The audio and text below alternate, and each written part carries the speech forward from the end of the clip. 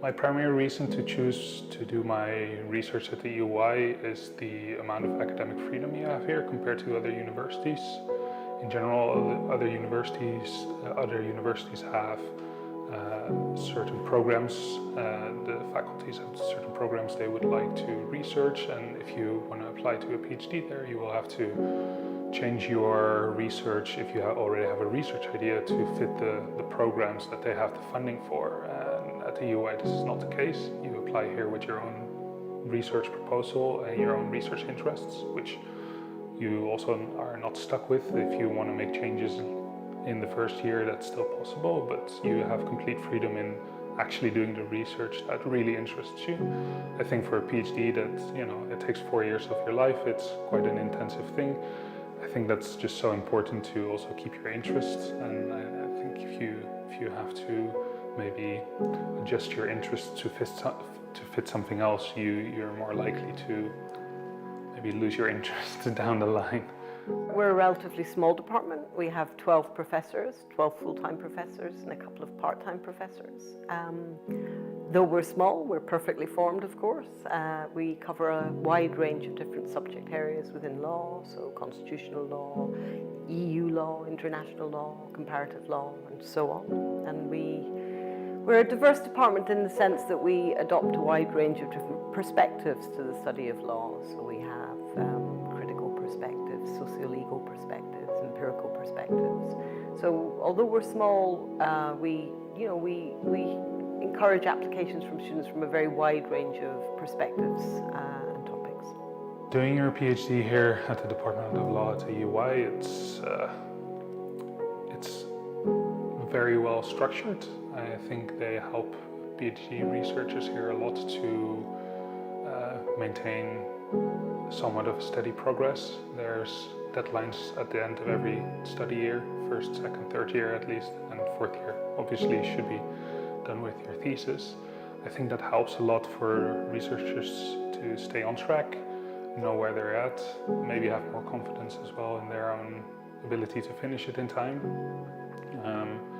I think that helps a lot in general, and then there's a great community to help you develop your research, find perhaps areas of research you didn't know about but would be immensely useful. There's professors, there's fellow researchers that do different things, but quite often, even though they do different things, have different research interests, they still come to help you in your research by suggesting certain avenues of literature you hadn't thought about. And I feel like everyone here is always very open to help you, very open to have a conversation at least, either over lunch or coffee or in their office. And I think that really is extremely helpful.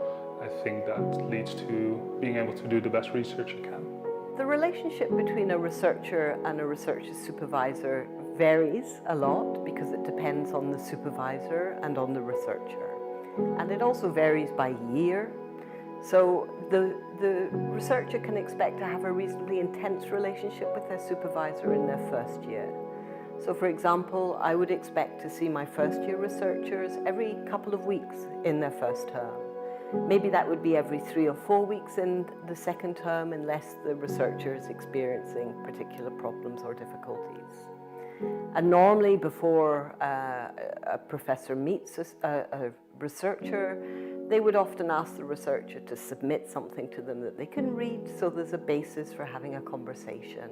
So I'd say, aside from seminars, the two main things that a supervisor offers are a reading and commenting service, and then a meeting opportunity to discuss the researcher's ideas.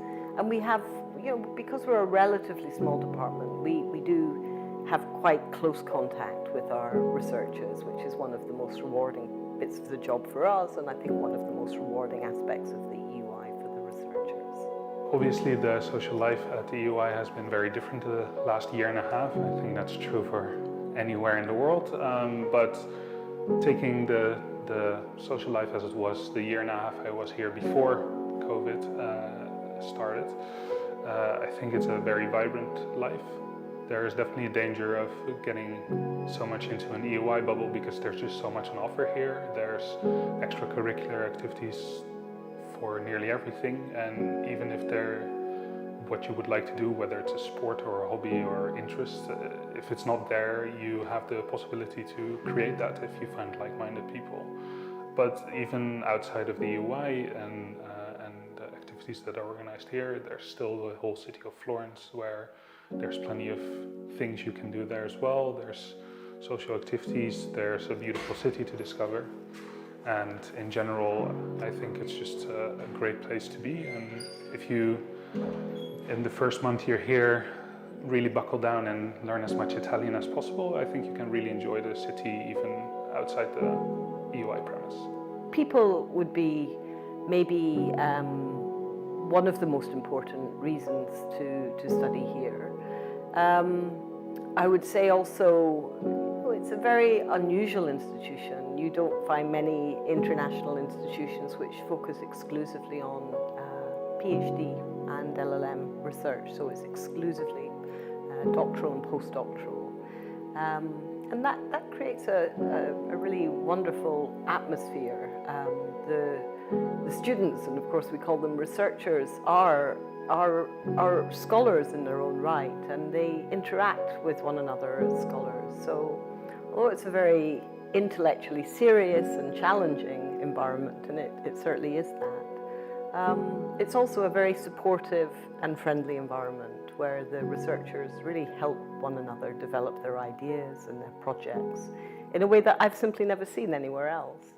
So now, you know, when I see our graduates out and about in conferences and so on, I can always identify an EUI researcher, you know, because they've had so much practice sharing ideas with their peers, with their professors, that they're just very accomplished at presenting their research, which also, of course, in career terms is an advantage. I would recommend the EUI mostly for all the above reasons: the academic freedom, you're pursuing your own research interests, great professors, great fellow researchers, a great environment in general. And I think if all of that doesn't convince someone yet, then it's still very nice weather in Tuscany as well. It's beautifully situated.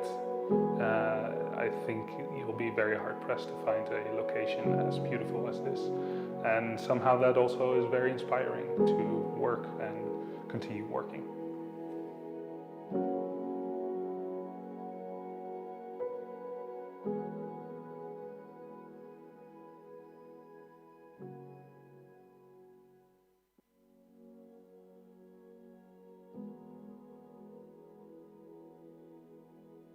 Doing PhD at SPS is, I think first of all, what is this to be doing a PhD?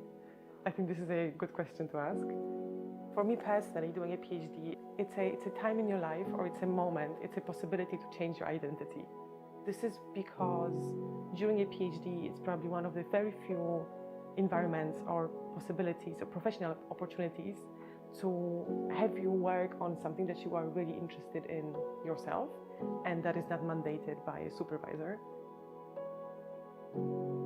It changes your identity in a way because it makes you think and ponder over what it is that really interests you, what it is that you really want to do, and not only substantively speaking, but also how you want to work. You know, what are the methods that you want to use in your work. I think doing PhD is a very challenging experience, and I think that the EUI or SPS, what it provides you with, is a fantastic community that is very supportive of this process of you finding yourself.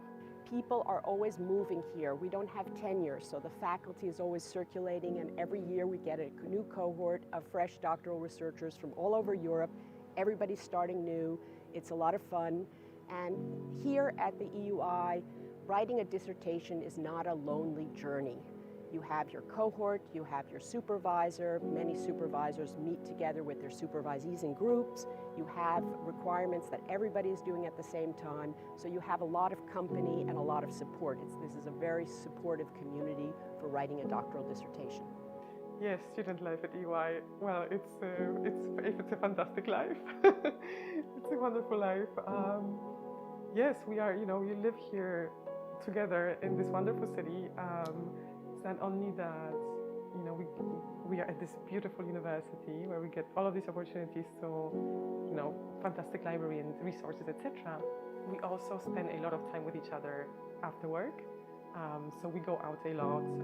People do loads of different sports. You know, people would go biking or hiking, or I recently started playing tennis, for instance, because there are tennis courts right next to the EY. So there's a lot of opportunity for leisure, for spending time together, for, you know, which is also conducive for us to come up with research ideas. You know, many people here start working together on projects, and it's fantastic also to see. So yeah, student life is amazing. A new PhD student should expect coming into our department is, first of all, a very warm welcome. We have a September program where we introduce the incoming researchers to the different faculty research areas.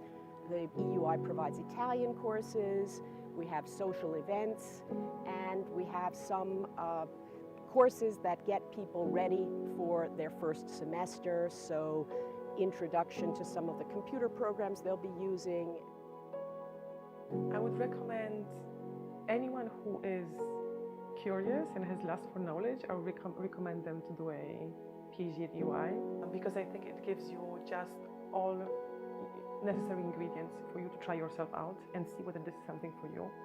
Precisely thanks to the funding that you receive, great community, just wonderful life that gives you this mental space to think about your interest and work on your project of interest.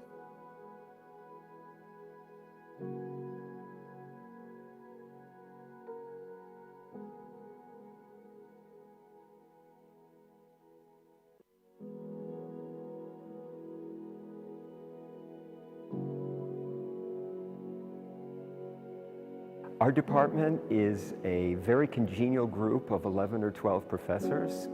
We focus our work generally on early modern and modern European history. But all of us have an interest in Europe's relationship to the rest of the globe. So I would say we think of Europe, we think of a Europe that's looking outward rather than inward. In my previous university, the EUI was known for its high standards of academic research, the unique curriculum, and also the internationally recognized faculty. I was especially encouraged by my master's thesis supervisor to apply. When added together with the fact that EUI is domiciled in one of the best cities of the world, especially for a historian, EUI was my first choice. We have a very special, relatively unique culture in our department. I think someone should apply to do their PhD with us because they will become part of a community. We all work together as a group.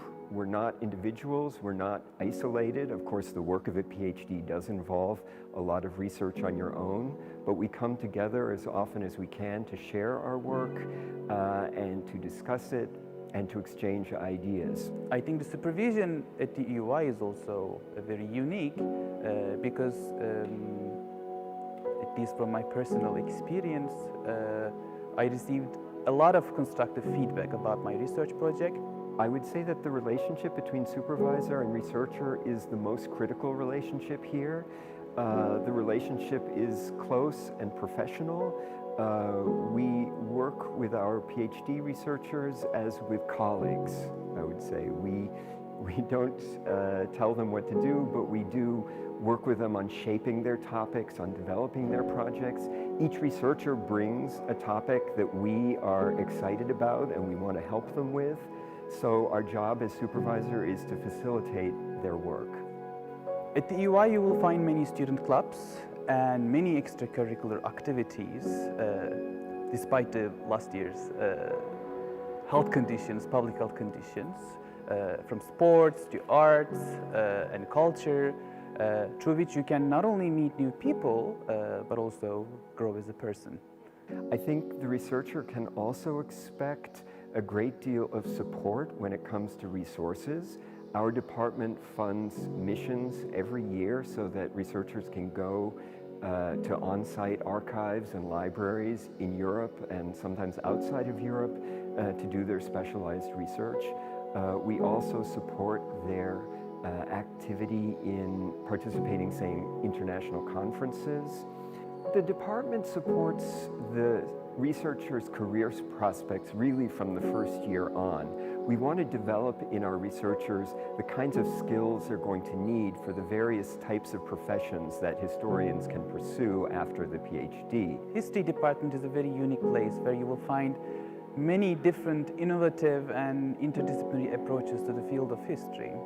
And you will find many events, workshops, and meetings where you could improve your standpoint in your own field of research, but also get introduced to some new ones.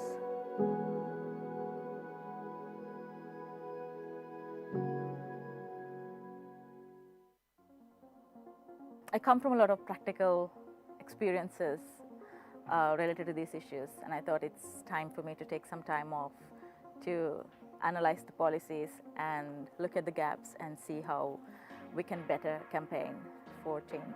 It's always interesting to meet people from other parts of the world because these are different cultures meeting, interacting, and this is an experience you cannot buy. Academia is great because it helps us to find concepts, to share our ideas, but practice is fundamental in peace building, especially because it's something that you have to do day by day. It's not just a set of techniques, it's also a philosophy that you need to start applying.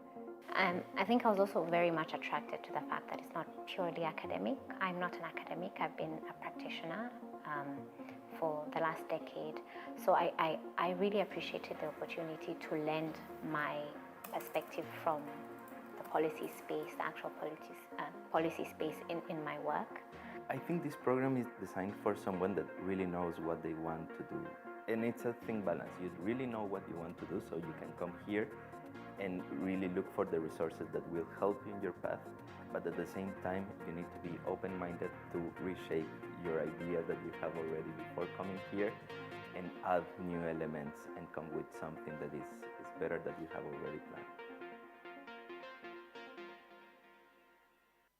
L'Europe ne se fera pas d'un coup, ni dans une construction d'ensemble.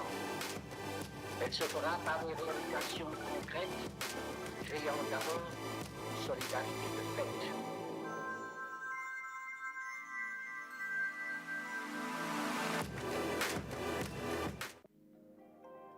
My name is Lotta. I'm a third-year doctoral researcher at the Department of Political and Social Sciences. I identify myself as a first-generation academic. The EUI has a special initiative for those individuals who identify themselves as first-generation academics. In other words, that means that they grew up in families with parents or guardians who do not have a university degree. We know from some studies and also from academic life in general that first-generation academics might face some different obstacles or issues, situations throughout their academic careers that they don't know how to navigate with, or they might not have the support to ask from their parents. So the purpose of the initiative is inclusiveness and just to enhance diversity within the academia and provide support networks for these first-generation researchers. So the academic services facilitates kind of like networks or these other areas for exchange through, for example, putting together peer groups, or they host meetings for first-generation researchers together with some more senior academics and professors included. The EUI Alumni Association also provides a mentoring program for those who identify as first-generation researchers. And that being said, equally, some of the professors and senior research fellows at the EUI have made themselves available for individual meetings. For myself, it's more of just kind of this network I know I can rely on. I can go to people, I have contacts if and when I face some obstacles or issues throughout my career. So it is not just for the moment while you're doing your PhD here, but of course you create these support and peer networks that then will last throughout your career. And I think just knowing that there is such a network I can rely on, but also at the same time that to see faces, okay, I'm not the only person who's going through these struggles sometimes. So I think that's just in general very encouraging.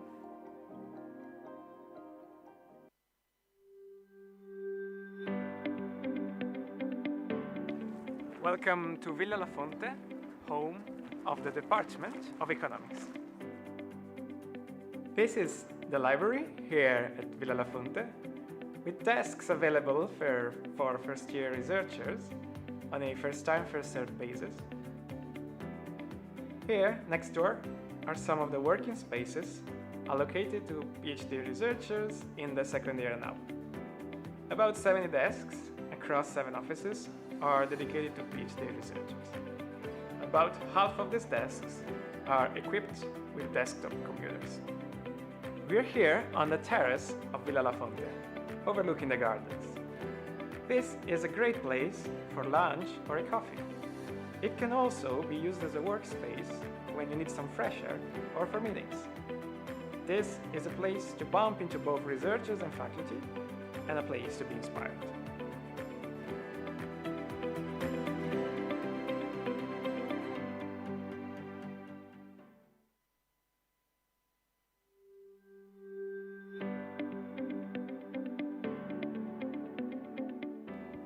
Welcome to Villa Salviati, home to the Department of History.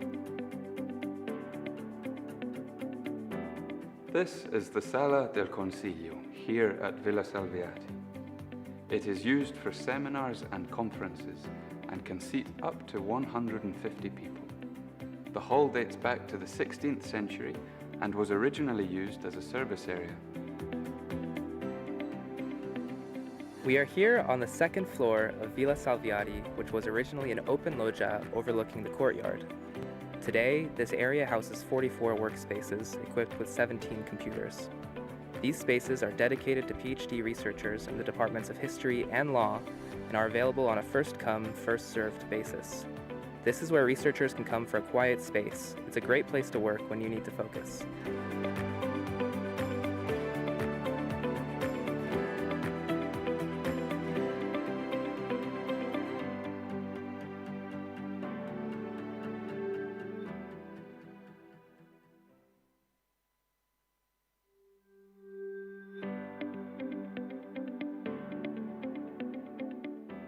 Welcome to Villa Salviati, home to the Department of Law. We are here on the second floor of Villa Salviati, which was originally an open loggia overlooking the courtyard. Today, this area houses 44 workspaces equipped with 17 computers. These spaces are dedicated to PhD researchers in the departments of history and law and are available on a first-come, first-served basis. This is where researchers can come for a quiet space. It's a great place to work when you need to focus.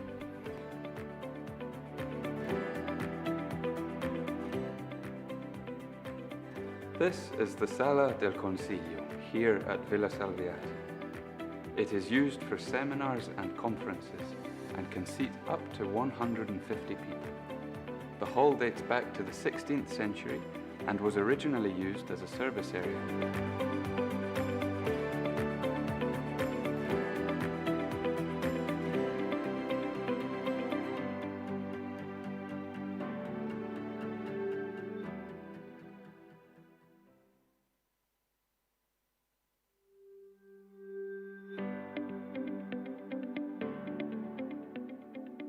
Welcome to the Badia Fiesolana, the seat of the European University Institute since 1976. The Badia, which dates back to the 12th century, houses the EY Library, the Office of the President, the Central Administration, and the Department of Political and Social Sciences. We are here in the EY Library, which houses a collection of more than 960,000 books, print and electronic. The collections, together with the services and the infrastructures, make this one of the most internationally recognized social science research libraries in Europe. Among the collections are books in 60 different languages. The library provides access to over 240 databases, as well as an extensive collection of full-text e-journals, e-books, and electronic working papers. There are also more than 170 workspaces available on a first-come, first-served basis. Last but not least, the library has the status of European Documentation Centre, an official depository of EU publications and documents. This is the refettorio, one of the largest spaces here in the Badia, seating up to 200 people. The room is equipped with hybrid conferencing technology and sound diffusion. This is where many seminars, workshops, and lectures take place, as well as some of the high-level conferences hosted here at the EY. During the Renaissance, this was the friar's refectory, where meals were taken in rigorous silence. The fresco depicts Christ fed by angels and was completed by Giovanni da San Giovanni in the 17th century.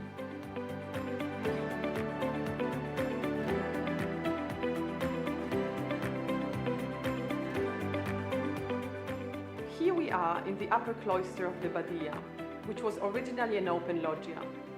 Today, it is equipped with 28 working spaces, available on a first-come, first-served basis. Here you will also find access to 12 PCs and 24 screens. This is a great place to work. It is quiet, and if you need a break, you can step out onto the upper loggia to get some fresh air and enjoy a beautiful view of Florence. Welcome to the Mensa, the dining hall of the Badia, shared by researchers, faculty, staff, and visitors. Lunch is served here from Monday to Friday. You can choose from various menu options, including vegetarian dishes, and there is always a dessert. This is a great place to connect with fellow colleagues and friends. You can also take your lunch out on the terrace and enjoy a panoramic view of Florence.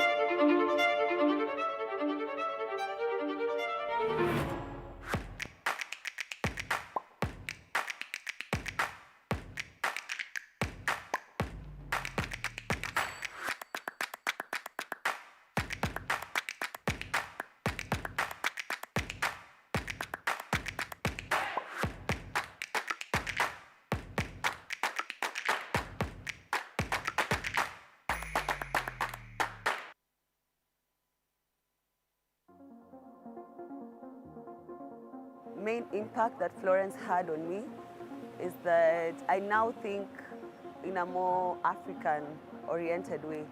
Before, I would do my day-to-day work and always think Kenya, Kenya, Kenya. Now I have that perspective of thinking, it's one thing to do something for your country, but it's a whole other thing to do something for your continent. In so many ways, it was a life-changing experience in terms of how it changed the way I view things in relation to policy issues and governance issues and so on. But I think what kind of stood out the most to me was the idea of the transnationality of things. How whenever you think about anything, you need to think about the transnational aspects of it. And that was obviously because of how the whole idea of the School of Transnational Governance was built on that concept and that idea. And it has honestly really helped me moving forward in terms of thinking about things, how everything that you do has so many other aspects to it beyond the very narrow aspect we usually kind of lock ourselves into.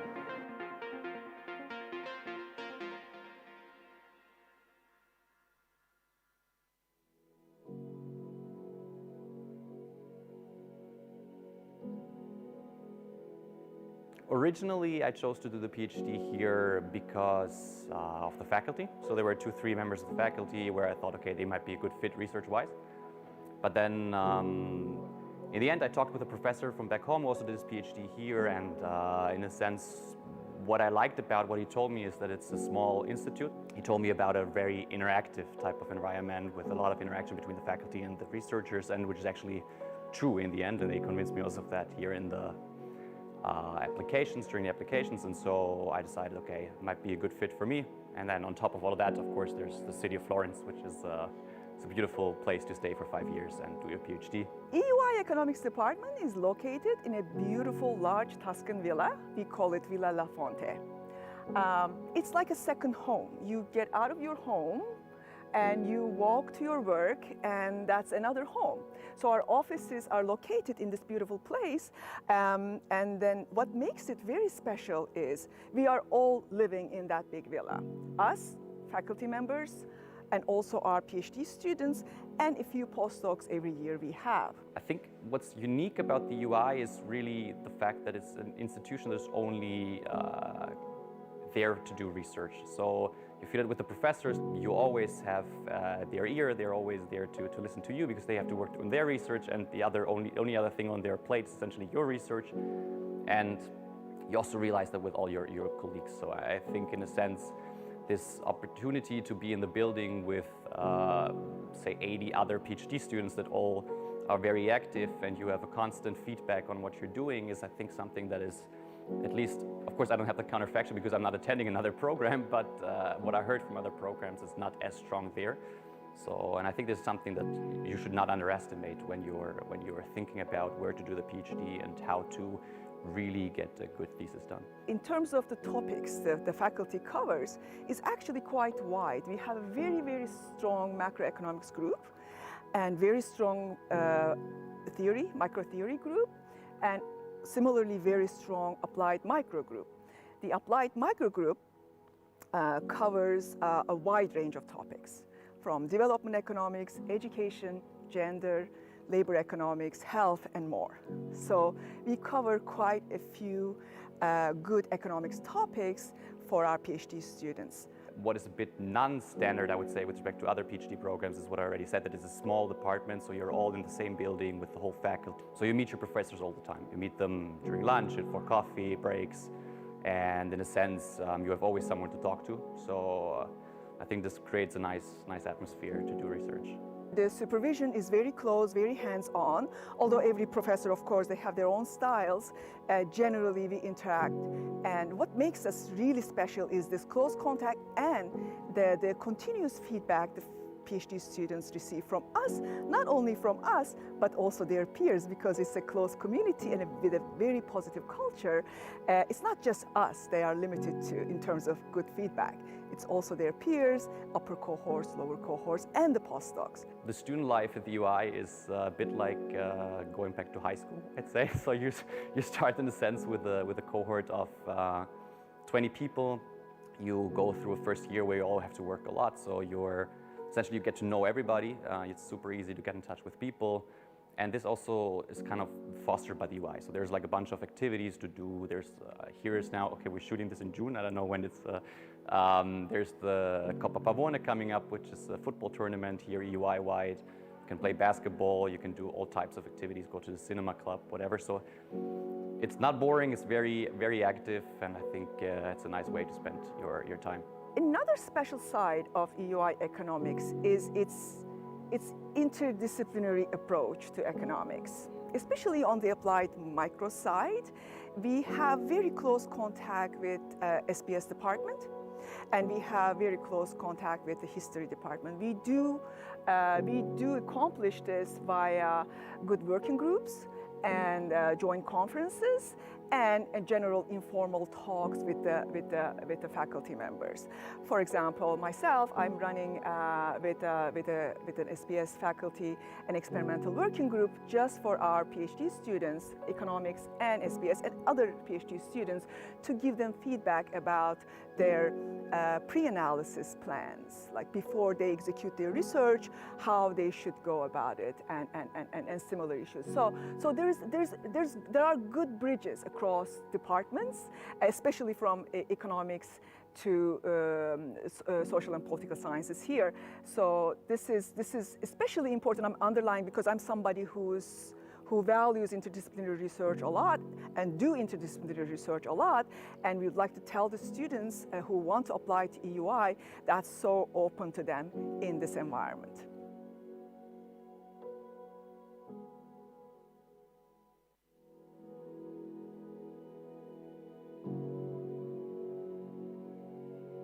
My primary reason to choose to do my research at the EUI is the amount of academic freedom you have here compared to other universities.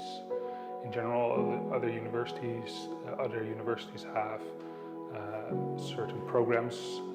The faculties have certain programs they would like to research, and if you want to apply to a PhD there, you will have to change your research if you already have a research idea to fit the programs that they have the funding for.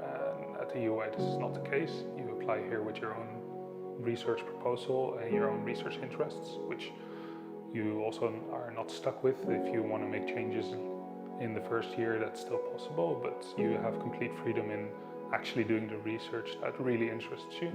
I think for a PhD that, it takes 4 years of your life, it's quite an intensive thing.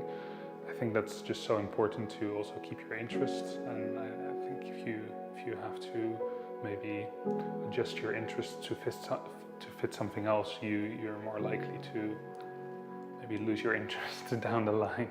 We're a relatively small department. We have 12 professors, 12 full-time professors and a couple of part-time professors. Though we're small, we're perfectly formed, of course. We cover a wide range of different subject areas within law, so constitutional law, EU law, international law, comparative law, and so on. And we're a diverse department in the sense that we adopt a wide range of different perspectives to the study of law. So we have critical perspectives, socio-legal perspectives, empirical perspectives. So although we're small, we encourage applications from students from a very wide range of perspectives and topics. Doing your PhD here at the Department of Law at the EUI, it's very well structured. I think they help PhD researchers here a lot to maintain somewhat of steady progress. There's deadlines at the end of every study year, first, second, third year at least, and fourth year obviously should be done with your thesis. I think that helps a lot for researchers to stay on track, know where they're at, maybe have more confidence as well in their own ability to finish it in time. I think that helps a lot in general, and then there's a great community to help you develop your research, find perhaps areas of research you didn't know about but would be immensely useful. There's professors, there's fellow researchers that do different things, but quite often, even though they do different things, have different research interests, they still come to help you in your research by suggesting certain avenues of literature you hadn't thought about. And I feel like everyone here is always very open to help you, very open to have a conversation at least, either over lunch or coffee or in their office. And I think that really is extremely helpful. I think that leads to being able to do the best research you can. The relationship between a researcher and a researcher's supervisor varies a lot because it depends on the supervisor and on the researcher. And it also varies by year. So the researcher can expect to have a reasonably intense relationship with their supervisor in their first year. So for example, I would expect to see my first year researchers every couple of weeks in their first term. Maybe that would be every 3 or 4 weeks in the second term, unless the researcher is experiencing particular problems or difficulties. And normally before a professor meets a researcher, they would often ask the researcher to submit something to them that they can read, so there's a basis for having a conversation. So I'd say, aside from seminars, the two main things that a supervisor offers are a reading and commenting service, and then a meeting opportunity to discuss the researcher's ideas. And we have, because we're a relatively small department, we do have quite close contact with our researchers, which is one of the most rewarding bits of the job for us, and I think one of the most rewarding aspects of the EUI for the researchers. Obviously, the social life at the EUI has been very different the last year and a half. I think that's true for anywhere in the world. But taking the social life as it was the year and a half I was here before COVID started, I think it's a very vibrant life. There is definitely a danger of getting so much into an EUI bubble because there's just so much on offer here. There's extracurricular activities for nearly everything, and even if they're what you would like to do, whether it's a sport or a hobby or interest, if it's not there, you have the possibility to create that if you find like-minded people. But even outside of the EUI and the activities that are organized here, there's still the whole city of Florence where there's plenty of things you can do there as well. There's social activities, there's a beautiful city to discover. And in general, I think it's just a great place to be. And if you, in the first month you're here, really buckle down and learn as much Italian as possible, I think you can really enjoy the city even outside the EUI premise. People would be maybe one of the most important reasons to study here. I would say also it's a very unusual institution. You don't find many international institutions which focus exclusively on PhD and LLM research, so it's exclusively doctoral and postdoctoral. And that creates a really wonderful atmosphere.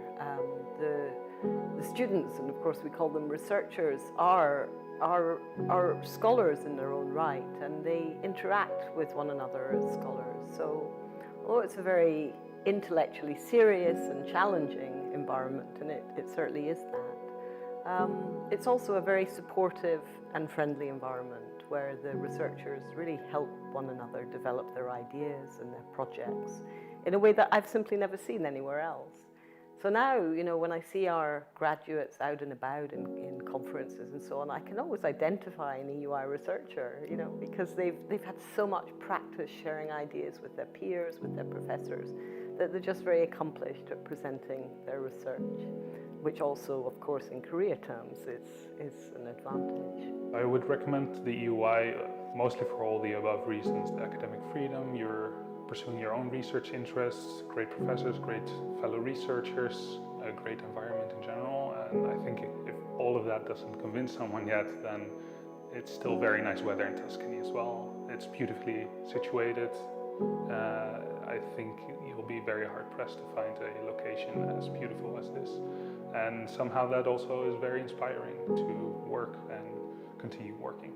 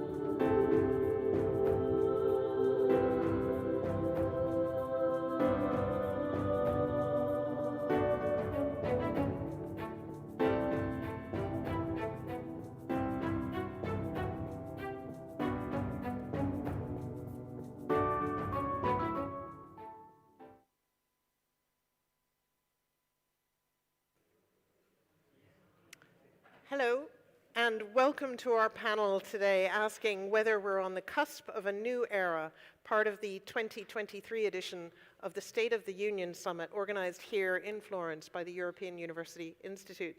Thank you all for being here in person and online.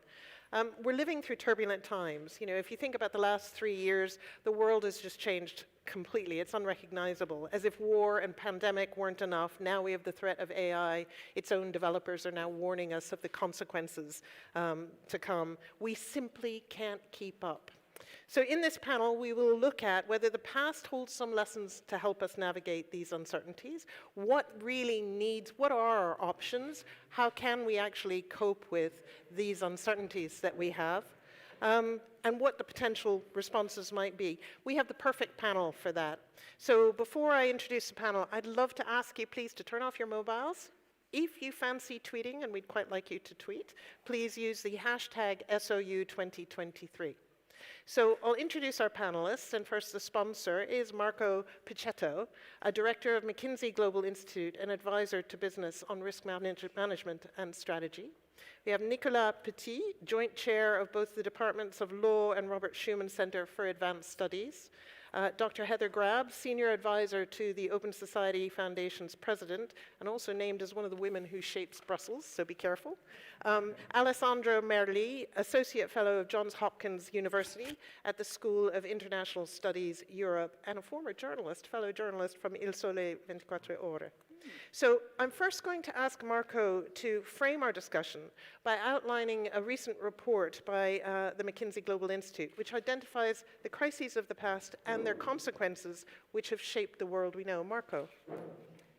Thank you, Peggy, and good afternoon to everybody. As MGI, we just published this report called On the Cusp of a New Era. So basically, you have two options, either to read the report, which is 44 pages, or to listen to me. And I would strongly suggest the latter. This report is coming from this consideration. We are getting questions from our clients at McKinsey, but also from opinion makers on how long will inflation last, are we going to have a recession or not, how many quarters of each of them. And we think that this debate is a little bit misplaced because the theory of this report is that we are probably on the cusp of a new era. So we are facing one of the discontinuities, of the most important discontinuities in the last 80 years. And as a consequence, we should try to understand what's the new era rather than asking ourselves, are we having inflation for 2 or 3 quarters? So we wanted to reset a little bit the debate around, this new era. And if we look back at history, we observed 3 big discontinuities, and we believe this might be the 4th one. One is the end of the Second World War, with all the economic boom in US and in Europe deriving from the Marshall Plan. That's clearly one era, and a line divider was the end of the war. Then we had a second discontinuity, which was the oil crisis, so in the early 70s. And as a consequence, what somebody called the era of stagflation, but a lot of uncertainty deriving from high oil prices and the need to reset all consumption patterns in Europe and US. Then there was a third discontinuity, which was the collapse of the Berlin Wall. And as you can see, all these discontinuities are geopolitical discontinuities at the end, because we believe economy is driven by geopolitics, clearly. And this discontinuity led to what many people call the era of markets, which are the last 30 years. So globalization, free trade, low inflation, low interest rates, and the markets really ruling in a way the world. And when we say markets, we refer to financial, but also sort of industrial markets. Now we believe, actually that's a provocation, so it's very difficult to understand whether a new era is coming. So the report ends with a question mark, and I think that's the debate we shall have today, also with the audience, and then the panelists.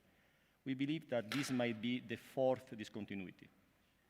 So the combination of COVID with the Russian-Ukrainian war is creating a situation where the world will be different than the past. No? So this might be the fourth discontinuity of the last 80 years. No? And before we analyze quickly the elements of this discontinuity, let me remind you one simple data, which is the need for reconversion of the European energy consumption in the last 6-12 months, which is unprecedented, but also the fact that with COVID, if you take the curve of digitization of every country, and you can predict where Italy will stay in 10 years if it follows the path of, forever, Sweden, COVID, speeded up the digitization by 8 to 10 years in all the countries. Now, what are the 4 or 5 main messages and dimensions of this report? One is sort of supply chain and geopolitics, and that's one driver of difference that can explain this potential new era. No? Again, from globalization, free trade, to a world where we might see more regionalization of trade, more localization of production. We heard the slogan from just in time to just in case. So the supply chains are deeply impacted because you need your goods if you want to produce. No? And as a consequence, probably shorter value chain and more local will be prevalent in the future. So that's one dimension, clearly driven by geopolitics and therefore by states. The other one, the second dimension, is energy.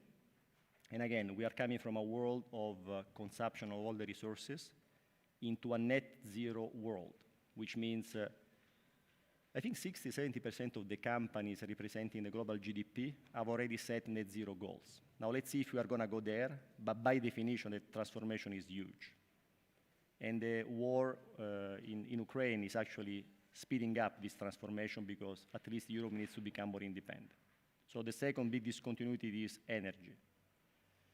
The third one is on technology, and that's the theme of the day. We are coming from an era of digital and analytics, and we are entering an era of Gen AI, where the impact will be transformational. It's a huge impact. I mean, if anybody has tried ChatGPT or all the other software, that's a massive impact. Fourth main discontinuity is on the demographics, from the baby boomers to aging, and as a consequence, excess of demand of labor, not supply of labor for the first time.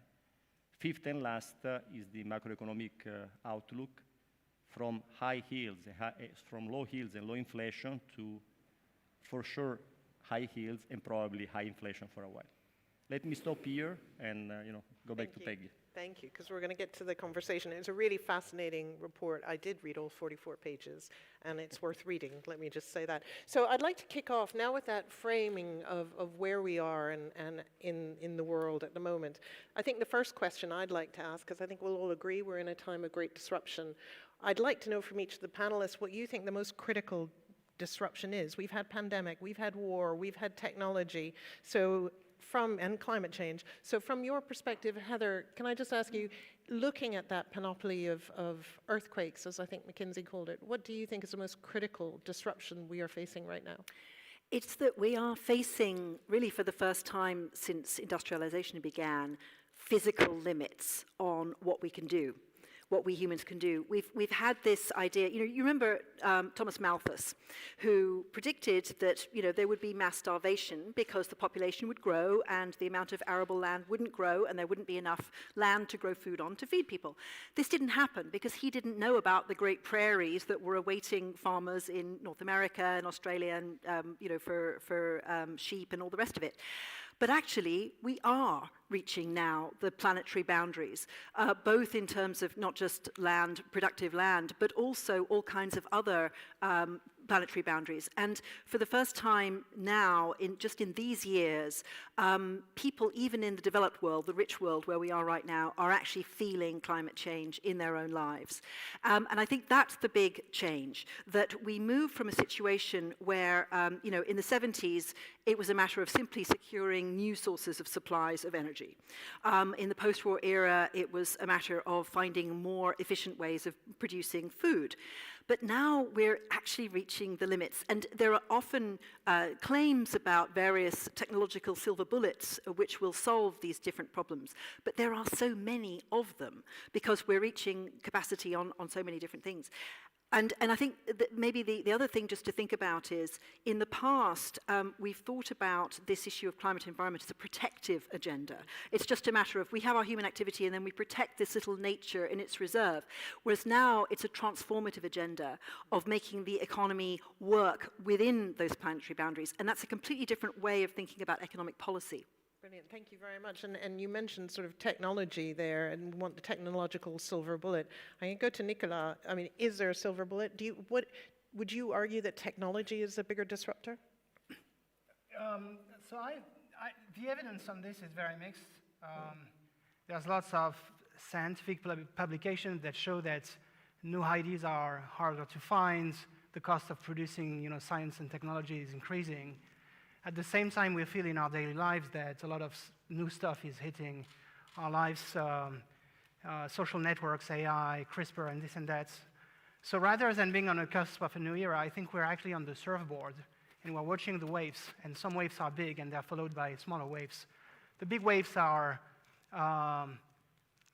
radio, the transistor, the internet, and maybe AI. And the small waves that are coming in the middle are things like, for the internet, social networks, search engines, marketplaces. So as we move along the wave of AI foundational models and generative systems, we're going to be hit by a lot of verticals in the next years, such as productivity apps, such as social AI, such as med AI, and this and that. And I think it's more productive to think about this way than having this very hyperbolic language about, the world is not recognizable, and this is a completely new whole game. I don't think it's a new whole game. I think we've been through these waves before. That's slightly reassuring and slightly scary, given that we know what's happened in the past. If you like, sir. Yeah, no. So Alessandro, one of the other things that I'm wondering about is we've seen a lot of banks go bust. I mean, I thought we'd sorted the banking problem, and all of a sudden we're back in a banking crisis. I mean, sort of the capitalization, the markets. How do you see that disruption affecting the world today?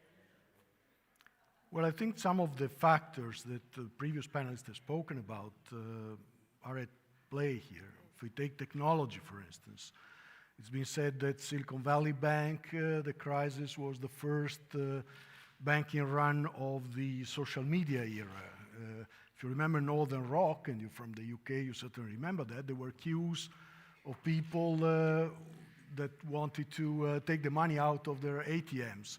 None of that happened with Silicon Valley Bank. Everything happened electronically. It's been said that an exchange of Twitters between venture capitalists in Silicon Valley made these people withdraw their money, millions of dollars in a matter of minutes or hours. Actually, 1/4 of the deposits of Silicon Valley Bank were withdrawn in a matter of hours. Same thing happened with Credit Suisse. So technology clearly was at play there, so much so that the CEO of Credit Suisse blamed Twitter for their demise. Of course, he had all his faults, but it was very convenient, maybe. But there is a bit of truth, in that. So tech definitely played a role there. If we think that a very large percentage of households now have internet banking, in the U.S. in 2013 it was about 39%. Now more than two-thirds of households in the U.S. have internet banking. Money gets withdrawn in a minute. So this introduces a factor that makes it a completely different banking crisis from the previous ones. And the problem is that the rules were made for the previous crisis. The regulators are in a way condemned to always fight the last war, right? So they created a structure that would prevent banks from going under in the system that was, in the structure that was prevalent at the time of the global financial crisis, where people were actually queuing at the ATM to withdraw the money. Now, of course, the ball game is completely different. So the regulators will have to keep up as well, and you know, they're doing it on the run, and sometimes not very well. The US allowed all deposits to be guaranteed at Silicon Valley Bank. The Swiss regulators changed the order of preferences, the hierarchy of creditors at the last minute, provoking lawsuits and creating the mayhem. next crisis, just as we're solving exactly, the existing one. exactly. So it's exactly that point of, So you know, this interaction of technology and regulation, I think these are two factors that have an impact, very strong impact on the financial world that will have to be taken into account. Technology, regulation, but what about politics? You know, one of the other big disruptive factors that we're living through is the tensions between the United States and China, and the question of how, within all of that, we try to deal with climate change. We try to deal with the changing financial sector, which is critical to everything. We try to deal with the technology. And I suppose one of my questions is, you know, are we in the middle of an arms race with China in many ways? Is it a familiar race that we've seen before and we can come out of that? I don't mean arms in the literal sense. I mean arms and economic arms, technology arms race. And how does Europe respond to those tensions? How should it respond, Nicolas? Yeah, so Europe is a bit lost in this gigantic duopoly competition on AI, for instance, but technology more generally between China and the US. And I watch this from the sidelines with great despair, I have to say, as a citizen, but also as an academic. The US and China have very large markets, a sort of unhinged attitude towards technology, and very large corporations.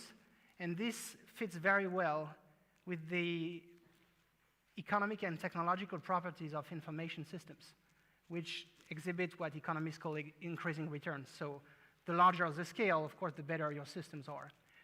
And Europe doesn't have this because Europe has not invested enough in its internal markets. We have massive cultural differences across the continents, massive linguistic differences across the continents, massive regulatory barriers across the continents. And the problem, of course, is this tendency to try to regulate the latest technological form factor. We need a regulation on AI. We need a regulation on quantum computing. We need a regulation on hydrogen. Drives away the attention to the sort of public good that the common market is. You know, working on licensing requirements for starting a company, working on educational requirements for starting a business, working on bank account regulation, you know, how hard it is to create a bank account when you migrate from one country to the other in Europe, even if you're an EU citizen. I mean, all these small things, you know, I often call this like, you know, sort of death by 1,000 cuts. If you're an entrepreneur in Europe, you're really going to die out of, you know, fatigue. And so we need to work on our internal markets. That's the point I want to convey here. A single market is more powerful, a proper, true single market, more powerful than the fragmentation. I hear that a lot from business, I have to say. Marco, the business perspective on the US, China, how Europe navigates. I hear two things. I used to hear a lot that, oh, well, we have to do it our own way. We can't just be patsies to the United States. Is that, and that now I'm more increasingly hearing we have to be in China because we have to innovate. That's where the innovation is happening. That's where the market is. I mean, do you think it is possible for businesses to navigate this? Or is it simply that the risks are getting too high and that before we come to the crunch like we did with climate change, where it costs us far too much to decouple or to be more resilient in the face of this, is it possible at all for European business to navigate that middle way? I think it's a must, and I agree actually with the colleague, because if you look at Europe, if you take the three economic blocks, like US or North America, if we take Europe and if we take China, we had research that showed out of the top 10 new technologies not semiconductors. It's like quantum computing, cloud, Gen AI. Europe lags behind on 8, and more or less is at par or a bit ahead only on 2, which is clean tech and some kind of composite materials. No? So we need to invest there, and the issue is scale and ambition. I think the scale point is very fair. It's different markets, and as a European Union, it's still very fragmented. I was always shocked by a number. In US, 40% of the public budget is spent at federal level, 40%. In Europe, this number is below 1%. So you can understand the scale of investment that happens in US in a channeled and funneled way, and the scale that happens in Europe, no? Which is not 1 but 29 funnels. No? That's point one. Point two is also the ambition. We really think that Europe shall lift the ambition. And let me give you one example on Gen AI. That's only an example. No? If you scan through the American and European press with sentiment analysis, most of the comments in US are on the opportunities from Gen AI. Most of the comments in Europe are on the risks of AI, which clearly there are risks, but then ambition would imply that we also look at the opportunities while managing the risk, rather than sort of stopping and waiting for somebody else to sort it out. Thank you, Mark. Those are quite stunning statistics. I mean, coming back to technology again, I mean, you've made the point, I think, Nicolas, that technology changes things in the long term. Europe, amidst all of these uncertainties, is constantly introducing new attempts to try and accelerate that shift. I mean, the Green Deal, all of these sorts of things. But they're very, very slow. Is it possible for Europe to accelerate that? And the second question is, Horizon 2020 is an amazing program. It's about investing. It's for the long term, doing your R&D for the long term, developing that technology. But if you look at someone was saying to me over lunch that in South Korea, you go to LG, if someone comes to me with a bright idea, I give them the money. In Europe, it's, okay, that's a company, but that happens in China, that happens in other Asian countries. If you look at Europe, it has to be a consensus, it has to involve international cooperation. Are we our own worst enemies? And what should we do to actually accelerate the impact of technology in Europe? Yeah, I guess if I had the answers to that question, I would probably be working in a different line of business.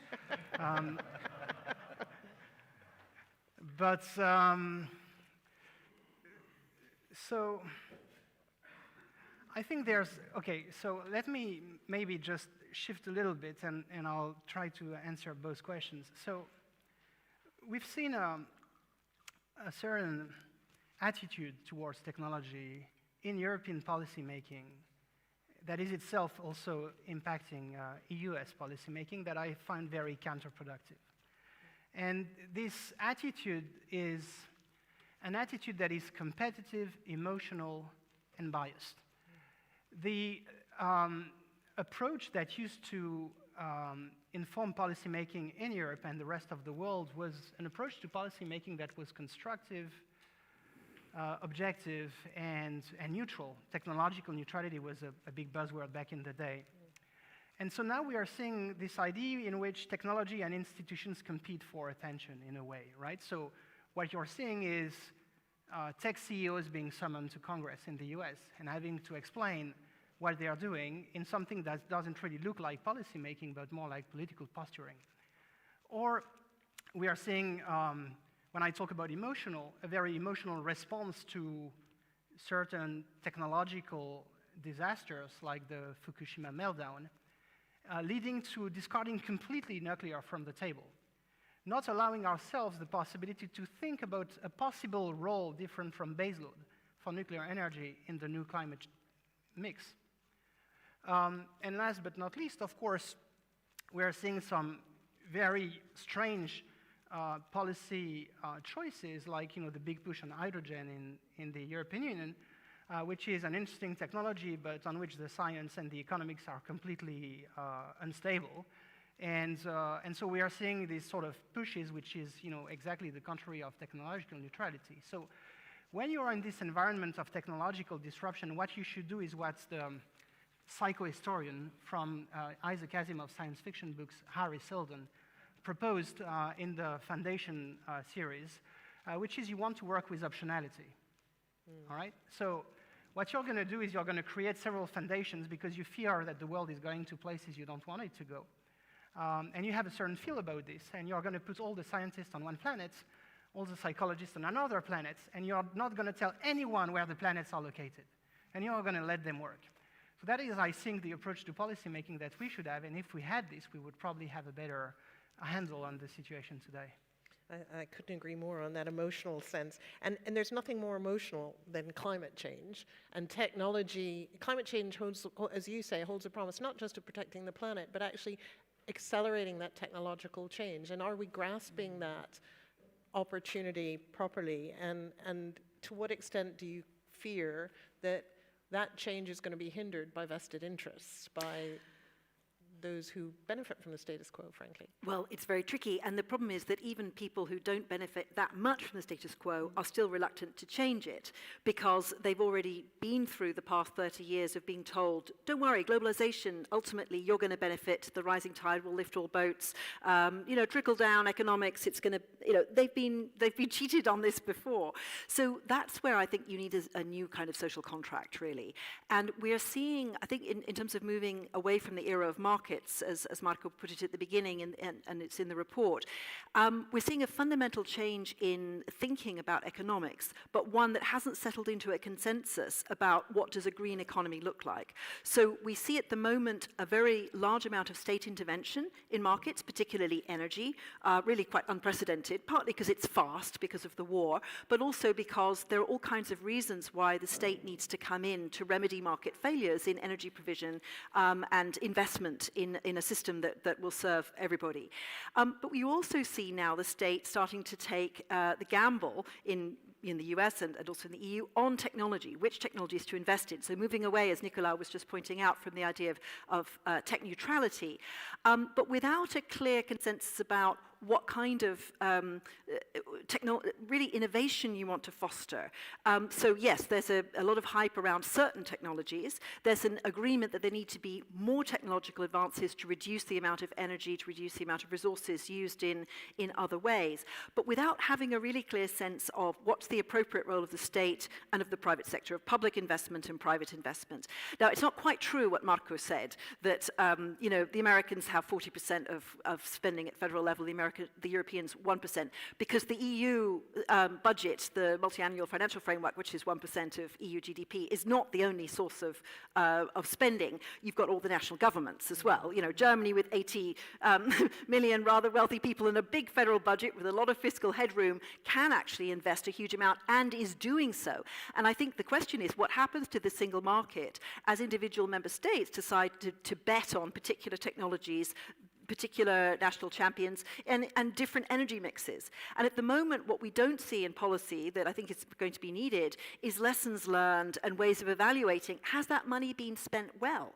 We also need to have a lot more transatlantic cooperation in deciding what kind of technological innovation to invest in. You could end up with fads whereby the Environmental Protection Agency in the US is thinking, and the Energy Ministry is thinking about one thing, and in Europe we're doing something else. You can waste a lot of public money at a critical moment in the climate transition when you need to have a rather more planned out way of financing innovation. So I think we need to have not so much putting the economists, the psychologists and the others on different planets, but a network, much better networked evaluations of the impact of public spending in these different areas. It can't just be done only through democratic debate in parliaments. It needs to be done also with expert input. So I'm starting to make the case for the EUI to foster some kind of network of innovation evaluation. But I'm quite concerned because this matters greatly to the democratic support for the transition. Because if we see this very large amounts of public money being spent on things that don't actually bring the solutions, how are you going to persuade the public to fund the next phase that's going to be needed? And one of the other things that just strikes me while you were talking, there are many things that strike me, but one of the other things, we're living in a world of an aging population, and you have much younger populations obviously in Africa and in Asia, although parts of Asia are suffering the same. And in a weird way, not in a weird way, in a way that I hadn't really thought about before while sort of preparing for this, that's just going to change everything. The way, I even see it in commercials now. I see lots more old people in holiday commercials or clothing commercials. Financial services.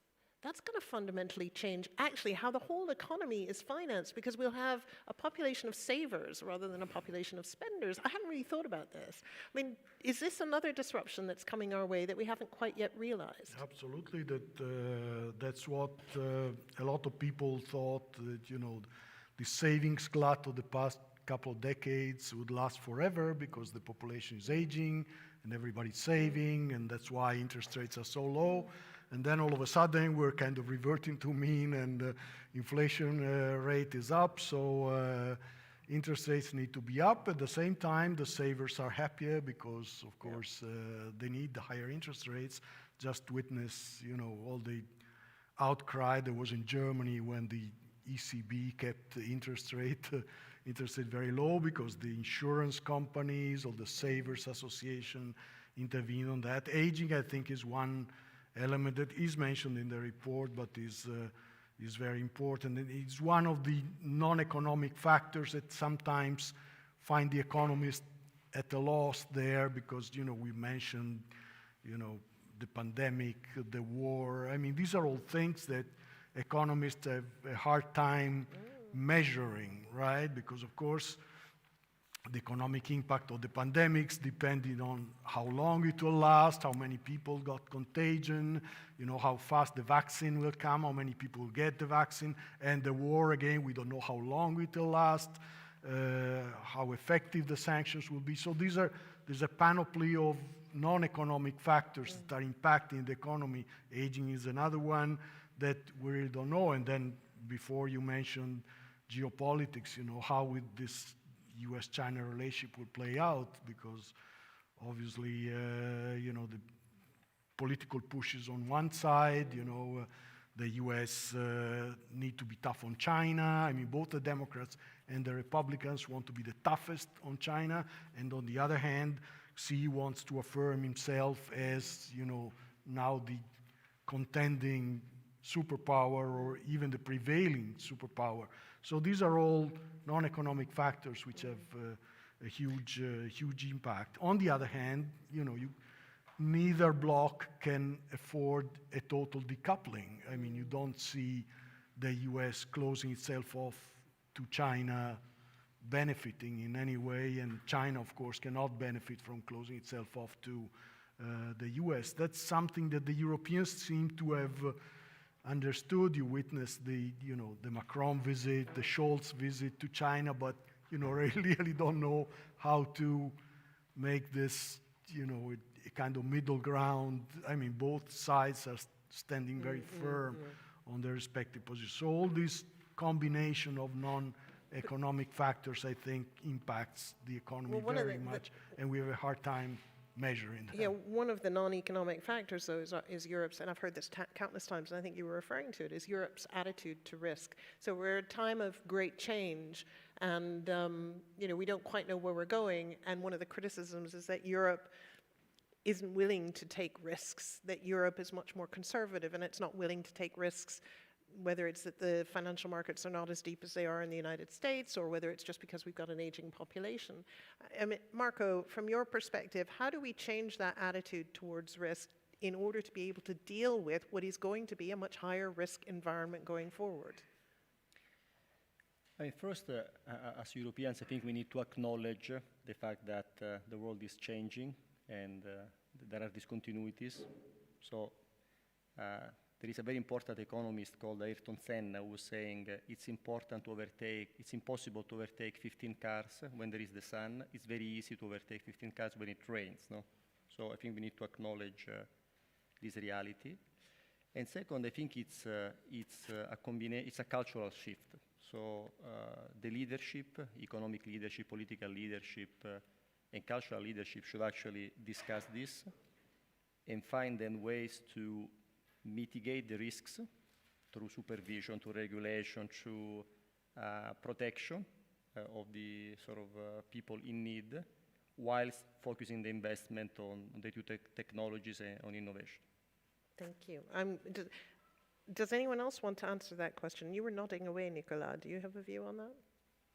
Yeah, so I think it's generally true that when I see young Americans and young Europeans this attitude towards opportunity seeking is very different, right? So I think you can sense that. And it has also to do with, things which are very bad in the US and very good much better in Europe, but, that can still be worked out, like, the situation on labor markets and this and that. So there's probably a more existential understanding of having a job in the US than in some countries in Europe. Now, we can be, I think, more granular on this. There's going to be a panel later today where a colleague and maybe competitor from the McKinsey Global Institute will show some data that suggests that European engineers do not pitch well, right? So when they are facing venture capitalists, they have a problem selling. So they are good at inventing, but they don't sell well. And so how do you raise the skills of selling a project and thinking commercial, right? So these small things are the things that probably make a difference, beyond the risk aversion that's generally probably different in the US and the EU. Which feeds right into the next question I was going to ask, which is this idea of how we educate our children to prepare for this era of great uncertainty. And I'll just give one small anecdote. I was working on a chemicals piece for the Financial Times recently, and I'd written a few stories. This guy contacted me, and he was a startup, and he told me that he started his company, believe it or not, in high school at the age of 15. And it was through an American program where they take high school students, they have to prepare the business plan, they then have to sell it. But at the age of 15, he actually went out and got funding. And he was supported by his school to go get funding. And he's now about to raise $2 million. And you sort of think, it's like the old vocational training where you learned your woodwork or you learned your steel making or whatever. They actually do that. Why can't we do that here in Europe? Why do we think about that vocational training in a very traditional way? True, actually, because if you think about the vocational training system in Germany, for example, the apprenticeship system, is still very strong, and it means that you actually have a large range of skills needed for, precision engineering and so on, because so much of the population goes into what is considered, still prestigious and high-value professions, which, for example, in the UK, everybody's expected to go to universities, and it's much more diminished in terms of status to do vocational education. So no, I think Europe does reasonably well on that, and I think this is really important to expand it because the climate transition is going to require all kinds of manual skills. So in the short term, it's a very labor-intensive transition of manual workers. So this is why the left behinds of globalization should actually be reassured. There will be plenty of jobs insulating houses, installing charging points for electric vehicles, redoing energy infrastructure to build new interconnectors and to become much more efficient. There's a lot of real hardware changes that will require technical skills. And also, a circular economy is one in which you need a lot more people involved in services of maintenance and repair and basically less manufacturing stuff under take, make, waste and much more maintaining higher quality goods. So I think in terms of if we're thinking about the future of education, it's got to be transferable skills, but it's in some ways skills that were more valued in previous education systems of craftsmanship. And just your question about risk, I also just take issue with the idea that Europeans don't go for risk. Because if you think about what has happened with the European Green Deal, the EU has put forward a vastly more ambitious overall policy framework for changing the economy to a fundamentally different economy than the US or China have done, which in their own ways are focusing on particular aspects of the transition. And it's risky for two reasons. One is politically, can you hold it together with 27 member states? And it's risky also in terms of economic competitiveness, and Europe is betting on that is going to be the source of competitiveness in the future. And I hear what you say, and those are really important points, but I think it's more in terms of investors and their attitude to risk, or ordinary households and their savings. And I hate to say, I'm so sorry, Heather, I'm going to have to stop you because we're running over time, and we do want to give the audience time to ask questions. So at this moment, I'll open it up. If anyone has any questions, please say who you are, keep it brief, and keep it to one question so that we can get more questions out of the audience. I think there's one over here.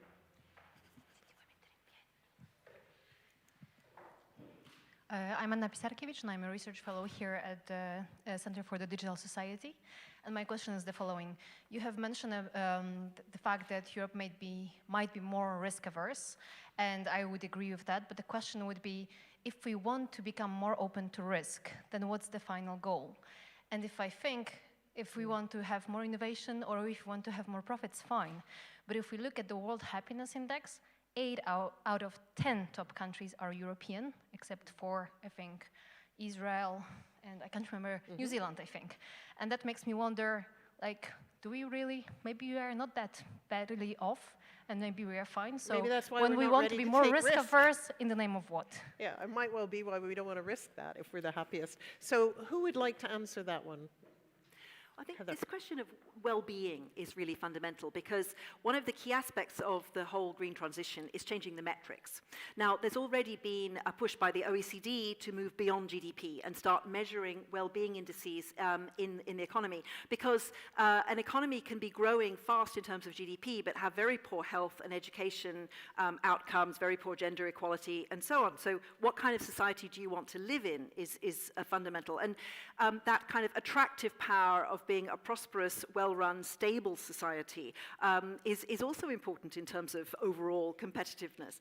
But I think there's also this whole question of whether we're measuring the right things. At the moment, our economy does not price in the environmental externalities of production or of consumption. Now, if we're going to achieve a circular economy, which we need to do in order to not hit the planetary boundaries, you start to have to value natural capital. And that's not there at all. I would love to see McKinsey Global Institute do a study on how to reverse the order now, where we have productive capital is overvalued, human capital generally undervalued, and natural capital simply not valued at all.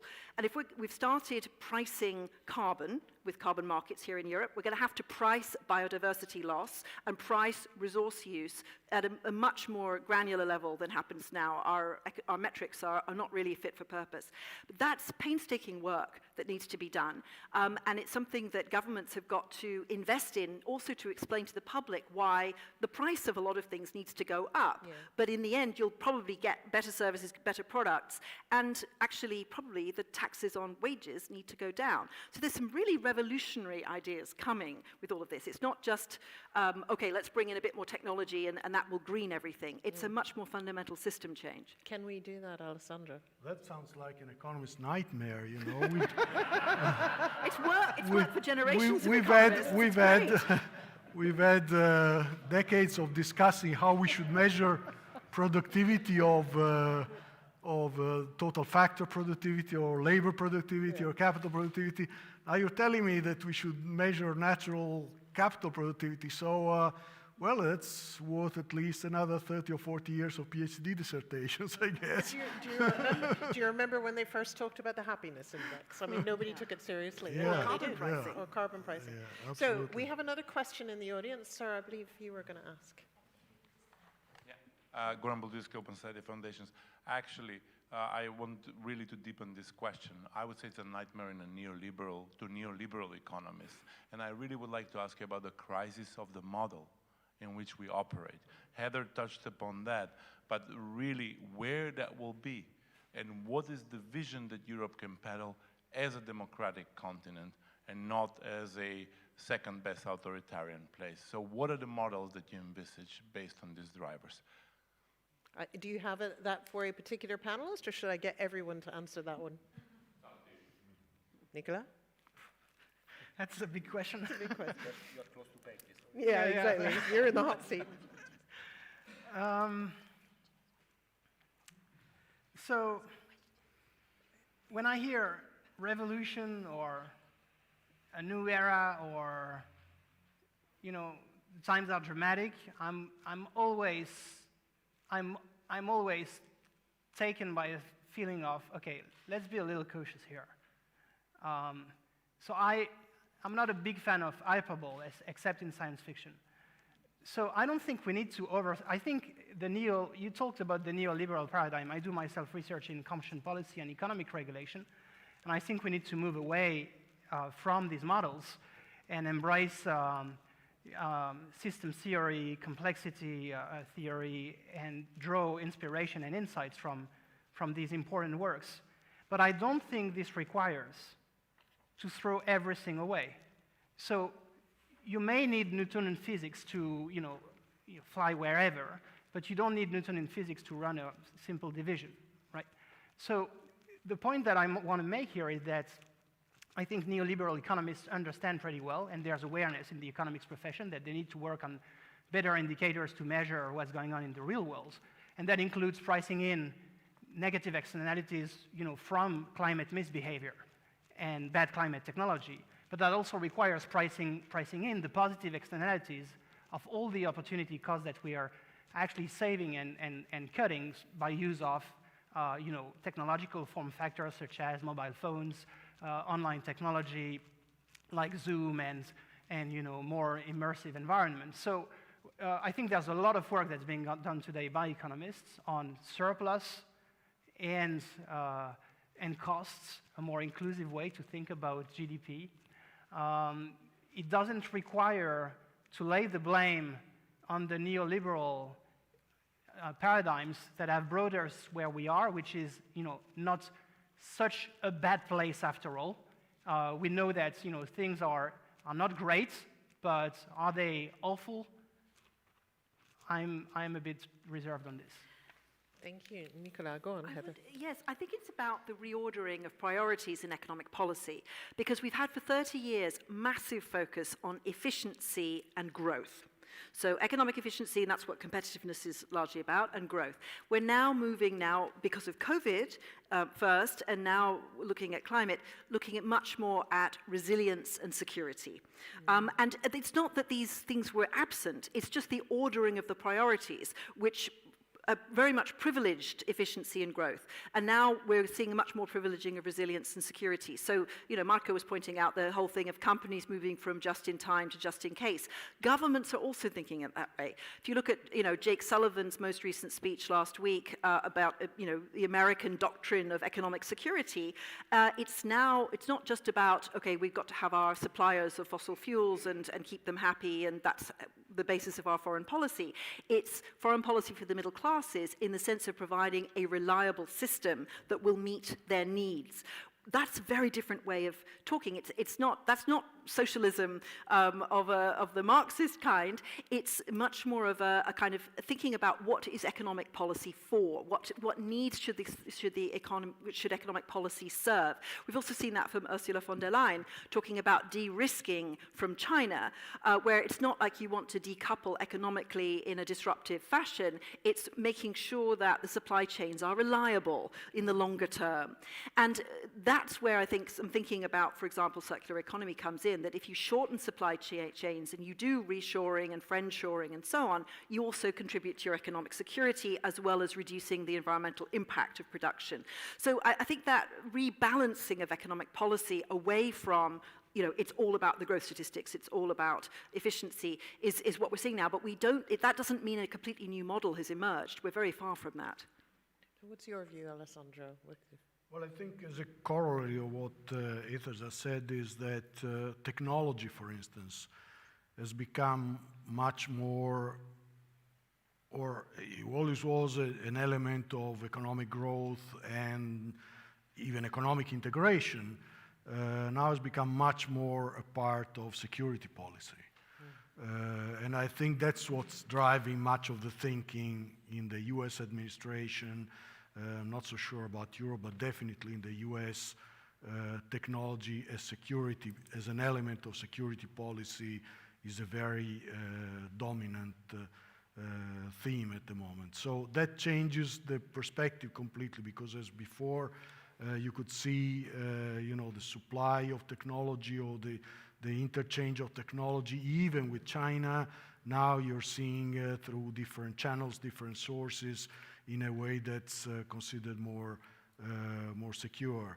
And that, has definite advantage. It may also have some drawbacks in the long run. So one of the questions, just listening to all this, and this one's for you, Marco, is do you think companies are willing to adapt the model because they live quite a comfortable life? In recent years, profitability pre-COVID was doing quite well, thank you very much. And we're entering a world where they're going to have to adapt perhaps to higher costs, to investing more, to paying fewer dividends, and maybe even executive pay coming down a bit. Are they ready to adapt to this new world? I think, for companies, they should, in the new environment, do more with less. That's the slogan, no? And Eder, back to your point that I fully share, they need to price in whatever they do, the cost of consuming natural resources, and the fact that also labor should be a little bit valued differently than before, no? So the challenge is to do more with less. More because if you look globally, at the end, the global GDP is the sum of all the companies and facilitators like the governments. We will have more people, 2 billion more, and 3 billion coming out from poverty. And with less because we will have, by definition, less workers because of aging, less resources because, we need to consume less, and less debt and capital because with high interest rate, also debt will be a scarce resource. So that's the challenge. And we see that companies are starting to figure out what to do. Clearly, it's a journey. It's not something that can, happen overnight.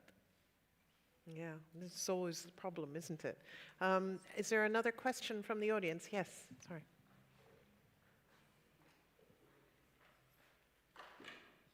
Thank you very much. Sandrine Dixon-de Club of Rome. Just a quick question on the assumption that we're actually really doing well, and I'd like to build a little bit on Heather's great comments. We have the highest rate of suicide and mental illness in Europe that we've ever had. We have the first generation that's making less than its parents. I grew up in California. We have heroin addiction and the highest homelessness in the IT capital. So the technology obsession and also this obsession with the fact that actually we are living a very productive model, which is producing for people, planet, and prosperity, is absolutely flawed. So my question is, has anyone discussed also the over-financialization of the economy? And do you really truly believe that the economy is servicing people, planet, and prosperity today? Or is it purely shareholder value and short-term profits? And we can see that from the windfall profits that we've seen from energy companies on the back of energy poverty across Europe. Just a few thoughts. Really and I'd good, love to really hear good question. your questions. Alessandro, is the financialization of the economy actually serving European citizens, well, the global citizens? Financializations, I think, of course, impose certain limits and impose certain choices, which are not all welcome. That's for sure. I think it's possible that the U.S. model and the European model are different from each other. So the example of Germany was talked about, referring to the labor market, but also you can talk about that in terms of governance, for instance, of companies. So I think I don't think all industrial countries live exactly in the same world in that respect. So, the idea of ever-increasing quarterly profits or things like that brought about by the financialization of the economy is not necessarily true for everywhere, even in the developed world. So, if you look at the German model, for instance, or in a smaller scale model of Italian small and medium-sized companies, I think we're entering a different reality. So I would be a bit wary of generalizations. Thank you. Nicolas? Yeah, so I think there was no assumption at all that we are doing great. I think what was said here is that it's not everywhere awful, and the changes that we're going through are in the long run incremental waves of punctuated equilibriums, and that we need to really think hard about the costs and benefits that these changes in equilibrium create. So there's costs and benefits, and of course in some countries the situation is awful. I mean, the death rate of young people in America is just absolutely concerning and ununderstandable to any person with a functional brain. But at the same time, we see, over centuries, long-term increase in age, and age expectancy at birth. We are seeing that people work less than 3, 4, 5 6, 7 centuries ago. We are seeing cheaper access to knowledge, which is what the ChatGPTs and other things of this world allow. We're seeing people not trained in English being able to write good English because of these tools, bridging the enormous cognitive and language gap between developing countries and developed countries, between developed countries and developed countries who do not enjoy English as their first language. So I think the picture is very nuanced, and the record is not straight on what we get because we don't really price in all the good and bad externalities. So we need to do a lot of work, including at the EUI, where research has to be primarily positive, not normative. So we need to start from a good description of what's going on. And sometimes, I confess and I lament the fact that in social science environments and on university campuses, we believe that we are political players, not describers of the reality. So we should, I think, cherish the role of universities in bringing together and upfront people who want to study what's going on in the real world and get the record straight on whether the world is a bad or a good place, or a slightly better one or a slightly worse one than before. That's very helpful. Now, I'm afraid that we're coming up to the end of our time, so I can literally ask, I have one quick question. Each of the panelists has 15 seconds to answer this question, so don't take any longer than that. If we were going to name this fourth era of disruption, what would you name it? Marco, you're going first. Thank you. I think I found the light during this panel because I would call it the era of more with less. More with less. Great one. Nicolas? Yes, I thought about it a lot, and I find it very hard to bring people on a common agenda these days. So I would call what we're going through the age of punks. Age of punks. Okay, and Heather, what would you do? I would say it's the age of regeneration, in the sense of we suddenly start to focus on what comes to an end and what can be regenerated in natural terms, soil and everything, but also regeneration in the sense of the generations that are now coming of age have a fundamentally different outlook. And your age determines your voting patterns on a number of issues to a much greater extent than it did on the past. And coming back to your very first question, which was about... You're reaching the 15 seconds. Yes, Go on. Simply that people who don't already own a house and a car have a completely different outlook on how things should be valued. And I think that's a very good description of that. So, Alessandro. Now, I'll borrow from someone else. I don't have much imagination, but if we're going to believe Nouriel Roubini and these mega threats, we're going back to the Dark Ages. But I'll go with that. So is that what you're going with? No, I'll go with that great philosopher, Donald Rumsfeld. We're going into the age of unknown unknowns. Unknown unknowns. I love that. Well, I want to thank my panel. I want to thank the audience for brilliant questions. And I would ask the online audience to stay tuned for the next session on technological capabilities for the twin transition, linking European regions for cohesion. It starts at 15:20 in this room. Thank you, everybody. It's been fantastic. Thank you. No, I think it was good. Thank you.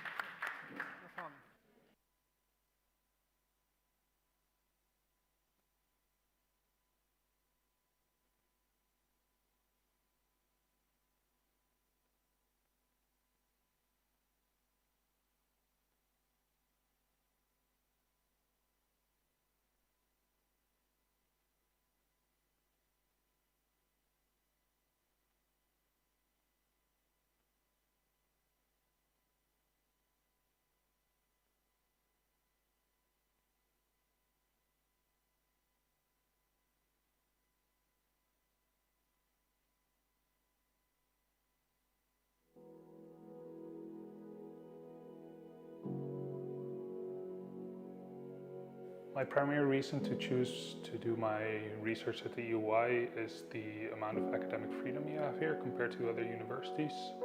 In general, other universities have certain programs. The faculties have certain programs they would like to research, and if you want to apply to a PhD there, you will have to change your research, if you already have a research idea, to fit the programs that they have the funding for. And at the UI, this is not the case. You apply here with your own research proposal and your own research interests, which you also are not stuck with. If you want to make changes in the first year, that's still possible, but you have complete freedom in actually doing the research that really interests you. I think for a PhD that, it takes 4 years of your life, it's quite an intensive thing.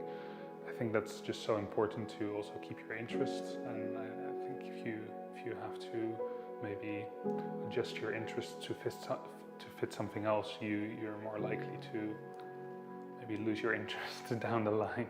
We're a relatively small department. We have 12 professors, 12 full-time professors and a couple of part-time professors. Though we're small, we're perfectly formed, of course. We cover a wide range of different subject areas within law, so constitutional law, EU law, international law, comparative law, and so on.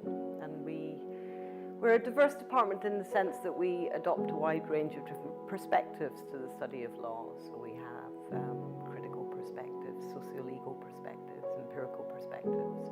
So although we're small, we encourage applications from students from a very wide range of perspectives and topics.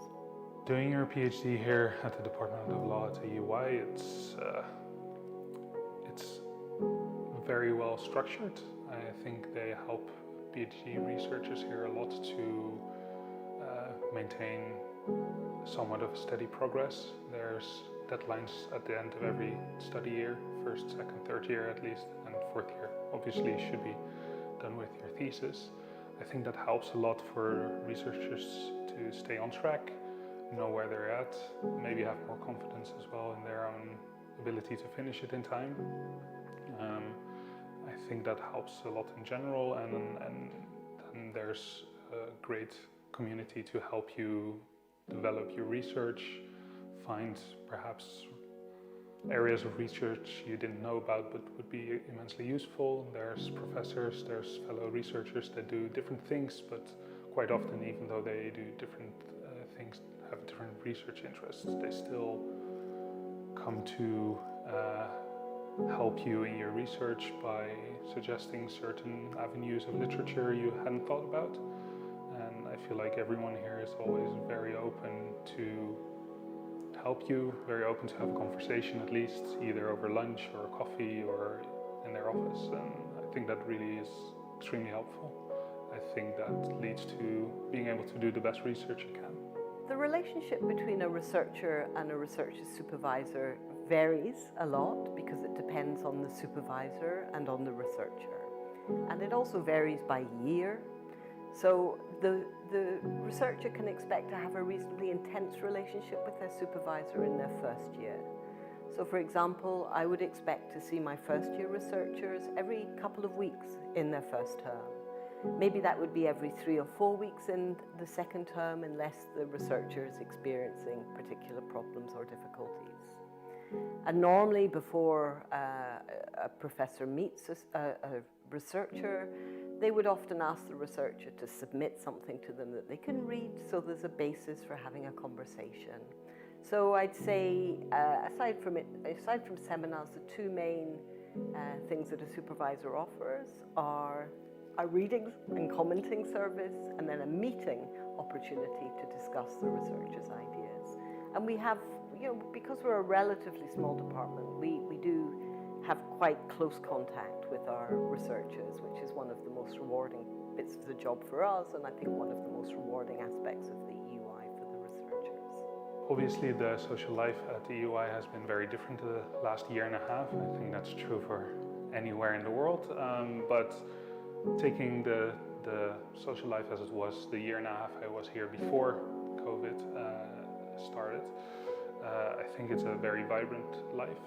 There is definitely a danger of getting so much into an EUI bubble because there's just so much on offer here. There's extracurricular activities for nearly everything, and even if they're what you would like to do, whether it's a sport or a hobby or interest, if it's not there, you have the possibility to create that if you find like-minded people.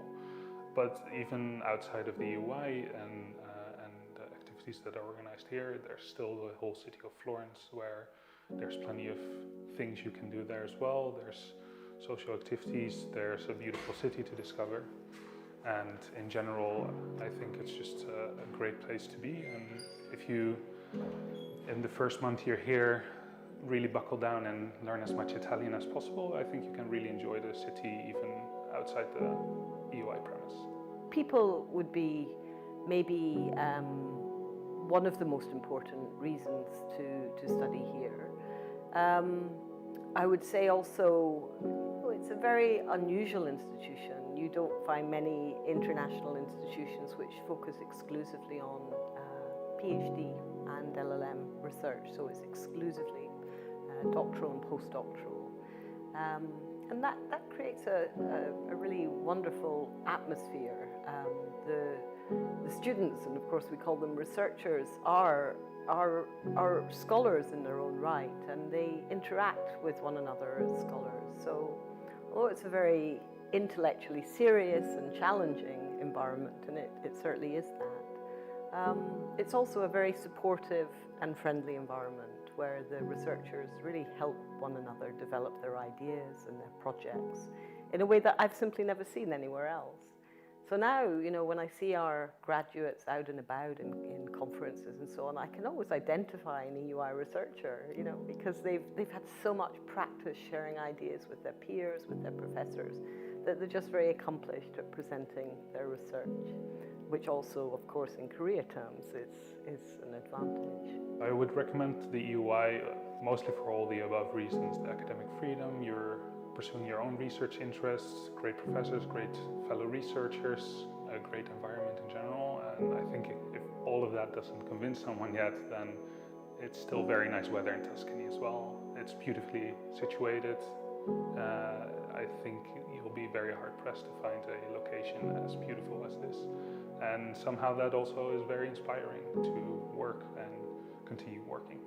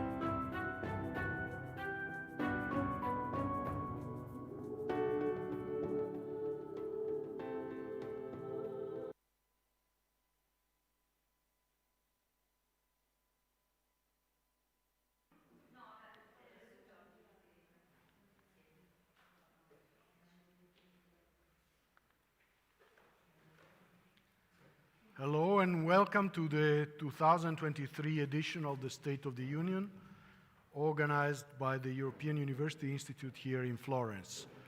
Thank you for everybody who's in the room and the people who are connected online. My name is Alessandro Merli. I'm an associate fellow at Johns Hopkins University, and I'm delighted to introduce the panel on technological capabilities for the twin transition, linking European regions for cohesion. Joining us for today's discussion are Pierre-Alexandre Ballin, professor at Utrecht University, Katharina Gnat, who's Senior Project Manager on the topic of Europe's future at Bertelsmann Stiftung, and Anna Sobczak, who's Policy Coordinator at DG Ener at the European Commission, but also a EU Fellow here at the Robert Schuman Center for Advanced Study here at the EUI. Our discussion will be based on a study done by the Bertelsmann Stiftung, the foundation, Bertelsmann Foundation, exactly on this topic, the technological capability for the twin transition.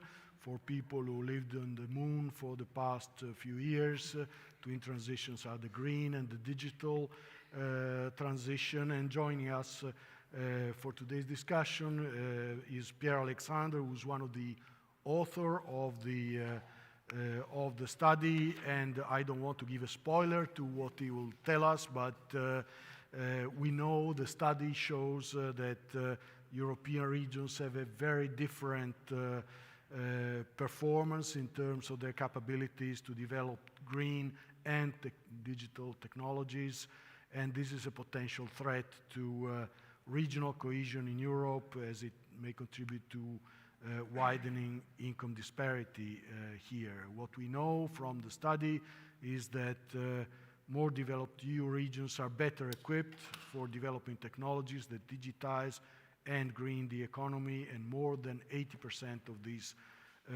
technologies are being developed in the economically leading regions. Without further ado, I will give the floor to Pierre-Alexandre, who also has some, don't get scared, but he has some slides, PowerPoint, hopefully that will work. And I will urge you all that want to tweet about this panel to use the hashtag SOU2023. Pierre-Alexandre, the floor is yours. Thank you so much, Alessandro, and for also a fantastic summary of the study. Indeed, the study is out for like about a week. So if you're interested in reading it, I think we have about maybe 50, 60 pages of insights. And I would say it's probably one of the most granular study in terms of mapping the capabilities of European regions in terms of twin transition technologies. So we can have, carbon capture, AI, blockchain, essentially a lot of the key technologies that connects to either the green or the digital transition. And essentially, one of the first findings, and I think it's something really important, is indeed a very strong heterogeneity in the technological capabilities of regions. That's something that you mentioned, but this is something really, really striking.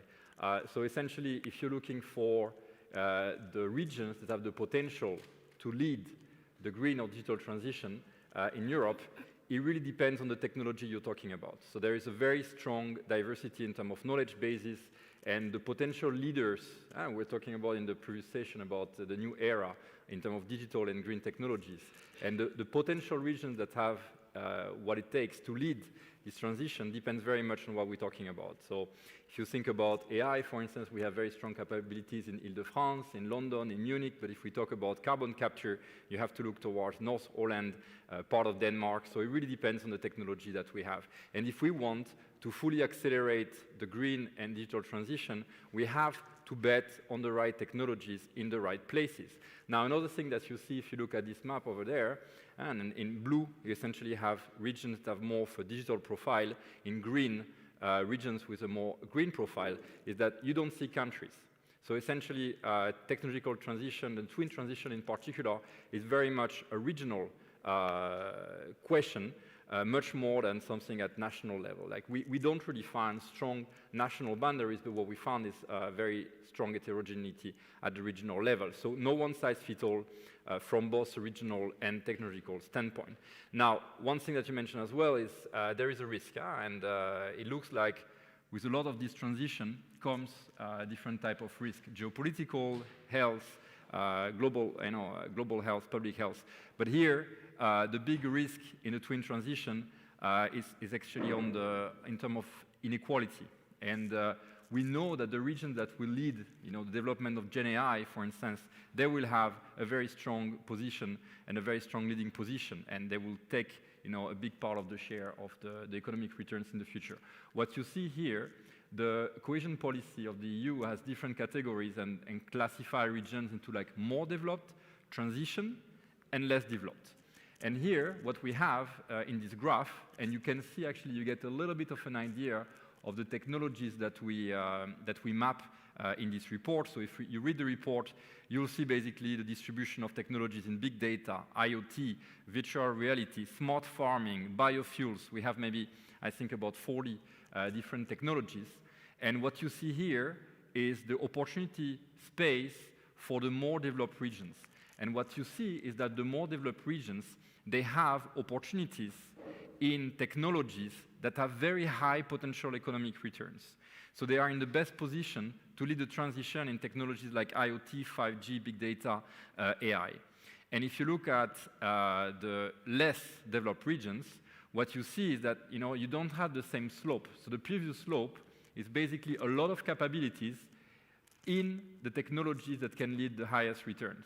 When you look at the less developed region, you see a different slope, and you see that unfortunately this upper right quadrant is a little bit missing. But you still have a frontier where there is potential. And the potential here shifts toward biocides, biofertilizer. There is also an opportunity in some digital technologies like AI, mostly like software-based digital technologies, much less when it comes to hardware-based digital technologies. So if you look at 5G, photonics, broadband, you have much less of capabilities in the less developed regions. But the point of the story here is that we absolutely need to actively support the tech prioritization of less developed regions, because less developed regions have a harder time than more developed regions to actually select the right priorities for the ecosystem. They tend to select much more priorities, and these priorities are basically all over the place in general. So we really need, in terms of policy efforts, to support this prioritization by understanding where essentially to invest, simply as that. Now, another angle of our study is we look at inter-regional collaboration. So we look at, in the production of these technologies, essentially where, like how the connections between regions are made. And what we find is not a good story for the EU. It's a very fragmented research and innovation area. So what you see is a very, very, very strong bias for being in the same country. So being in the same country is the most important factor and predictor of collaboration, much more than economic aspects. So you will expect Paris and Munich to collaborate a lot based on size, based on innovation impact, based on collective complementarity, but that's not what you find. You find an extremely strong national bias, and Paris, Île-de-France will collaborate first with a tiny region that you've never heard of before collaborating with Munich or other area. And this is detrimental to both cohesion and the global performance we've been talking about the entire meeting. Yeah? The entire day we talked about the EU somehow lagging behind in the production of the key complex technologies. And you see that one of the main factors is that you still have an AI policy at the French level, at the German level. So countries compete together much more than connect, and that does not enable us to scale the technologies of this new era. And that's even worse, actually, in the context of green technology. So a key question here that has policy implication is which connection to target in priority and how to balance out a little bit this innovation system that's very biased compared to the US or China, and how do we make sure that we really exploit the full potential of regions to connect and scale complex technologies. And here you have an example for a German region of this mismatch between the actual links on the left and the complementarity potential. So essentially, the region with whom this region will connect in an ideal world in the context of hydrogen, for instance. And you see there is a big mismatch. So we leave a lot of meat on the bone here, and how can we design policies to actually promote this integration that is very detrimental for our overall performance? And I won't go into detail for lack of time, but essentially that's what you'll find in the report for digital, for green technologies at the sub-tech level as well. And we tend to find this issue here. And I will just leave the summary slide here, but essentially what we found is that, there is no one-size-fits-all policy. We really require this kind of mapping, both from a regional and technological standpoint. We need more actively to support the tech prioritization of less developed regions, and we need to target untapped potential in terms of linkages between EU regions to improve global EU leadership and cohesion. Thank you, Pier Alessandro. I forgot to mention that the study also gives a very, very detailed and granular look at the individual technologies and the individual regions, and I think there's a wealth of information there that can really be exploited by researchers and I would say by policymakers, probably even more important. I would ask Katharina, how is this, the conclusion of this study going to affect, or the situation as it is portrayed by the study, going to affect cohesion in the EU? Because of course, what we want is a European Union which is more of a union and less of a disunion, and it seems that these forces that are going to affect the future very much of the EU are potentially disruptive. So what does that mean for the strong regions and what does that mean for the weak regions? Thank you, Alessandro. I think the study has a story for all regions. So we looked at roughly 250 regions across Europe, and as you said, you'll find a plethora of information, and it's sort of difficult to do justice to all these different individual stories. I think if you look at for an easy story, there's a bad story and there's a good story. And the good story is probably the harder one, particularly for policymakers. The bad story for cohesion is, and Pierre-Alex mentioned it, is that strong regions, and that's unsurprising if you want, strong regions have very strong technological profiles already in digital and green technologies, and that it makes it easier for them to develop new technologies. So there's a sort of chance that you do good and then you do well in the future too. And that's bad for cohesion because we are really worried about further divergence, and that's something that we definitely don't want. The good story is, and that's I would call it the spaghetti bowl slide of Pierre-Alex, the one that you just saw with these lots of different linkages and these different lines in yellow. And that's a story of untapped potential. And that actually holds for all regions. So whether you're a developed region in the center, in the periphery, whether you're a rural region, an urban region, that you have untapped potential that is connected to what you already have. And so all regions should be able to sort of develop further technologies based on what they have now in terms of digital and green technologies. There is, sort of from a policymaker's point of view, there is the possibility with this kind of study to sort of look at what priorities regions should set. Again, that holds for developed regions, but it's probably more important for the developing or less developed regions. So what technologies does it make sense to either invest privately, but also invest publicly into? And then there's a second sort of good story, and that's the untapped potential that you get from sort of looking outside of your regional borders. So one worry is that in this sort of story of transformation, we have a lot of regions that are locked in and basically are sort of falling behind and are sort of falling by the wayside, if you want. But what the study shows is that if you look across your region and particularly across your national border, there's actually quite a lot of potential in order to team up with other regions and other technologies. So you don't necessarily, as a lagging behind region, need to go it all alone. You can also try and find other regions in your area, but also across borders, particularly across borders, which have complementary technologies and basically team up and then develop further technologies. And I think that's sort of the good story, but that's also the story that needs work. Right. So what should be done and what can be done, which is not always the same thing, at the European level? I'm asking Anna. We know that a large part of the recovery and resilience funds are, for instance, allocated or earmarked to green purposes. I think it's 37%, correct me if I'm wrong. And so there's important money on the table, but what should be done and what can be done to avoid this? Because, of course, we want more cohesion, but we want to use a phrase, level up, not level down, right? And one thing that came out of Pierre Alex's discussion also was that, in a way, the regions were bypassed. I mean, all these developments happen at the regional level, but the regions are not exactly the target for these funds that are included in this plan. Thank you very much, Alessandro. First of all, let me congratulate you on the study. It's really good and fascinating. And for me, as a policymaker, I see lots of untapped potential for us, for policymakers, to use.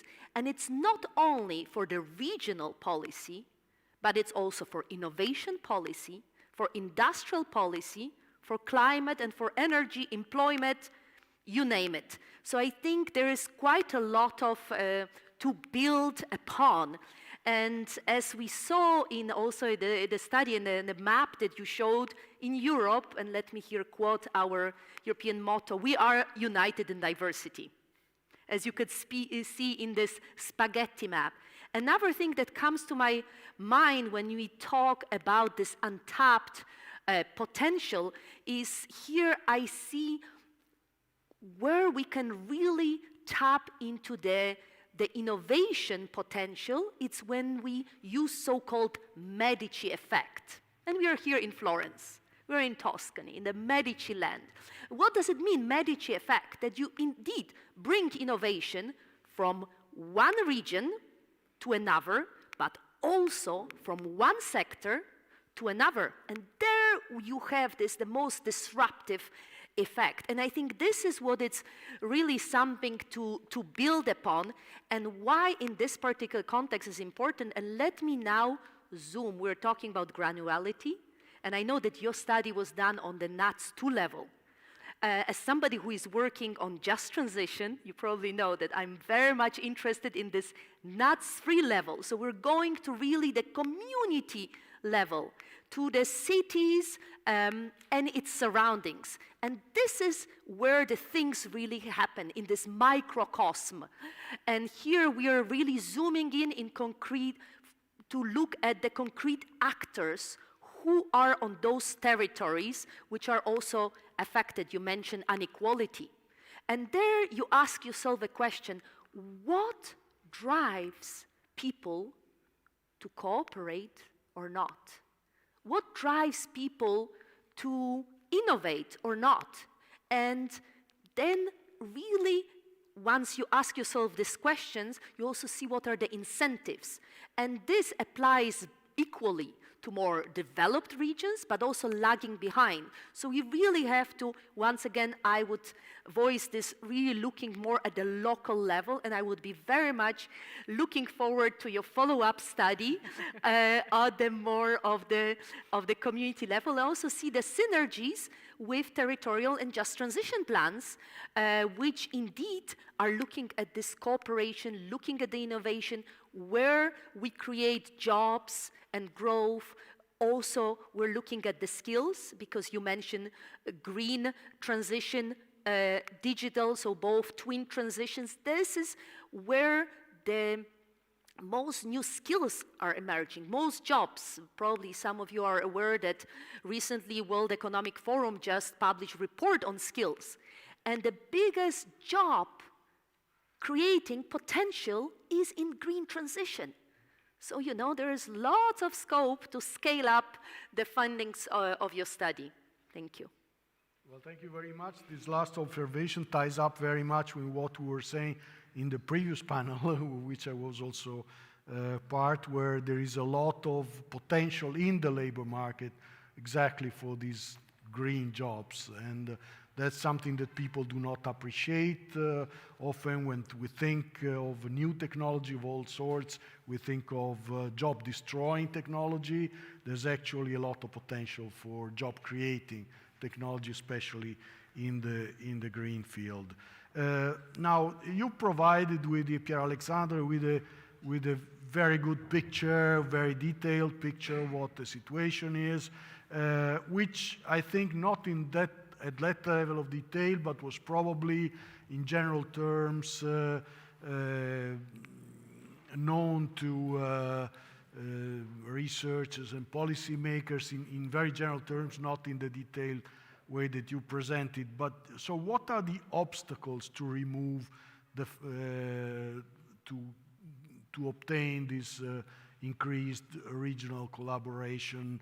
Of course, we go back in some sense the fact that a lot of the collaborations at the national level, the usual talk about language, legal systems, that tend to have people within Europe to look within their own country. But what are the other obstacles that prevent this regional collaboration, this, as you say, more fruitful cross-border collaboration?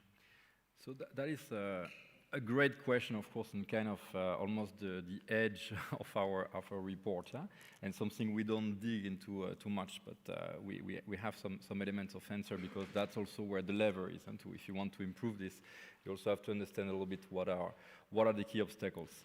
And I would say that there are things we cannot change, right? We talked about cultural difference, we talk about languages. Okay, these things we cannot change. But this doesn't seem to be an obstacle in other settings. If we look at the 60% of the CEOs in Silicon Valley in the tech industry are foreign-born. So if you want to understand the reason why the US is so innovative, is because it basically attracts a lot of talent from all over the world that basically integrates and can essentially go beyond some kind of language barriers as well. So all of these to me are very, and for someone who's been working in many countries, also in Europe, it's never seemed to be like really the issue. In that context, if I would say like one of the obvious challenge and issue is actually going back to one statistic that was mentioned earlier, like the 40% investment of the federal budget in the US, well, 1% here in Europe, and it's because it's very much at the member state level. So a lot of the policies, a lot of the action, a lot of the research programs, a lot of the grants, they have a national boundary by itself. And that, to me, unless we break that, we're not going to make much progress. So again, if you think about, just look at the AI policy that have been, like, every country in the world has its own AI initiative. Still, we have a Croatian AI, we have a German AI, we have a French AI, we have a Spanish AI, and you still see a very, very strong national bias in that respect, which does not make much sense for technologies like this. And also to understand very well in this context of digital technologies, if we don't scale, if we don't collaborate, if we don't integrate, we're gone. The very first Facebook was not in the US, it was in Hungary. But then, maybe you remember that. So it was in Hungary, and Hungary is a fantastic, actually, a hotspot of digital technologies. But then as soon as Facebook entered, the market in Hungary, it basically went to zero, number of users, because people had an alternative, but then cross-country. So scale is everything in these technologies. So we have to understand the urgency. We have to understand that we're never going to have a competitor to Google or to OpenAI or to Microsoft that will be a German one or a French one. Either we're going to have a European one or nothing, which is the case now in the digital world. So I would say one of the obstacles is to understand to what extent this is true. So I think if this is a message we believe in, we need to diffuse it, because like either we work together or we don't really have a seat at the global table. And I think this is not entirely believed overall in the European context. So I think it's about understanding the reality of the situation, and that we have to work together, first of all. The second one, as I mentioned, is like policy. And the third one is to really move. I would say right now, a lot of the research innovation is done at the national level. We have to move down and up at the same time. Down at the regional level. So we have to give much more power and capabilities to the regions, because regions themselves are much more likely to collaborate. And we see with border regions, for instance, collaborating very much across border, because if it's better on the other side, we just do it. So regions actually are pretty willing to do that. So we have to move, but not nations, not countries. So we have to move down and then up at the EU level in a way where we need to integrate to avoid duplication of research efforts and to really have this kind of coordinated level. In a way, the states want to keep their prerogatives, but they're ready to blame the EU when something doesn't work. You also touched about something at the regional level, which is the institutional and administrative capacity to run these technologies and or to promote or to incentivize these projects, and there is a question of capacity building. I was recently at a presentation about the Italian PNRR, as it is called here, the National Plan for Resilience and Recovery, and the presenter, a government official from Italy, was telling us the story about the projects for kindergartens, which are considered important in Italy to promote an increased women participation in the labor force by women. And the interesting thing, or the sad thing, was that a lot of the projects that were presented for financing for the PNRR were presented by some of the northern regions, which are already rich in daycare for children, and none of them came from some of the southern regions who are actually very poor in daycare for children. And so the people who will accrue more benefit will be people who already have that. So I wanted to ask you, Katharina, this question of capacity building. How do you tackle that? And also, I understand that Bertelsmann, I don't want to give anything away here, is going on the next level from the study and try and think of matching some of the regions to do more cooperative work on these twin technologies. I was quickly surprised, and I thought maybe you know something that I don't. But no, you're totally right. I think that's a big one, the institutional capacity. And if you take this regional focus on the digital and the green transition, institutions come into play, and then it gets to be a mess, if I put it bluntly. Because at the moment we're looking at these regions, these are sort of administrative units, but how a region is mandated, how a region is funded, how a region is elected, if you want, how regions decide is so different from within countries, but also across countries. And so there the picture gets very blurred.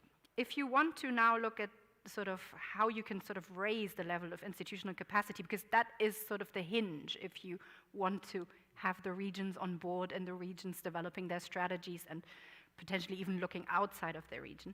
I think one sort of option is to, for cohesion policy, is not to only look at the development stage. So usually in cohesion policy you would say you have less developed regions and that's X% of average GDP, very technical, and then you have transition regions, and some of them have been trapped for long term and some of them are sort of catching up, and then you have the more developed regions. What we're seeing now, and I think the study feeds to this, is that these regions, even if they are in the same, let's say, development stage in terms of income, they can have totally different potentials and prospects for developing new technologies, as Pierre-Alex has shown. And I think one way of looking at this sort of capacity building is to match regions and to sort of think about regions also in terms of their structure and their future potential. And then you can kind of see and sort of learn from others. So you can be, let's say you are Sicily and you are sort of a hidden champion in some digital technologies, then you might sort of look at regions in the north or in the center of Europe, also from a regional policymaker point of view, that can be a sort of inspiration for you. I think this matching idea is sort of to see what you can learn from other regions that might have a similar economic structure, a similar technological profile. I think that's sort of one thing. And the second thing is, if we really want to make good on this Green Deal and the digital decade in Europe, and we have this sort of big headline tasks that we want to fulfill, I think the EU has to think much more carefully of how these policies are implemented at the regional level. I see why EU institutions are uneasy with this, because all of a sudden they don't have 27 interlocutors, but they have 249 or something. But I think the transformation only happens through the regions, and regional policymakers, regional politicians, the regional political system is a sort of linchpin, and you need to invest in this also from an EU perspective, even if it's, and I end again with a point, a lot of work. There's another thing that's mentioned in the report. I don't know if either of you wants to answer that, and that is mentioned briefly in the report, and that's education.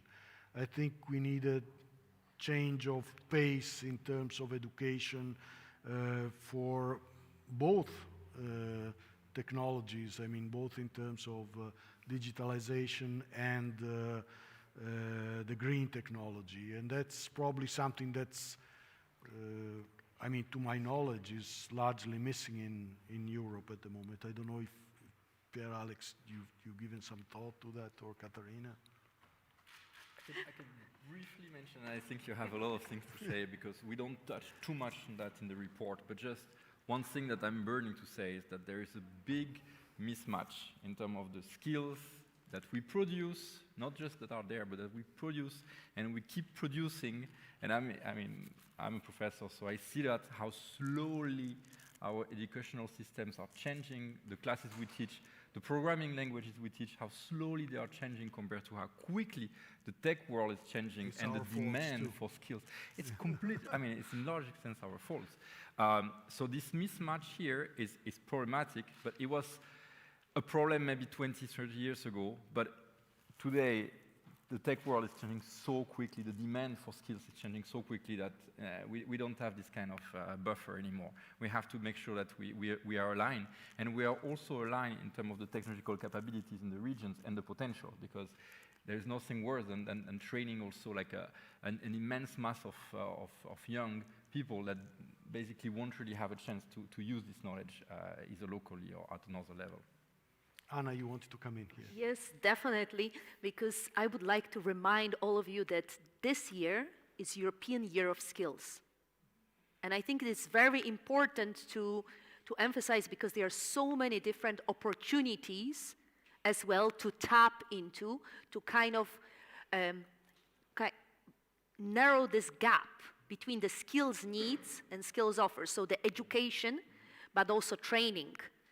And here, what is crucial is also having this dialogue between businesses, between industries, but also between the research, education, and regions, and regional authorities and local authorities, to know what can be done. As you may be also aware of our sector skills alliances in various sectors, which they prepare the different roadmaps for skills, the vision, the strategy. So I think this is a very important challenge for us, which is recognized by European policymakers at EU level, and we are really trying to deal with it. There is also a pact for skills that many sectors signed up as well, how they want to commit to develop, to match again those skills with the needs.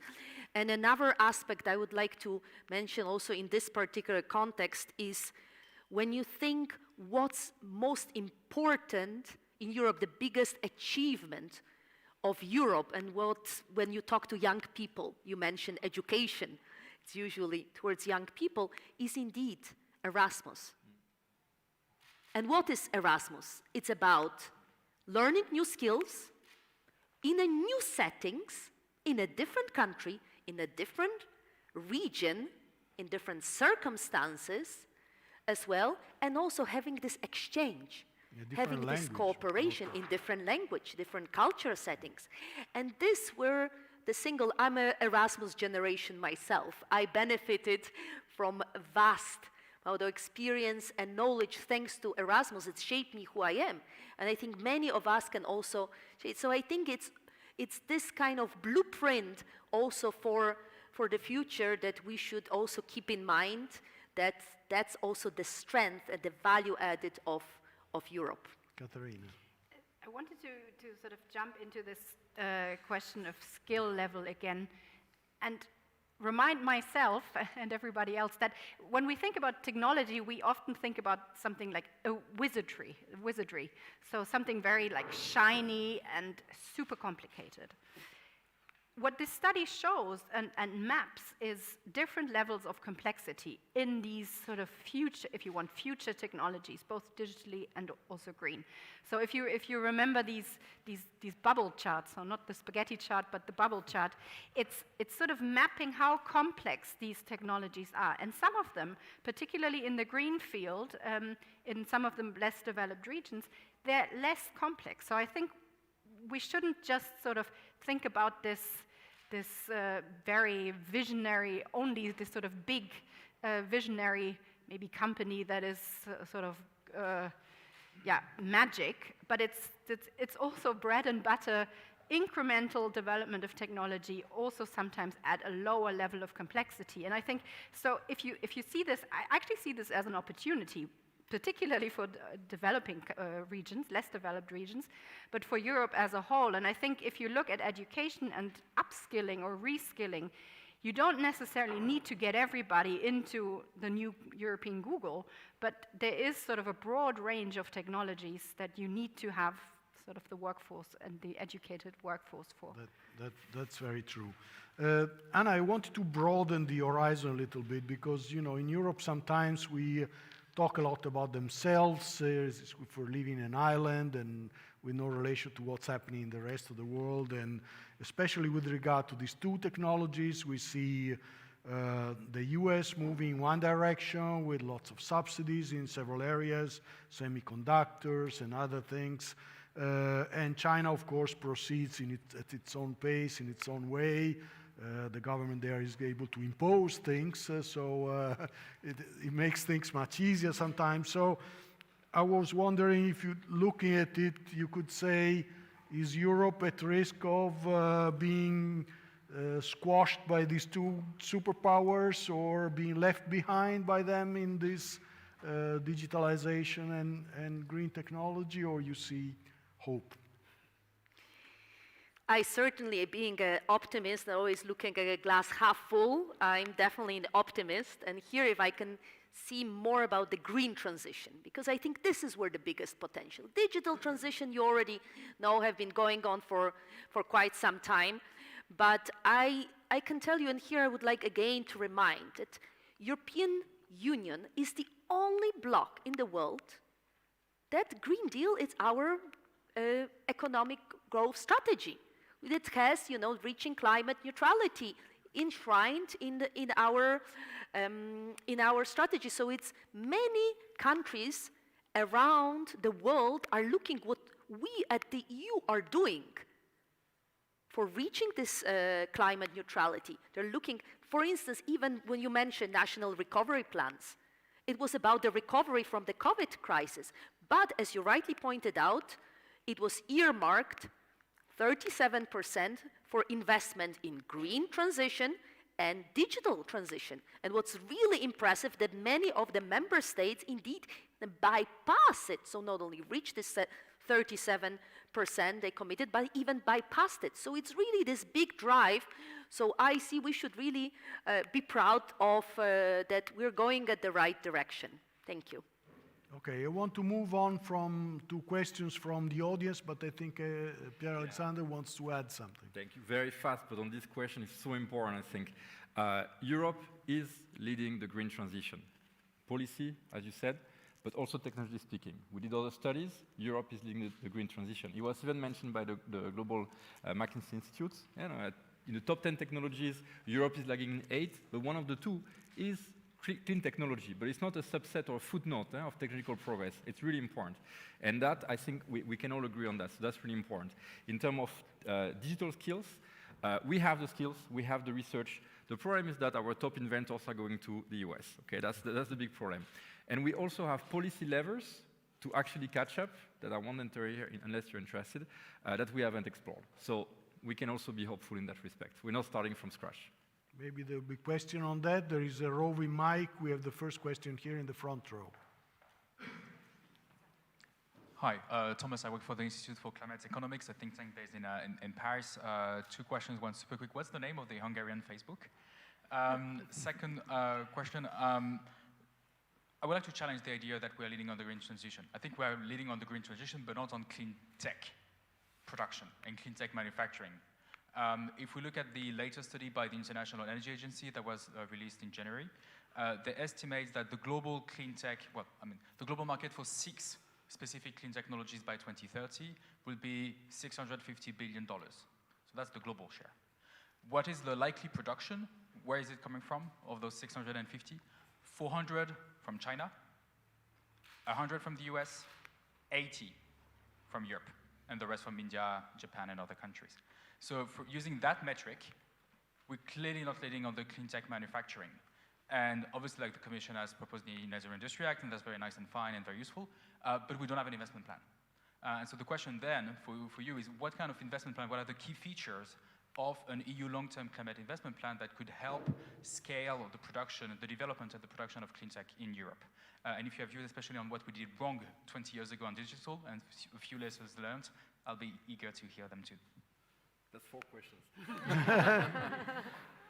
I'll start really quick, and then happy to the next follow. questioners will limit to themselves. You're talking to about one. manufacturing, and you're right. I was not talking about manufacturing. I was talking from a technological standpoint. So if you look patents and other indicators, so definitely manufacturing is a different story. But you see, we're on par with the US in that respect, which is a very different picture. 180 is different from 400, 100, which is very different from also what the narrative is and what's happening in the digital world. www is the Facebook, but I'm happy to share you exactly the link. In terms of, I will leave the policy question, and but what we did wrong with the digital part as well is basically, we missed the internet revolution. And that was a big problem, because then you don't have also like the exit liquidity of internet startups. You could not train your AI in the same way. And what China did right in that case was a policy intervention, which was just cutting the internet in half and protecting, a super protectionist measure in protecting, the entry to the market, and they also have a big market. So they could train generation of AI and then technology sectors, internet company, and that's why you have a Baidu, that's why you have a Tencent, that's why you have a Alibaba. But then we know that then it's a policy action. So in 2003, the digital sector in China was not that big. So there is policy action. And if you think about ChatGPT training its algorithm based on European data as well, and then, like selling back to Europe, and then, we're losing jobs here, there is also a political action, a policy action to also preserve our resource and treat data as a like a European resource, and then basically kind of put a little bit of a fence on it. So there are levers.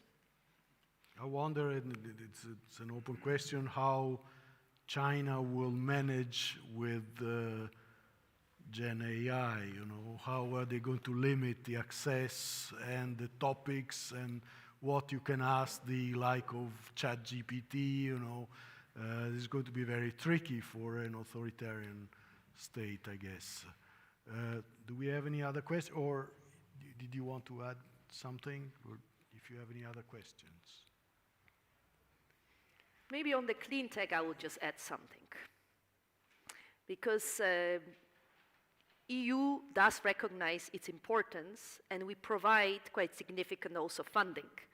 And when you look at Horizon Europe, as well funding, when you look general for this particular, now with the new strategies coming. So I think it's also a new potential, so funding as well, and again, I would repeat this learning from each other, because I think this is also the big value added of Europe, that we can really share each other's experiences and build upon each other's experiences in this particular field, and also across the world. Thank you. I'd like to add one thing, and I don't know who wants to answer that, but we've talked so far about basically the public sector, right? The EU, the states, the regions, etc. But are we good enough at involving the private sector, multinational? When you say, the young people who know, then they're moving to the US, is that because there are the right incentives there in the private sector that we don't have here, or is there some other reason? Are we doing enough to involve the private sector in all this talk, where there's a lot of activity at the public sector level, but of course, things don't move without private sector involvement. I don't know who wants to take that. I can talk about small and medium enterprises Right. because I think they're the engine of growth. And also they're the most innovative, indeed. It's the bigger one that then later scale up. And the small and medium enterprises, and also startups, need support to scale up. So then we also have the mid-caps, and they can grow here in Europe, not leave Europe. So I think this is very important that we at European level, and also here is the role for national, regional, local authorities to support small and medium enterprises. All right. Any other questions from the audience? Or Maybe a PS to this, and I've been hesitant to jump in, but obviously we've focused, I think both Anna and me have focused more on sort of the innovation, and Pierre-Alex as well, innovation policy, sort of a little bit cohesion policy, which involves sort of public funding, and not necessarily, we haven't really sort of dove into the question of funding of these technologies in general, or financing, and I think there's, if you open up this sort of question of how much happens in the private sector and how do you sort of incentivize the private sector, there's also the question, how does the private sector finances this? And we get into another discussion, and I think that would probably sort of make this panel explode, about how you finance this green, particularly the green transition. When you then talk about things like capital markets union and fragmentation of the sort of financial flows across Europe. But I think the sort of main message that the study has, and that's sort of repeated in the European story, is that it only works if we scale up. And I think if you then talk about things like financing, you also have to talk about hurdles again, and sort of this sort of cross-border financing, tap into different financial markets. This would be a whole different discussion. I just wanted to sort of raise it because the EU has some levers on this too. And I think, as far as I understand, particularly Capital Markets Union is sort of almost a dead horse on arrival. It has been around for quite a long time, but it's not sort of a high priority. But if we don't want to keep on financing all these things publicly, and I think both at the national level, but also at the European level, there are limits to how much we can spend, we have to have this second discussion again. Well, the Capital Markets Union is a nice headline, but it seems to be always postponed, like it's always this medium term that never comes, or long term that never comes. And just to address like directly your points, well, I think it's a great point, completely agree with you. I would say we have to think whenever, the EU is great at doing regulation, there are some good and bad, but we need to integrate the innovation impacts when we build regulation. There's been a fantastic study, actually a set of studies on the impact of GDPR on the startup scene in the EU. You know what's the impact? Well, we shot a bullet in our foot. Why? Because we make the compliance standards too high for startups. But then Google, Facebook has an army of lawyers, way too much money to pay the fine, to pay them whatever, to be compliant. So we actually create a barrier to enter in our own market for like the smaller companies. And I think we really have to integrate this in the equation when we think about regulation. For instance, an easy way to do it, sandbox. There's a limit where it only applies, some regulation only applies after a certain size, a market size. So you make sure you don't kill the market too early. And that, I think, we made progress. I'm pretty young in the game of policy and EU policy, but I've seen that changing, at least in terms of mentality. And that's something really, really important. And then we need to understand how to use regulation as a comparative advantage, not against our industry, but in favor of industry, because there are ways. And let's remember that this ChatGPT data does not come out of nowhere. It comes from content creator like you and I when we write on a blog. And that's a resource that we can also protect, but with a strategy in mind, with an industrial policy, with an innovation policy in mind, where the goal is to make Europe more competitive, okay, not less. So that's something really important and not trivial. Very good. That's very interesting, and I'm afraid we're urged to bring this to an end, and maybe we'll have this discussion next year, State of the Union. conference, and thank you all very much for joining us, and stay tuned for the next panel, which will start at, I think, 4:30, and it's about equality and its pivotal role in the European democracies in 2023 and beyond. Thank you very much for being with us, and thanks to the panelists for their interventions. Thanks a lot. Thank you.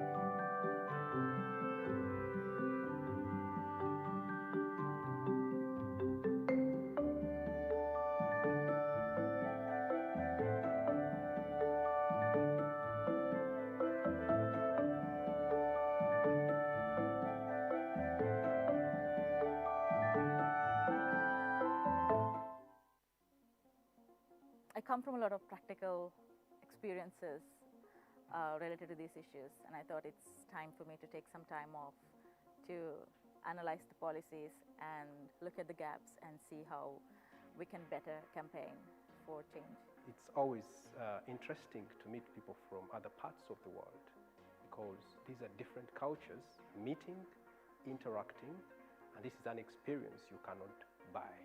Academia is great because it helps us to find concepts, to share our ideas, but practice is fundamental in peace building, especially because it's something that you have to do day by day. It's not just a set of techniques, it's also a philosophy that you need to start applying. I think I was also very much attracted to the fact that it's not purely academic. I'm not an academic, I've been a practitioner for the last decade. So I really appreciated the opportunity to lend my perspective from the policy space, the actual policy space in my work. I think this program is designed for someone that really knows what they want to do. And it's a thin balance. You really know what you want to do, so you can come here and really look for the resources that will help you in your path. But at the same time, you need to be open-minded to reshape your idea that you have already before coming here and add new elements and come with something that is better that you have already planned.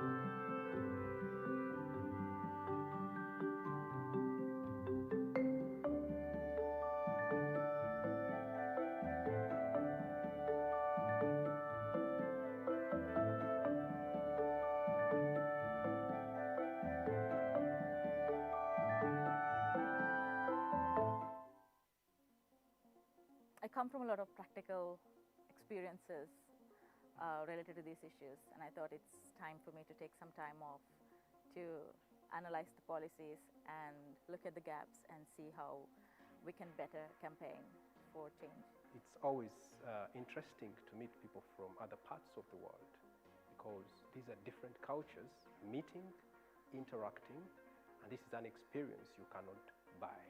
Academia is great because it helps us to find concepts, to share our ideas, but practice is fundamental in peace building, especially because it's something that you have to do day by day. It's not just a set of techniques, it's also a philosophy that you need to start applying. And I think I was also very much attracted to the fact that it's not purely academic. I'm not an academic, I've been a practitioner for the last decade. So I really appreciated the opportunity to lend my perspective from the policy space, the actual policy space in my work. I think this program is designed for someone that really knows what they want to do. And it's a thin balance. You really know what you want to do, so you can come here and really look for the resources that will help you in your path. But at the same time, you need to be open-minded to reshape your idea that you have already before coming here and add new elements and come with something that is better that you have already planned. As on the colleagues, no.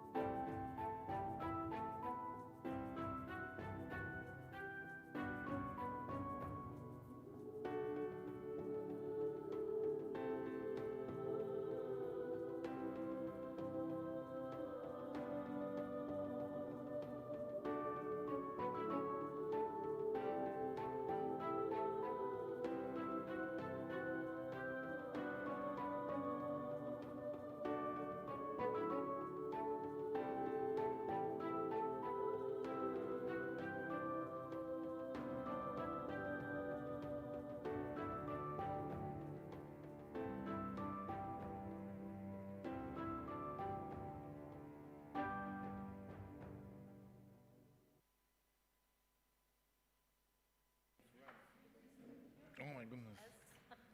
You look marvelous. Oh, great. We'll see. You know, I'm kind of. Oh my God, that's possible. Obvious. Position. And on the, or like, do you run for a party or do you run as an individual? Or? You know, into the Senate you can write to great extent. Did they start? Independent. Are we on? But still you must have a support. Okay. So you don't need. I think they started. Are we on? No. I don't know how Senates work. We don't have. Yeah, they click. So like you are elected from like Warsaw.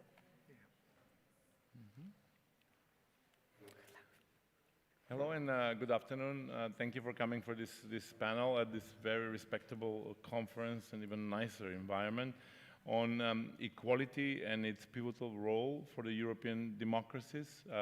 My name is not Catherine Fieschi, who was supposed to be here, but courtesy of strikes in Europe, she won't make it. My name is Goran Buldievski, and I'm Executive Director of Open Society in Europe and Central Asia, based in Berlin. I have here an extremely esteemed panel to discuss an issue that not so often makes it to conferences that discuss about European infrastructure, security, foreign policy. But because we here at the European University Institute, the topic of tolerance, the topic of non-discrimination, it actually takes a central stage. And the fact that earlier this morning we had another excellent panel that talked in depth about the LGBTQI issues actually even more puts this issue into a central stage. We invited here a number of guests, the number of panelists that will actually cover several different aspects. We have Adam Bodnar, who is now a fellow academic in Poland, but he's, you know, in my mind at least, best known as the courageous ombudsperson in an increasingly authoritarian Poland. Then we have Katalin Czech, who is a member of the European Parliament, and she's known in the Parliament as one of the most ferocious defenders of democracy, including her home country, where probably you know, that aspect of European integration is the weakest. On the left side, we have Matthew McWilliams, who is a fellow traveler, who is in the Comms Hub, a fellow traveler in looking at sentiment in Europe and other places, and looking at what people find important and how to actually communicate. And last, and certainly not least, Manisha Mehta, who is the director of the Women's Rights Program at the Wellspring Philanthropic Fund, and we wanted to connect also thinking a bit more globally. So we'll dive in first about local, speaking a bit Poland-Hungary. We'll talk then European dimension, legal, but also beyond, and then we will go more about the sentiments cutting across and global. Without further ado, I will sort of go directly with the questions, and my first question is first to Katalin and then to Adam about Poland and Hungary and sort of their democratic backsliding and the issue of LGBTQI rights. How much you find them embedded, these views at the society? How much are they pushed by the governments? And how are they important, or how do they shape the general anti-democratic sentiment in the society? So, Katalin, the floor is yours first. Well, first of all, thank you very much for having me on this very exciting panel and to discuss an issue that needs to be discussed much more. Because I really believe that we have to talk about how much our rights are in danger still today, still in Europe, still in the European Union. And for this, a very prime example is unfortunately my country, Hungary, where we witnessed coming from the leaders, from the front runners in our region, if I could say that, to a place where like anti-democratic ideas are exported to all over the world. And for this, the very basic foundation is unfortunately a war against the citizens of this very country, because this is what the anti-LGBTQ agenda serves in Hungary, unfortunately.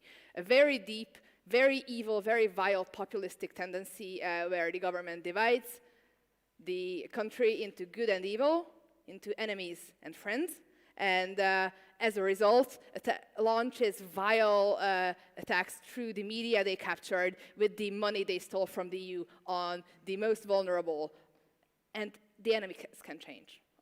Right now, the current enemy is the LGBTIQ community, unfortunately.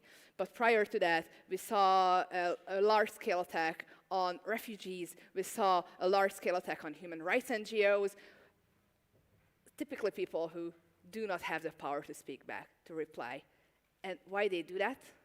I don't think it's because of an ideology. I don't think they believe in what they say. The Orban government believes in one thing and one thing only, power.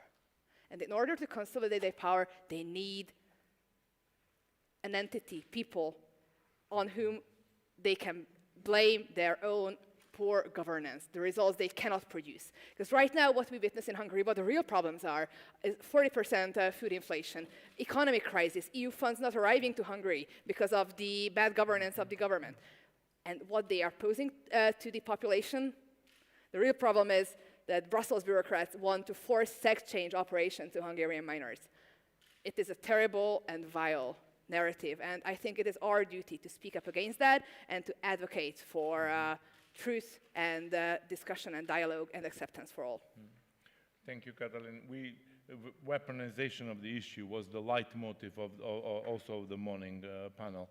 Adam, is it the same in Poland, or is it also, or do we talk? Usually Poland is associated to strong belief in Catholicism, Christianity. What is the view from Poland? Thank you. Thank you very much for inviting me here. I would like to thank Professor Rubio Marin for recommending me to participate in this panel. But when I heard Katalin, I must say that the story is almost the same. So basically, it is the, as you put it, weaponization and instrumentalization of certain groups in order to achieve certain specific political objectives. And depending on the time, depending on public emotions, those groups may differ. So when we look back into years between 2015 and now, first it was a migration crisis and the hatred towards migrants and refugees. Then we had a wave of attacks on LGBT plus community. And this wave had, in my opinion, a culmination in the moment of presidential elections in 2020. Interestingly, after this date, something has changed to the good, but mostly because of the resilience of the civil society, also pressure from the European Union institutions, also from the United States, but interestingly, the conditionality policy started to play a certain role here. But we had also a wave of attack against women's rights, and especially the restriction of the access to abortion. And it was a little bit like a part of the broader picture of this so-called anti-gender politics. Then we had a wave, and we still have, in fact, a wave of, I would say, kind of a anti-German feelings. So using the Polish-German difficult relations, the story of the Second World War, and using this for achieving certain political purposes. And also, what we can see is exploitation of the topic of the crisis at the Polish-Belarusian border. So we have a situation when we have a certain group of people trying to cross the border, and not only they are treated in a non-human rights compliant way, but also NGOs that are supporting people at the border are also used in order to achieve certain political purposes. I remember the last time we met with Katalin was at the Polish-Belarusian border when there was a state of exceptionality, and we tried to a little bit to indicate that maybe it should not happen in such a country, that this instrumentalization of the migration law for political purposes should not happen. But what connects all of this is that you start to find a group which is at a given moment an enemy. These are not only groups belonging to certain, let's say, vulnerable minorities, but this could be also women. So like a social group which is used as, which rights are violated, mostly because of the pressure coming from right-wing forces and the Catholic Church. But I would like also to indicate that in this whole rule of law fight, these were also judges that were instrumentalized. These were also teachers at a certain point, medical doctors. So basically there must be some kind of enemy and you are creating a certain narrative around this enemy. And the question is, to what extent we can identify this problem, to what extent we can be resilient, whether the European Union is reacting, and whether we have some sources of pluralism in the society, thanks to which we can kind of eliminate this bomb from the public discourse. Thank you, Adam. And I think you emphasized one really important point that I always not only admired, but really the Polish civil society did an amazing job at really being resilient at those attacks. And I think that's also part of the defense mechanisms. Earlier this morning, many colleagues talked about the various ways to defend.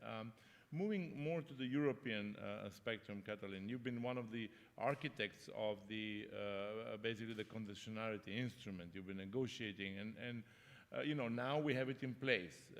And people like me who work for progressive foundations really put a lot of faith, and finally we have an instrument, at least in my mind, that is delivering. But what's your verdict, and what works, what doesn't work, and what can be done better?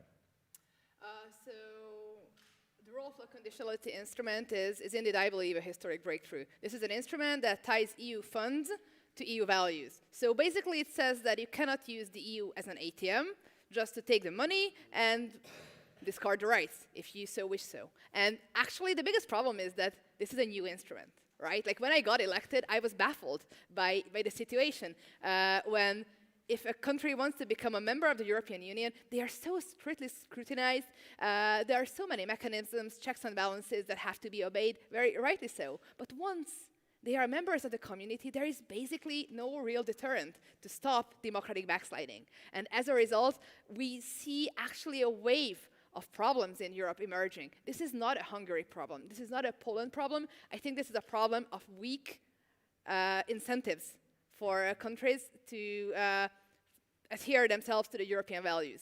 And this is a make or break moment, I believe. Because right now, the first application of the conditionality mechanism is underway, and it is very important that the Commission demands real changes and real reforms from the Hungarian government and do not settle for cosmetic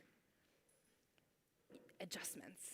Because it's not enough to remove the ministers of Orban's party from the heads of the public trust. They also have to remove the friendly bankers, the friendly oligarchs, or the sisters and the sons-in-law of the influential people in the government.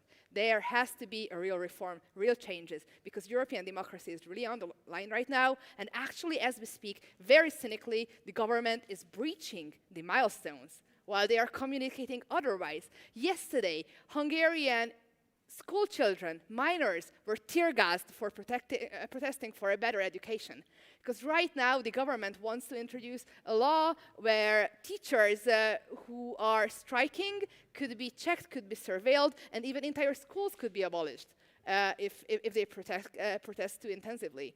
This is happening in the meantime of the conditionality mechanism ongoing. So I think the Commission has to be very hardline here and has to demand a full adherence to European values and to the European anti-corruption framework. Not only because of principles, but because of obligation. Because those citizens whose rights are being breached, they are also European citizens. And the Commission's duty is to stand up for them and also stand up for the integrity of the European community. Adam, how does it work in Poland case? You mentioned about anti-European, anti-German sentiment. How the conditionality instrument is not only perceived, but is it a mixed bag of results, successful, less successful? How does it look in your eyes? Okay. First of all, when we are talking about conditionality mechanism, we should think about this big one, I would say, which is part of the EU Recovery Fund. Because as of now, it seems it works at least partially, because those judges that were suspended, they have returned to adjudication. And for me personally, you know, the moment when I have seen recently Igor Tuleya, the heroic Polish judge, that he's basically coming back from his workplace, being tired after the one day, after the whole week of adjudicating cases. This is for me something really important, you know, that I see guys that were 2 years suspended and they came back to the adjudication. Second, there are some judicial reforms prepared, adopted, but because of some clash, I would say, within the government, they are not yet in force. But when we are talking about conditionality, we should also think about those kind of tiny funds that are dedicated to some small communities in order to resolve some of the problems. And please look, one of the major issues concerning Poland was adoption of those local resolutions against LGBT ideology. So the notion has been coined, LGBT ideology, and you had a number of local communities in southern and eastern Poland where that kind of resolutions have been adopted.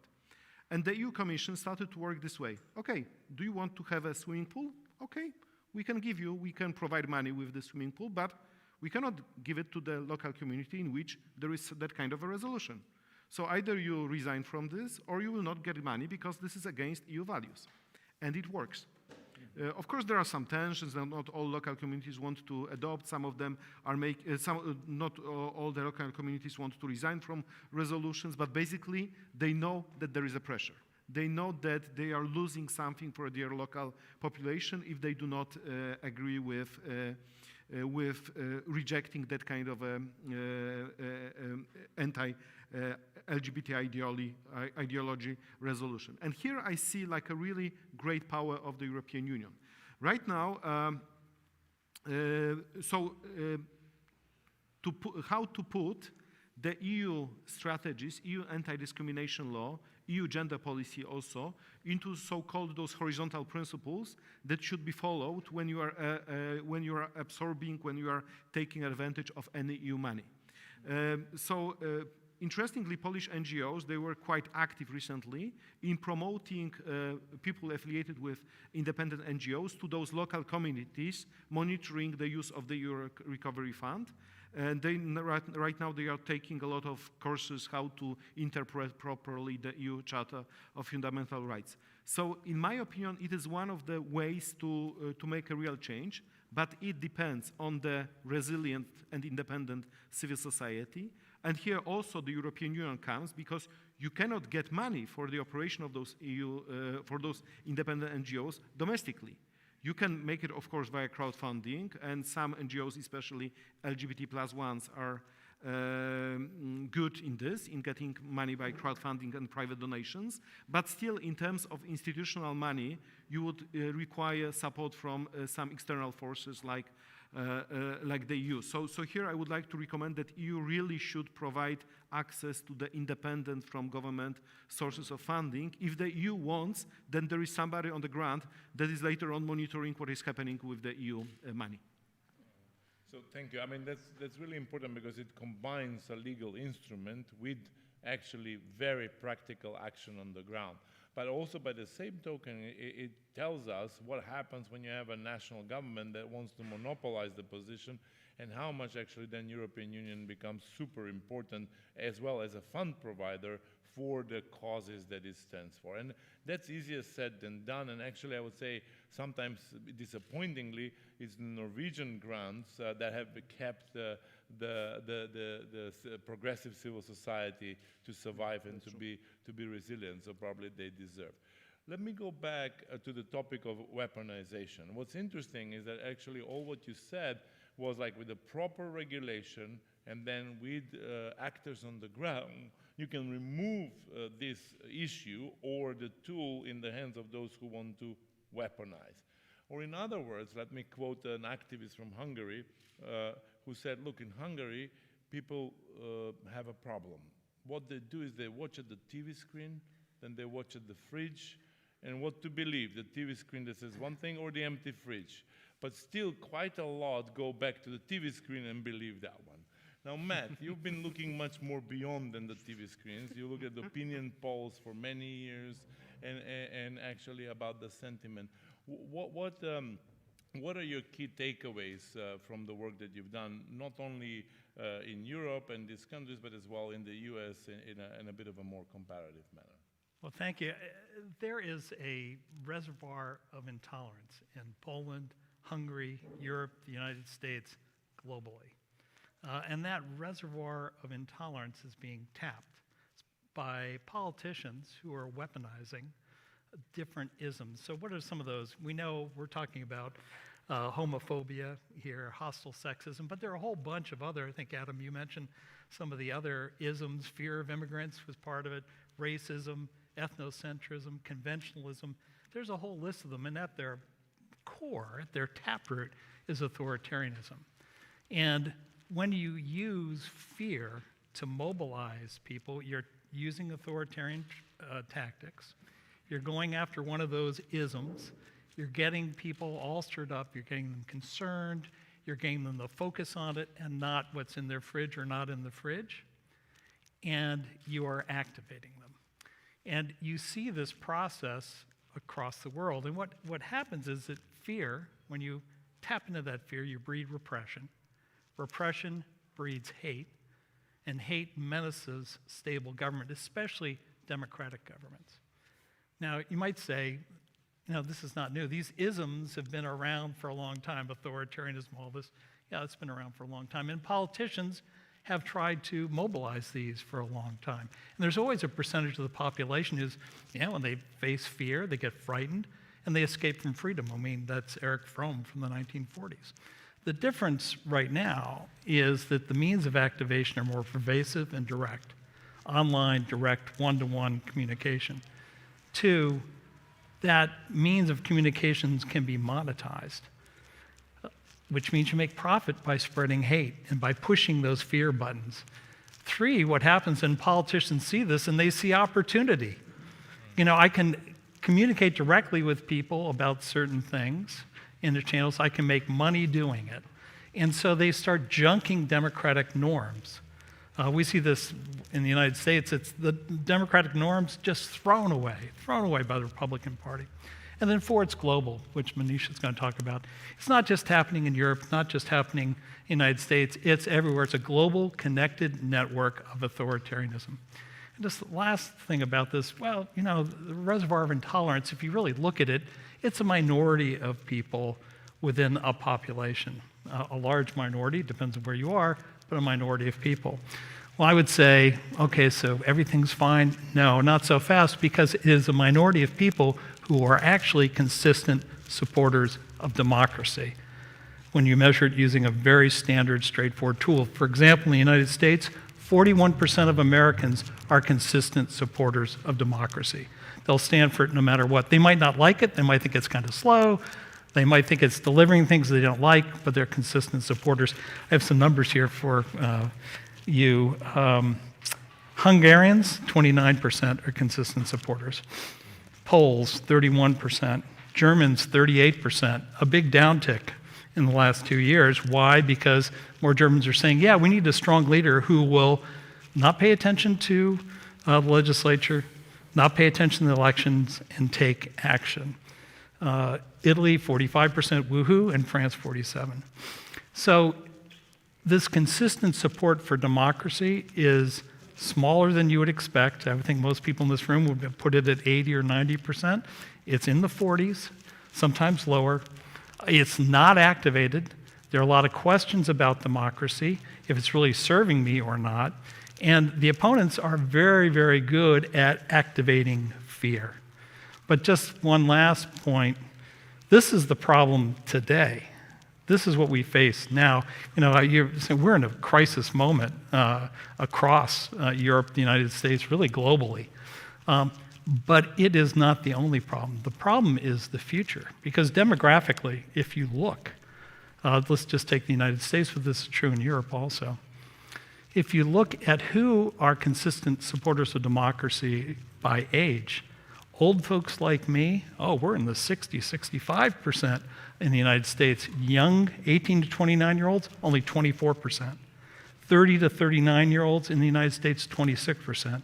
This is true also in many countries in Germany, in Europe. It's the exact opposite in Ukraine, actually.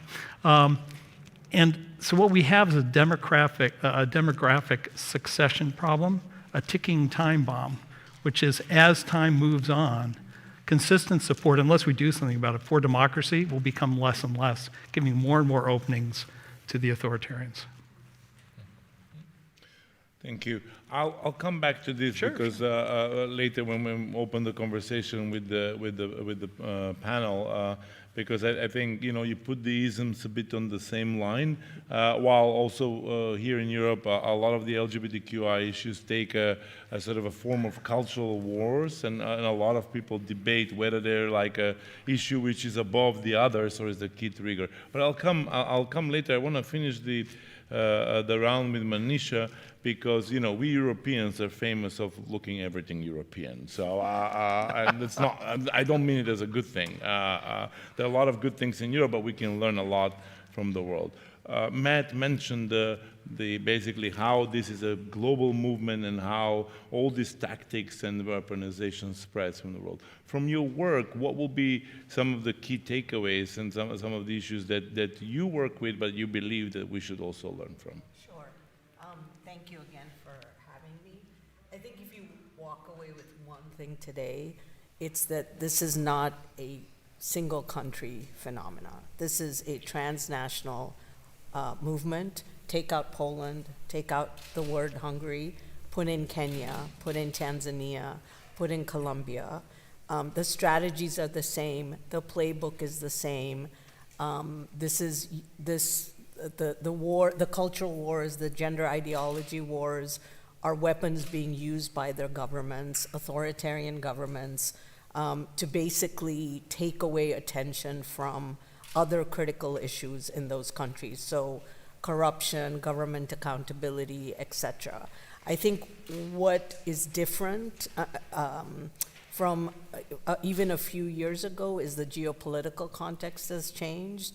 A lot of the money was and is still coming, for example, from the United States, you know, from evangelical churches who are, and even that there is a nuance there as well, who have a very patriarchal, a very strong gender binary view of the world, of the natural state of the family, etc., which then is being weaponized by the governments in different ways. However, what's new now is you have new actors on the scene. So in the countries in which we support work, the rise of Russia funding work, the rise of China coming in to support not this ideology, but providing funding for development, etc., which actually limits or makes more difficult the influence of the EU or the United States and conditionality, for example. So that's one. I think, you know, many people have said this. The second point is this is not just about gender. It's about gender very closely tied with anti-democratic forces. You're seeing that in every single country where we support this work. I don't know if you've heard, but Uganda just passed a very horrific anti-homosexuality bill. Again, you know, they had that 10, 15 years ago, I think, and it got repealed. But what is also happening at the same time is you're seeing the loss of independent judiciaries. You're seeing a loss, on some ways, of a civil society that's being crippled in multiple ways. And I think one of the other things that's happening with the civil society organizations is currently a belief that, you know, maybe we don't speak out. It's right now they're just focused on LGBTI rights, so maybe we don't say anything. But what we've seen, and the trend is this is not what they're going to stop at. This is about comprehensive sexuality education. Mm-hmm. It's about family planning. It's about every type of issue that you can think of, and they're all linked together. So yes, I think we need to attack this and attack it together, because the playbook is exactly the same. Mm-hmm. Thank you. Since we're doing well on time, I would like to ask about one thing that Europeans really like about themselves. We like to see ourselves as referees in the global terms, like we put the regulations. To what extent, and you know, we are proud of conditionality, putting this, and we want to work those at home in the European Union, in the vicinity, but to what extent this type of refereeing, this type of conditionality works or doesn't work in the part of the world, or what is its relevance and impact? I think it's very relevant. I think that most recently in what we've seen, what you're seeing is two things. Quiet diplomacy by both the EU and the United States, which actually has had a lot of impact, but increasing calls by civil society organizations that it's not enough anymore, that you have to be more vocal, you have to be more public. So for example, the United States recently stopped funding for HIV funding in Uganda because of this bill.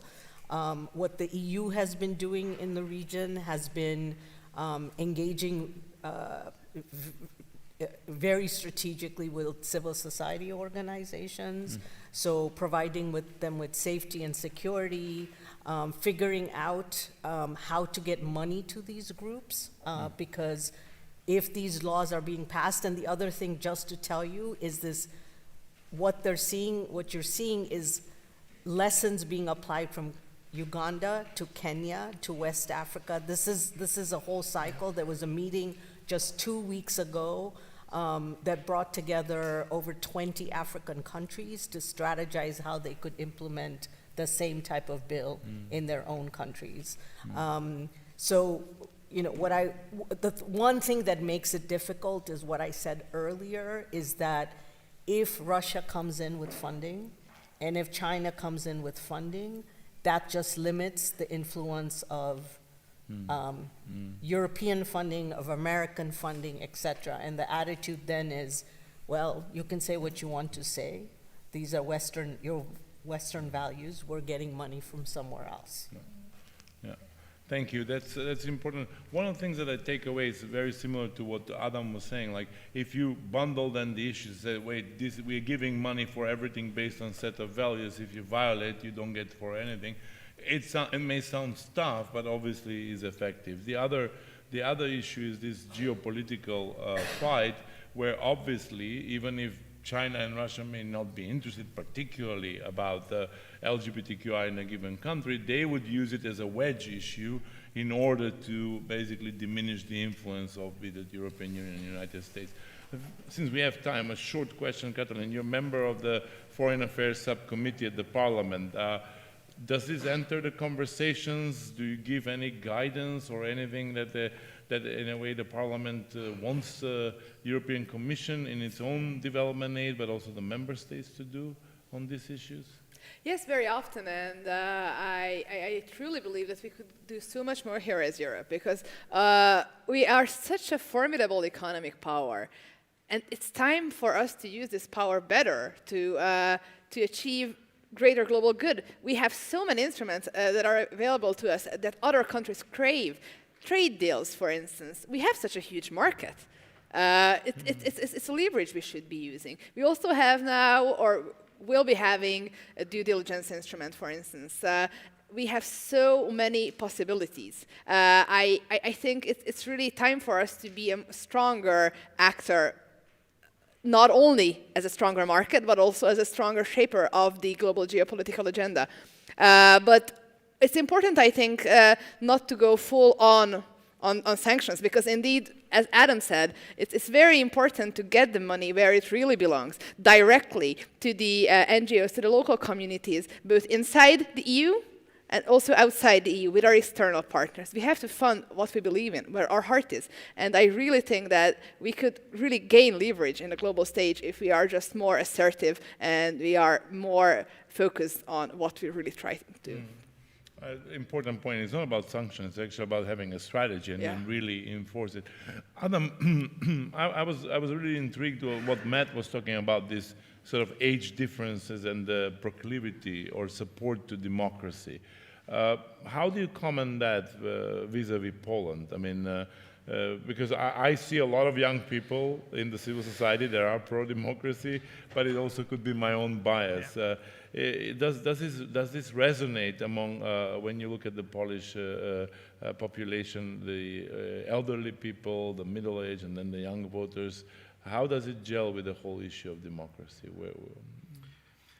I think that when we are thinking about the young generation, we should have in mind that the way of using media is completely different as compared to the older generation. So younger generation is getting the basic knowledge about what is happening around us from social media. So social media trends are those that create the public understanding of different things for them. And here I have, to be honest, quite mixed feelings, because on the one hand, the fact that the civil society became and LGBT plus community has been so much resilient was to a great extent thanks to social media, because all the celebrities, actors, they started to say, yes, of course, you know, rainbow flag, it's okay, we should respect rights, we are in favor of same-sex marriage, and so on. So at a certain point, the government realized that it has lost the support of the younger generation in this cause. But on the other hand, when we see the recent wave, we see the emergence and the very strong presence of the right-wing parties that are a little bit anti-vaccine, anti-abortion. They are very neoconservative, attracted to young voters. And basically, they are also very skilled in using social media in order to attract the population. So the question is, to what extent different groups are able to use social media? And in my opinion, still liberal parties are trying to learn how to do it. And moreover, they have a problem. Like, for example, I have my own personal problem. I would like to promote different issues, for example, using TikTok, because I know that young generation is there. But then I listen to all different reports, including from some Polish governmental reports saying that TikTok is a danger. I know about the exploitation of children attention by TikTok, and I know that I should not go there. So how to square the circle in such a situation, while some other people do not have a problem at all with using that kind of instruments. I would not like to move our discussion into whether we should use TikTok or not, but basically I see that we have as liberals problems in how to use properly social media in order to be attractive to people that would like to listen to our to the values connected with the liberal world. Thank you. No, I mean, look, not only here, I would actually encourage you to think about that, because often you realize what values you would like to stick to when you have to do something practical. And in a way, also the propositions that you know, people who subscribe to the values of liberal democracies are a bit more complicated or more complex than just kind of a simplification of life that the other side offers. But I think what's important to think about is we should not give up, and absolutely that's I think one should find the ways how to do it. Though it's true, some people will be more TikTok apt than others. On that note, I think we're doing fine. We will have a proper time for questions, and I encourage you to ask questions. If you have a specific question to the panelists, please point to which one. Introduce yourself, and yes, it's questions, not long speeches. Thank you.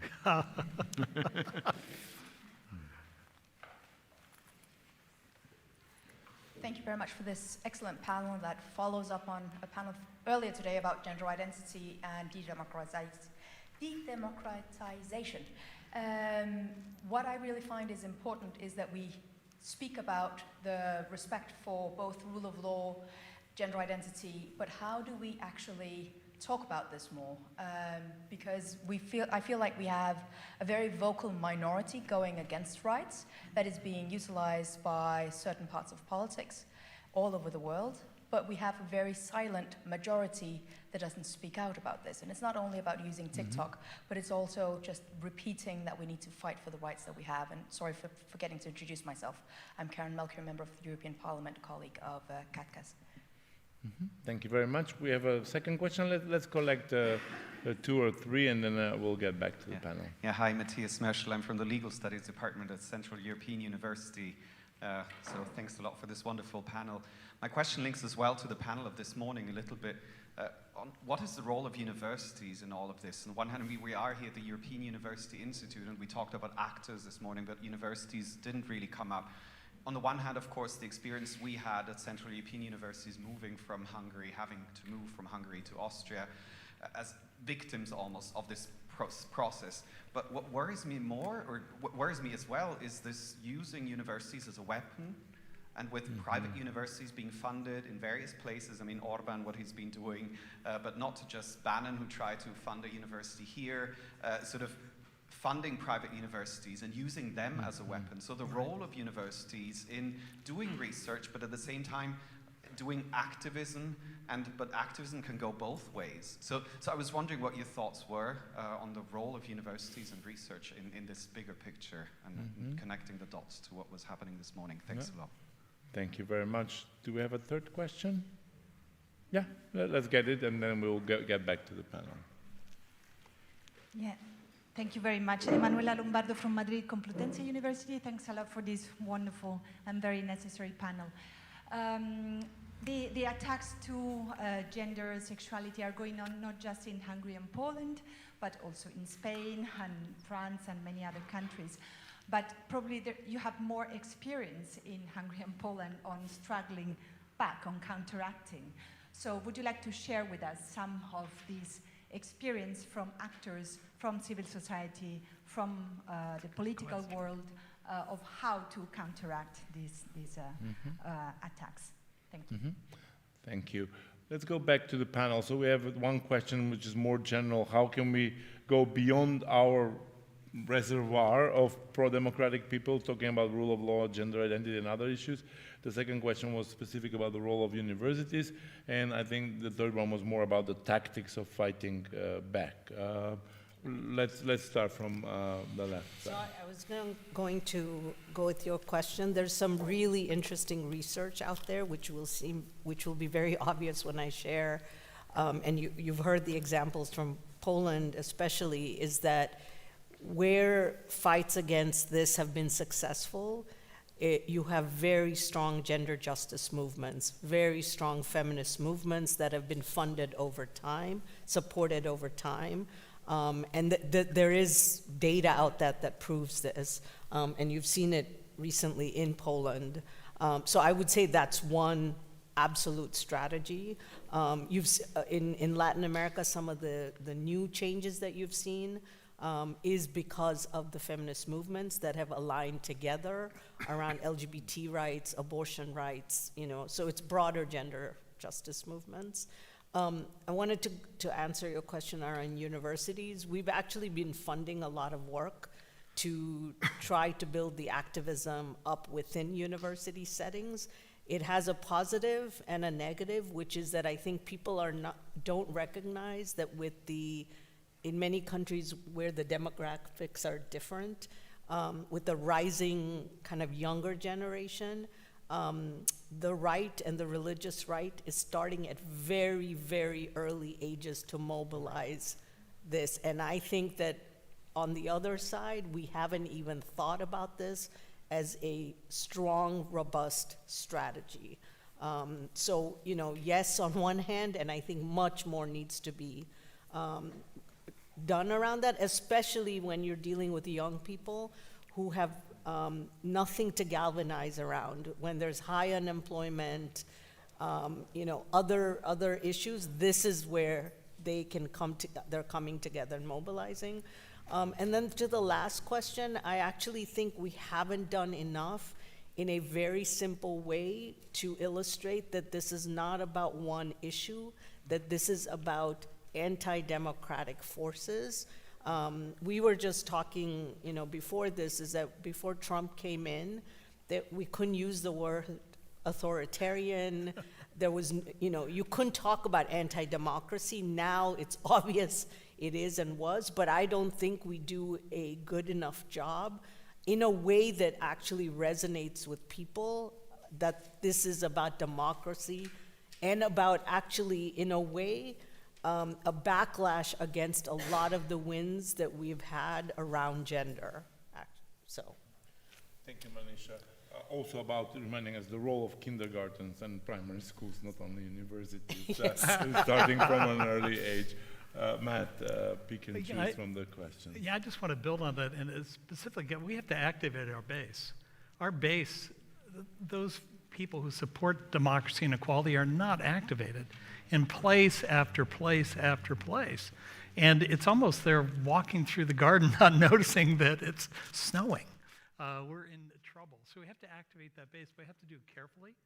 And we don't, talking about democracy and saying, woohoo, democracy is not the frame. I've looked at the United States and Europe, it's not freedom is the frame. So we need to change our frame from democracy to freedom. And you'll ask people in focus groups, can you have freedom without democracy? And especially young people say, I think so. So you have to then link, we're fighting for freedom, they're taking away freedom, not taking away, they're taking away your freedom. We have to fight for our freedoms, this X, Y, and Z. And the best system to support freedom, even though it's slow, even though it's compromised, even though it's not delivering, is democracy. Because we know what the other side is. And actually, we have a great example of the other side. It's Russia and what they're doing in Ukraine. In terms of universities, well, and last thing, we need to do no harm in terms of our messaging. Quite often, civil society and politicians on our side of the communicate the wrong message. Either they fall into the trap of the attack. I'm sure, Adam, you've seen that. The attack comes against, I was working in Spain, just against trans people. And you fall into the trap and respond to the attack. You never respond to the attack because it's just reinforcing the attack. You shift it to your frame. So what's your frame? It's about freedom. We should let trans people have their freedom the same way you have freedom. So you have to test your messages, different frame, and realize this is a real knife fight we're in right now. And we have to fight it very, very assiduously. And Thank you, Matt. I have to say, working for a foundation that supports a lot of civil society organizations, it's really has been an uptick of testing the messages. Yep. Because even when people feel, okay, we are right, we are fighting for the right cause, they have not gone just with that message that this is right. It's important, but it sounds like a no-brainer, and then you see campaigns still falling into the trap. Katalin, what's your take on some of these questions? Well, let me start with the last question, the strategy. And I wish I knew, because then it would be a very different Hungary. But an advice, maybe, from my experience, is that it would be so important not to perceive these issues as isolated, because what the strategy is always is to try to play these groups against each other, because and it is framed just as like women's rights issues, and they are different compared to, I don't know, the social justice movement. It's compared to the right. It's different compared to the right to strike. It's different compared to the rights of the LGBTQ community. I think it's so important to create this wide range intersectional movement for democracy, for justice, and to enable these groups not to be separated, not to be marginalized, but to be able to band together and stay together. And just the Hungarian example, right now the teachers are striking. And it would be great to have the doctors striking with them and not on a different day. It would be great to have the factory workers striking with them and not on a third different day. This strategy falls apart, I believe, if we separate or if we put aside our differences and create a united front. And this would be so necessary, I think, anywhere when one group is attacked, that everybody else is standing with them. Universities, I think it's quite clear that there are few attack grounds in every country where democracy is about to be rolled back, right? It's like the judiciary, it's the media, and it's the schools. Because education is such a powerful weapon. It's such a powerful forum for alternative ideas, for organizing. And this is why it's crystal clear that institutions just like the CEU are under grave attack in countries where these ideas are not wanted. it's very important to realize the importance of these forums and also the importance of cooperation because it's always so easy, I think, to move out from difficult terrains. That like, yeah, it's just like hard, it's a bad battle. I'm just gonna move elsewhere and it's more comfortable. Please don't do that because there are so many students and young thinkers who are really willing to fight for change in their societies. They just need a little bit more assistance, a little bit more trust put in them, more cooperation, advice, because you cannot imagine how important it is for a young person coming from a difficult environment to meet others who think like them, who make them feel not alone, but part of a group who can inspire them for things to be able to get better.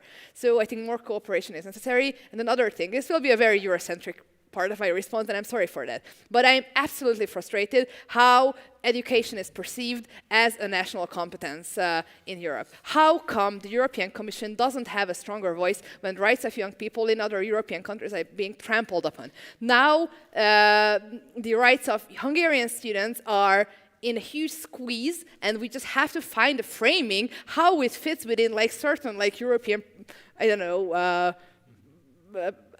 European frames. But they are European citizens. So I think that it's very necessary for Europe to have more power and more influence over education agendas, and also to put more money in funding research, in funding activism, in funding universities, because that is an area where we can and we should be fighting back. And do I have one more minute? Half. 30 okay, 30 seconds. Because I didn't respond to Karen. And I think it's difficult to talk about these issues because it's hard for us to imagine losing something because we are just grown up in enjoying these possibilities. But it's very important for us to realize how easily these rights can slip away from us, how fragile democracy is, and how much we have to fight every single day to defend that. So I just really encourage everybody to speak up and fight these battles every single day, because we have to. And the alternative is so much worse. Thank you, Catherine. Adam? Thank you. A lot of issues to cover. When it comes to strategies coming from Poland, maybe I would like to start with the idea of using strategic litigation to advance rights. Dr. Karolina Kocemba, who is studying here at UI, organized recently a conference about the role of the strategic litigation. And in my opinion, litigation is not just in order to have nice cases in handbooks, but it is in order to create an opportunity for the courts to reflect on rights, to create civil society movements around some strategic cases, but also to create a certain potential future moment of accountability of different state officials for abusing rights. So even if you think at a given moment that litigation may not count, maybe in a couple of years it would be important for the accountability. And in terms of anti-discrimination law, you have a lot of opportunities here. Fight against hate speech could be good for strategic litigation. The second strategic idea would be to think how to create alliances. So when you were mentioning this transphobia as one of the causes, I remember that what happened in Poland was quite a very special situation, because at a certain point, government, including Mr. Kaczyński, started to make argumentation against transgender persons. And what happened is that suddenly it appeared that there is one public person, a Polish journalist, Piotr Jacoń, who is having his daughter being a transsexual person. And he started to speak about it from the position of the father. From the position of a father who is basically getting through the whole process of gender recognition and all the problems in the family that come together with this. So sometimes you don't really know who will be your friend, who will be your ally in terms of fighting for different rights and different values. When it comes to the university, I have a lot to say about it, but maybe I will refrain myself just to 2 sentences. First, The first sentence is that we see a pressure or the academic freedom coming from illiberal governments in terms of censorship, but moreover, which is, in my opinion, much more pervasive, which is using different financial schemes of how you are giving grants or how are you evaluating your academic excellence by people affiliated with the executive power. So it creates a tremendous pressure how not to deal with certain topics, how to avoid certain issues and certain ideas. Even right now, exactly on these dates, we are having huge protests against speech by Minister of Education concerning one very renowned Holocaust scholar, Dr. Barbara Engelking. So this is like one thing, like how to deal with this issue. But the second point is that, on the other hand, you see that universities are expected to promote anti-discrimination atmosphere and that they should be free from sexual harassment, they should be free from discrimination, they should be ready to accept Erasmus students, international exchange. And it is the moment when you can promote to different universities, even those local ones that are very much dependent on some financial schemes, ideas of anti-discrimination. And in my opinion, it is also here the place where the European Union with its policies may play quite a strong role in terms, okay, you want to have grants, yes, but we will really monitor you whether you are following certain horizontal principles. Thank you. Thank you, Adam. And I mean, one lesson learned is never ask a question about universities in a university setting. Now, more seriously, I think we build up nicely on the morning panel where there was like a whole list of different strategies. I think also the two of you provided a good sense of what does it mean and how it can how that works both at the country setting and as well as the European. And Matt and Manisha, you gave us also a bit of the taste on the more looking across and how the problems are similar that we should learn as well from the others, and we should be aware of our actions. I just want to mention one thought in closing. We should also not forget the power of the way how you give money, because we talked a lot about regulation. All of you said, okay, European Union could do, and actually a lot of things when we talk, I find actually it's not the NGOs who are to be blamed, because it looks on the outside that, oh, they are fighting for 50 shades of gray, because, you know, one is about women's rights, another one is violence against women, LGBTQI, but actually if you look how the money is distributed, they're distributed exactly in those silos. And I think we have to start thinking about what's the problem. And if the problem is not because people are really super conservative, but if the problem is weaponization of this, then I would say the money should be distributed along the lines of identification of a problem. And then actually all these coalitions that you talked about will come up more naturally, not because somebody's twisting hands or because it's good to do that. And I think there's a lot. And a parting thought with you. We didn't want, because anyway it was a broad panel, we did not want to involve business. But I leave you this, because European Union also is a big market. Katalin mentioned that, that's one of the powers. And corporate social responsibility is just kind of more getting off the hook than being serious about these issues. And I think, just as a parting thought, to think that there is as well a whole other terrain that we didn't touch upon, but we have to engage with it. Thank you for coming, and particular thanks to the panelists. Please give them a round of applause.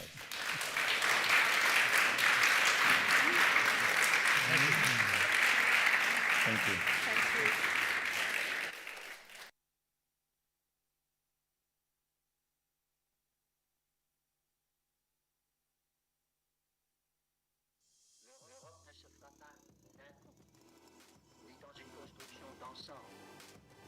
Elle se fera par des réalisations concrètes, créant d'abord une solidarité de fait.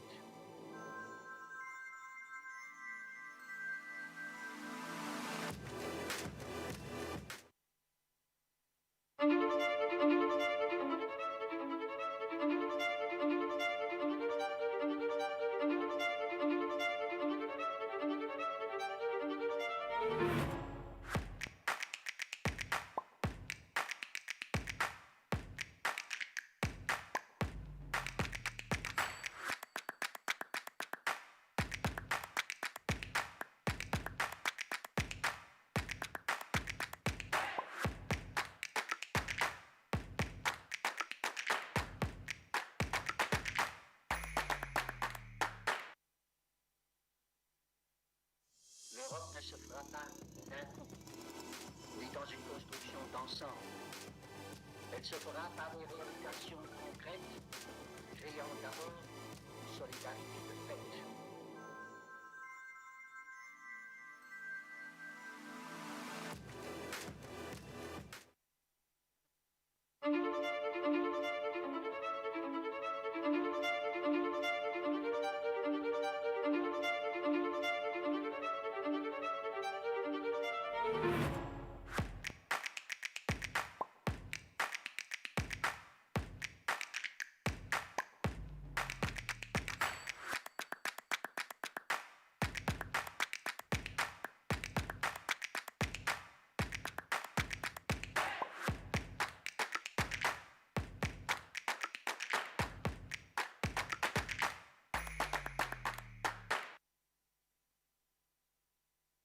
L'Europe ne se fera pas d'un coup, ni dans une construction d'ensemble. Elle se fera par des réalisations concrètes, créant d'abord une solidarité de fait.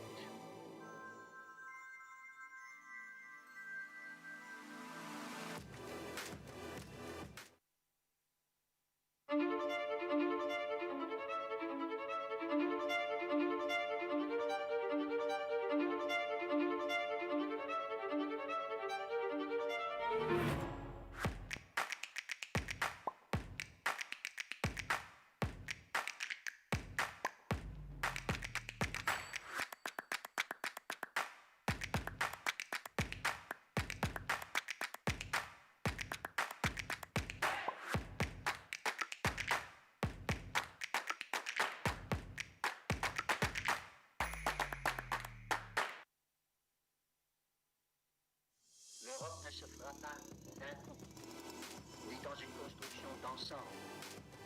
Elle se fera par des réalisations concrètes, créant d'abord une solidarité de fait.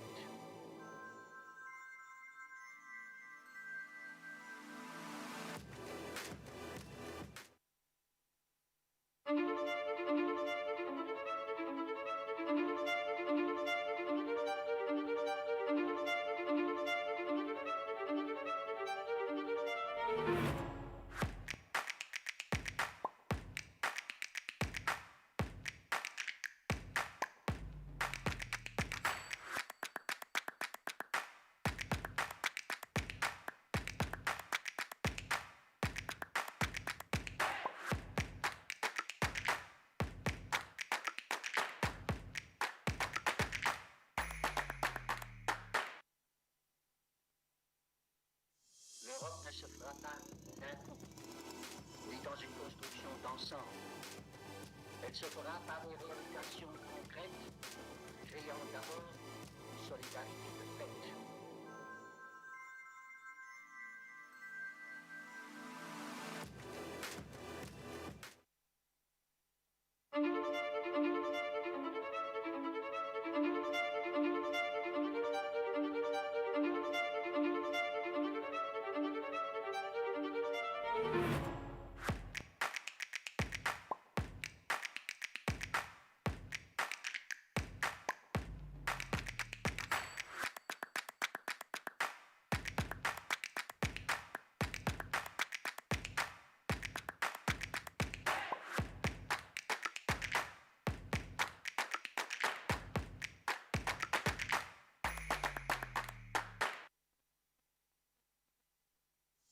L'Europe ne se fera pas d'un coup, ni dans une construction d'ensemble. Elle se fera par des réalisations concrètes, créant d'abord une solidarité de fait.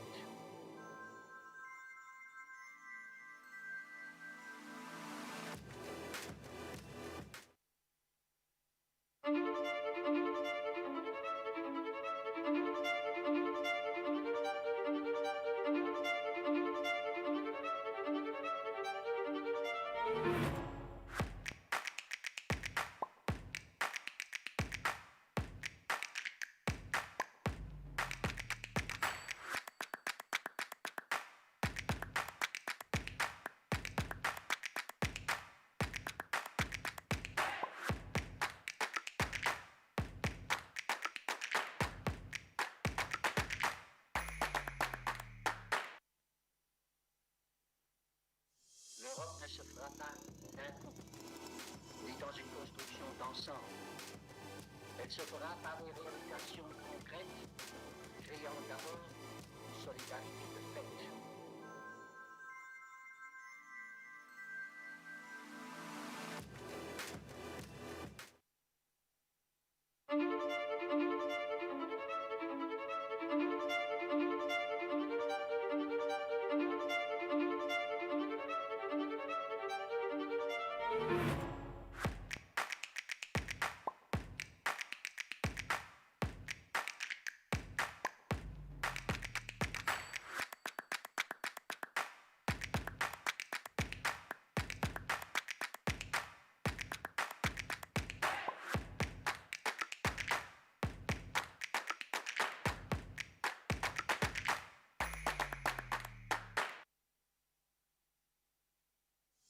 L'Europe ne se fera pas d'un coup, ni dans une construction d'ensemble.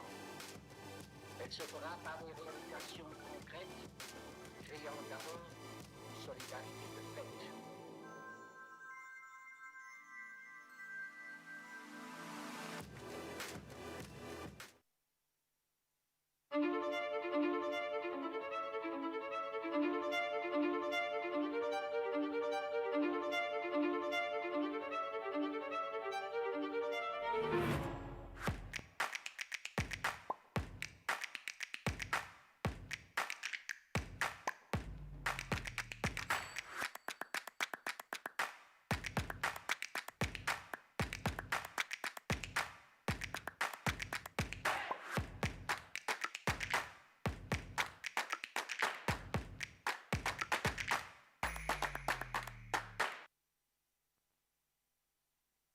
L'Europe ne se fera pas d'un coup, ni dans une construction d'ensemble. Elle se fera par des réalisations concrètes, créant d'abord une solidarité de fait.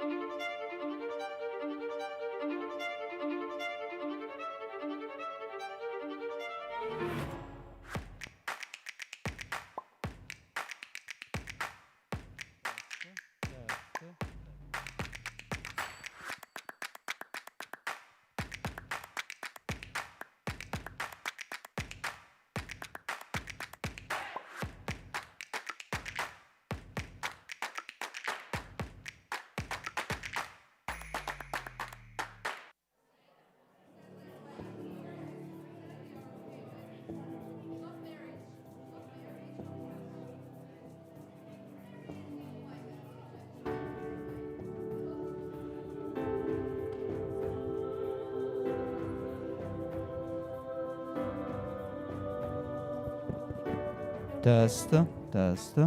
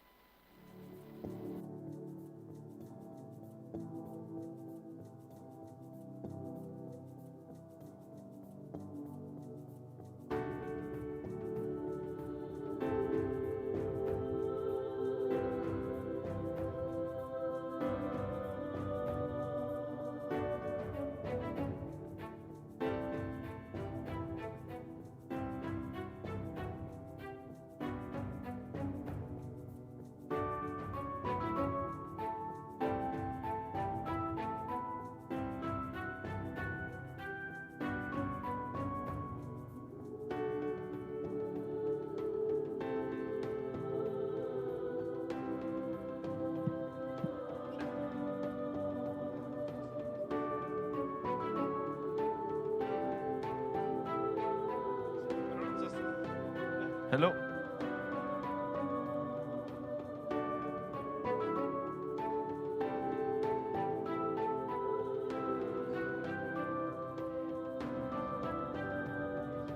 Can you hear me?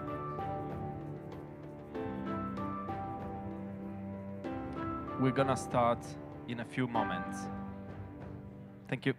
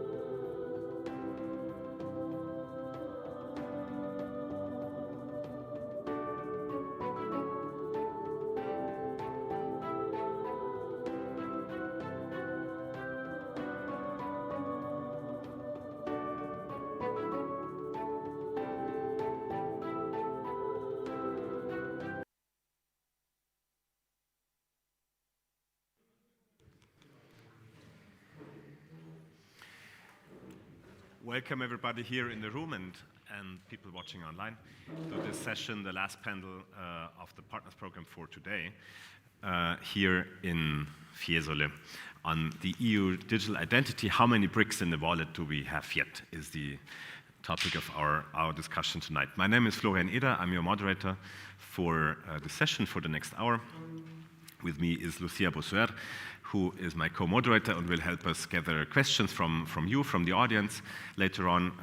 And it's a huge pleasure to welcome the panel here in Fiesole, with Anne Eriksson right next to me, who comes from the Swedish Digital Agency, with Eva Majdell, an MEP, and Karen Melchior, an MEP from two different groups, from the EPP and from Renew. So we hope for a lively and instructive discussion of this policy proposal that's being discussed in the trilogues at the very moment. So we are at a very late stage and can already look into implementation probably, but we'll come to that later during the discussion. I would like to start. I would like to invite Lorena Bosch Alonso from the European Commission to kick us off with opening remarks. She cannot be here tonight, unfortunately, so we will hopefully have her with us. Are we? Okay. Yes, here I am. Can you see me? Here you are. Here, thank you. I couldn't see you, which is why I was slightly confused. Welcome, welcome. It would have, of course, you're missing out on beautiful Florence here, but we're happy to have you with us via video link. Thank you. Thank you very much, and I can assure you I would have loved to be there in Florence. I really love the city. I've been in other events in the past of the State of the Union, and it's really an amazing event. So thank you very much for putting this subject on the agenda and for inviting us. I will be very brief because I see that this is an amazing panel, so that it will be much more interesting to listen to the colleagues on the panel. I'm just going to give a very broad vision of what the Commission had in mind when we put on the table this proposal. And I'm very happy to see that the co-legislators are engaging in a very, very useful and fruitful and constructive discussion now. On this proposal. I would say that for me it has been a bit surprising that this proposal has not been much more visible given what we have in our hands. And I would say this proposal is probably even revolutionary. At least we are really being very ambitious in three aspects. First, the concept of the UID wallet. Second, the process And third, I would say that the consequences when all this will work, because I'm not saying if it will work, when it will work, are tremendous. As far as the concept is concerned, it is I'm seeing the positions and I'm very pleased to see that the concept of every member state delivering to every citizen an EID means of identifying themselves, and much more than that, something which is convenient is really floating, is really being listened to, and I'm sure we will find an agreement on that, to have all member states deciding that every citizen should have a wallet based on the same standard technical specification was really our vision, something which is convenient, but more than that, something which is secure by design, so that the level of security of the wallet is very high. That's one of the points being discussed. For us, was very important when you see, and I happen to deal with cybersecurity as well, what is going on today. Third, and this is something extremely important because it's very European, a wallet which is respecting privacy by design as well. So that basically here you have technology at the service of fundamental rights. Because it's with the technology that we are allowing the citizen to be fully knowledgeable and having full transparency about exactly what data he or she is transferring. This is for us something very important. And this is why I could quote our Vice President Vestager that the other day was saying, we need to achieve that we have something as convenient, as secure offline, online as we have it offline. I would say with this wallet, we can have something which is more secure and more convenient online than offline. The second point where I think we are making a kind of a little revolution is on the process. And for us, this was very important. We are, of course, now in the middle of the legislative negotiations. But something that was very important for us is to not to waste time and start already showing to the citizens that this can be not only a theoretical project, but that this can work. And this is why in parallel and in full respect of the legislative negotiations, we are already discussing on the technical specifications. And we even already drafted, of course, together with all the member states experts, the first architecture of the wallet in February, open for comments to everybody. Of course, nothing on this will be mandatory before the closing of the negotiations, but we have already technical specifications that I can assure you. I come from the US. I was in the US last week, and the whole world is looking at. And I was discussing with India last week, and everybody's looking at what we are going to do.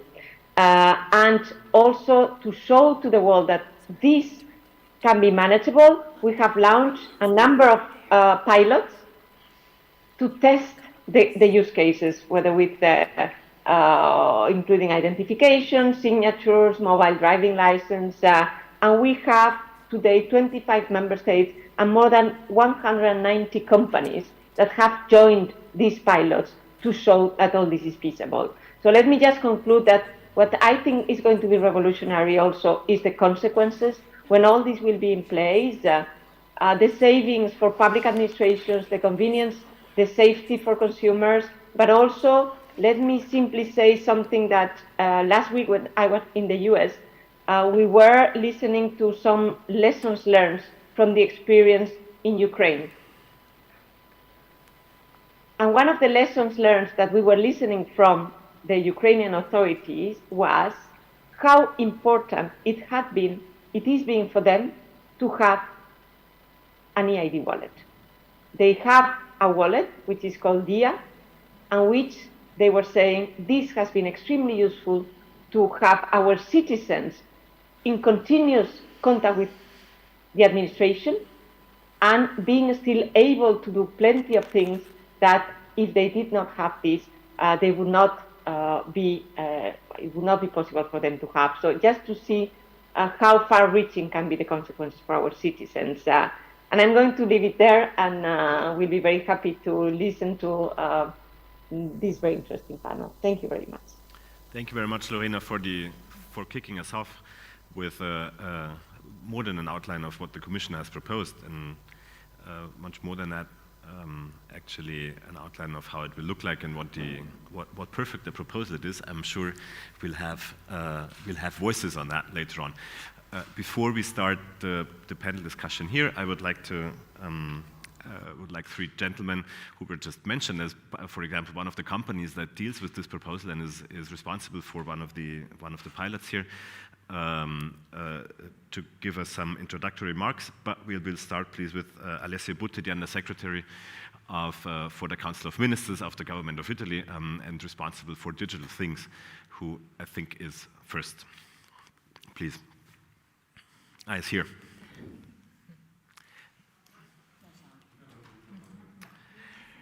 I'm afraid we cannot hear you, Sottosegretario, non sentiamo niente. It's recorded. Okay.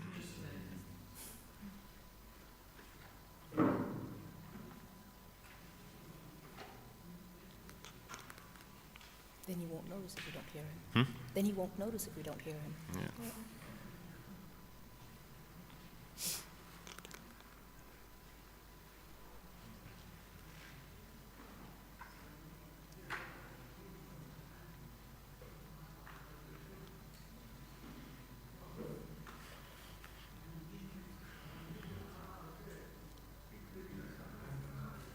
Ambizioso di finanziamenti per sostenere le economie nazionali contro gli effetti devastanti della pandemia.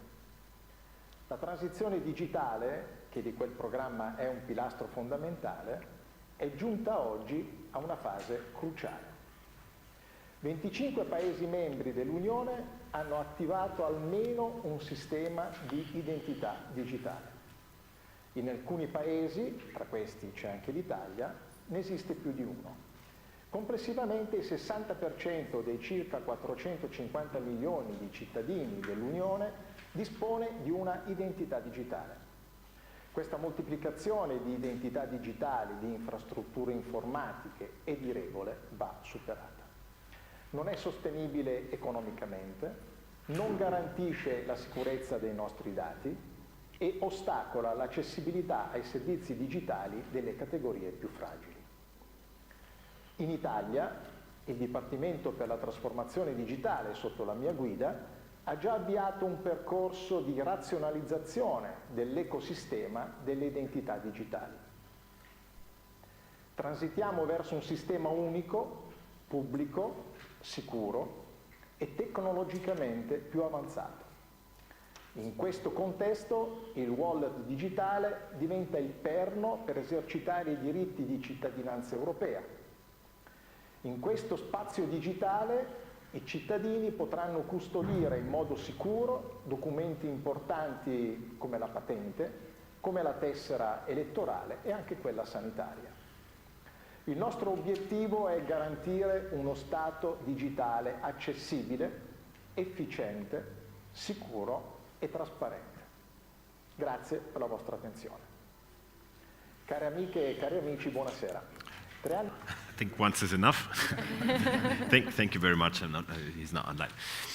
Well, that was already very interesting. I'll come to that, but it's interesting to hear a member of the Italian government speak of European citizenship. I thought maybe that's something we can touch upon later, but I would like to actually give you the floor, please, Alessandro Morica, who's the CEO of PagoPA, the partner for this panel, for some additional input. Yeah, I would like to welcome the panelists, of course.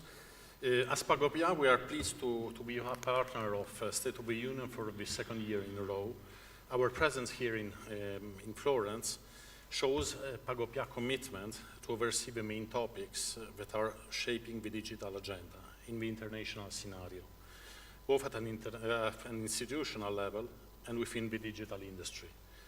The European digital identity is among current major topics, and since the opening of the working tables promoted by the European Commission in this field, PagoPA has been involved by the Italian government together with the Department for the Digital Transformation. More in detail, we are part of 2 consortiums selected by the European Commission for the implementation of large pilots projects, namely NOBID and Potential. In this context, Pagopia provides a strategic national asset, the EO app, conceived as a mobile channel to access public services that, to echo the wish of the Secretary of State, Alessio Butti, best expresses what we call the augmented citizenship. We aim at leveraging on digital innovation to increase opportunities for citizens to better exercise their rights and duties. The EO app is therefore a suitable model to realize the national public digital wallet compatible with the European format. We know that the great systemic results are achieved only through transnational alliances and public-private cooperation. This is why we are proud to working together with the Trentino Innovation Hub and the Bruno Kessler Foundation on a pilot that involves the autonomous province of Trento as a tester of the main use cases of the digital wallet. I am sure that with the today's panel, we will further contribute to the evolution of the debate on, of the digital identity as a foundational element of European citizenship. Thank you to all for being here. Thank you. Thank you.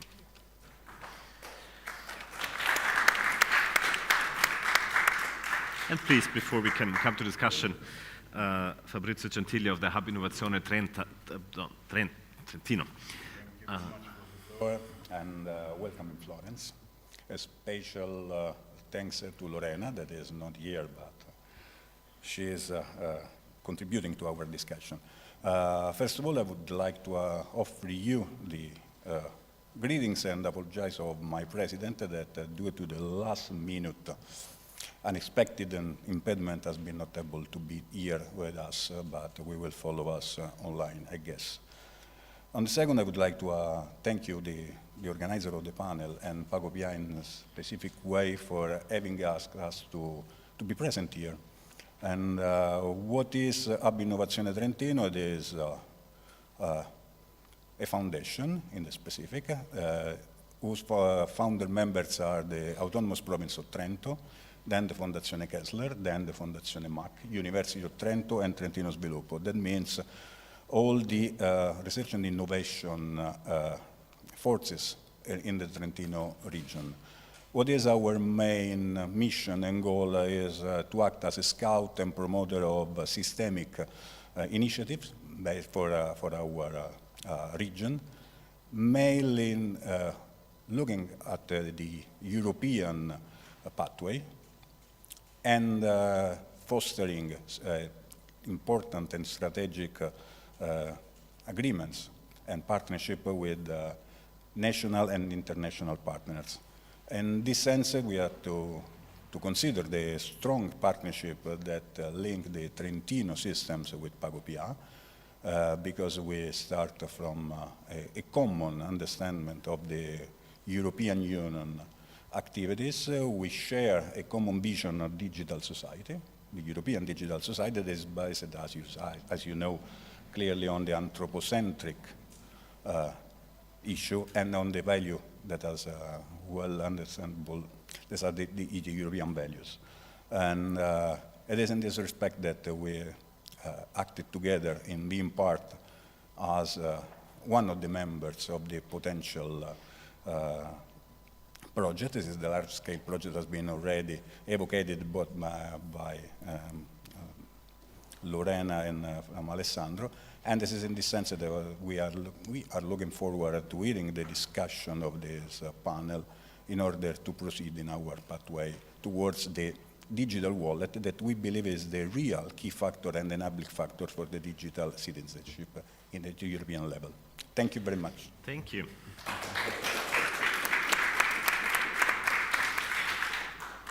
Let's see, we've heard a lot now about the practical use and the political significance of this policy proposal.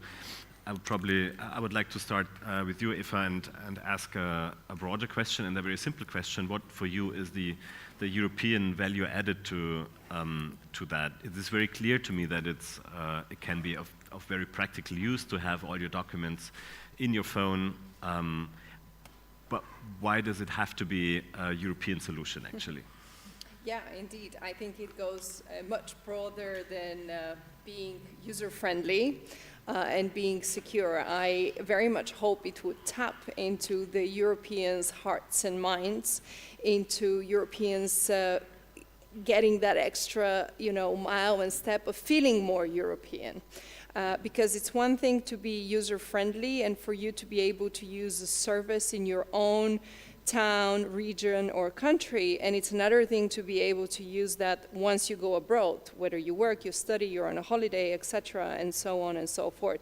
So I believe it could, and I very much hope it would contribute to those seamless borders that we are so much used to those seamless borders that we don't, need to exchange in most countries anymore, the currency. So I think it will be this extra step for Europeans to understand, what being a European means. However, to that one thought, what the director from the Commission mentioned was very interesting. She said, I'm surprised no one talks about it. It's no news. And I think if something like this was introduced 7, 8, 10 years ago, it would have been bigger news. Why? Because we were not so glued to our phones as we are today, I believe. Right now, as someone mentioned, there's already 25 countries that have different solutions. Different regions have different solutions themselves. So there's probably 50 various administrations in Europe that provide solutions. And the life is so fast-paced, you're so used to getting that on the go, to having that solutions for some citizens, that is no news for citizens. But it is big news for public administrations, which I'm worried are unprepared. And perhaps this panel would explore further that part as well. So I think it is no news for citizens. They would just want to make sure that it's user-friendly, that is accessible for everyone, that is secured. And the question is, do we have the infrastructure in member states to provide that? Karen, I'd like to ask a similar question to you. It is often been described as a digital wallet. So a wallet where you store your ID card, where you store important documents, where you store banking details, where you store your university certificate and other things. Why does that have to be something where the public administration, where the state is actually involved? Isn't that something that private companies can do or actually are already doing if you look at different solutions like payment solutions that we all have in our phones already? So what's the value added again there to make it compulsory and to make it a public thing? Because if we allow it to be just the private companies deciding on how we show our university diplomas or our health documents between different member states, then we're not sure that they're actually interoperable between each European country. And we're not also sure about the privacy settings of the wallets being used or proposed by private companies. In Denmark at the moment, it's very much based on work done by the banks and then also the state. But in each of the 25 countries that have systems, they're all very different. And if we want to have European citizens to actually be using these systems, it needs to be interoperable between states, between institutions, between health systems, between countries, so that it feels seamless, as Eva was mentioning, to use them. But we also need to make sure that they feel that it's private, that you don't have businesses surveilling what you're doing and using it to sell things, that you feel secure from your states, that you are not being misused or targeted. And I think we've actually succeeded in the negotiations in the European Parliament to make sure that you have a dashboard of who you're sharing data with, that you have a choice of what you share so that you can identify yourself without necessarily saying how old you are, and that it's open source and interoperable so that citizens can actually control if it is something that they want to trust with their data. Anna, I'd like to come to you. We have two members of the European Parliament here. and we had a representative of the European Commission who might have naturally a different perspective on this. What is your, as you from a member state, what's your perspective on this? Is it a step forward, or is it something that people have yet to be convinced to take on because they are already using national or private company products? So how would you, what's the, if you look at this, is it a big step forward? Is it something that people will be talking about at some point, or is it old news because it's already, it is what people already are using? No, but I think from a cross-border perspective, to really be able to bring your data in a standardized way, so it can be used in another country. That's very important. I mean, we all of us, I suppose, definitely in the Nordics, travel between cross borders, live in one country, work in the other, etc. So I'd say definitely that's a step forward. Then I think that one of the problems is that we have very different solutions at the moment in the different countries, and compared to Italy, for example, I know that in Sweden, if we count people from the age of 18 to 65, I mean that's really working, more than 99% already has a digital identity, and that means that we're very used to have them when we work nationally. But then there is a problem if you come from another country, for example, and the services won't work for you. So definitely yes. I would like to come to a fourth panelist who's joining us online. Is she? Christine Ballion from France Digital, the French digital agency, with one more perspective on one more national perspective on this. Christine, I would like to ask you a similar question here. What do you think the European identity, digital identity and wallet can do better than the system you have in place nowadays in France, and which is very well accepted, like in Sweden?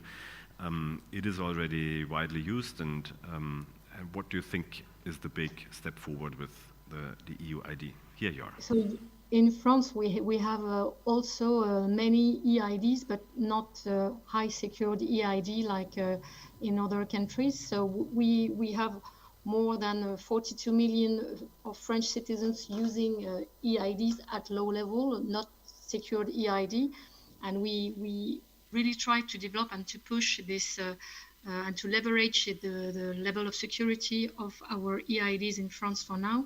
So the digital wallet can be another way to use EID more secure than what we have for now, and it will be quite easy to integrate in what we have, and what is quite successful in France is our EID federation called France Connect, and the digital wallet will be another EID mean in this EID federation, and can be quite easy to integrate in our system.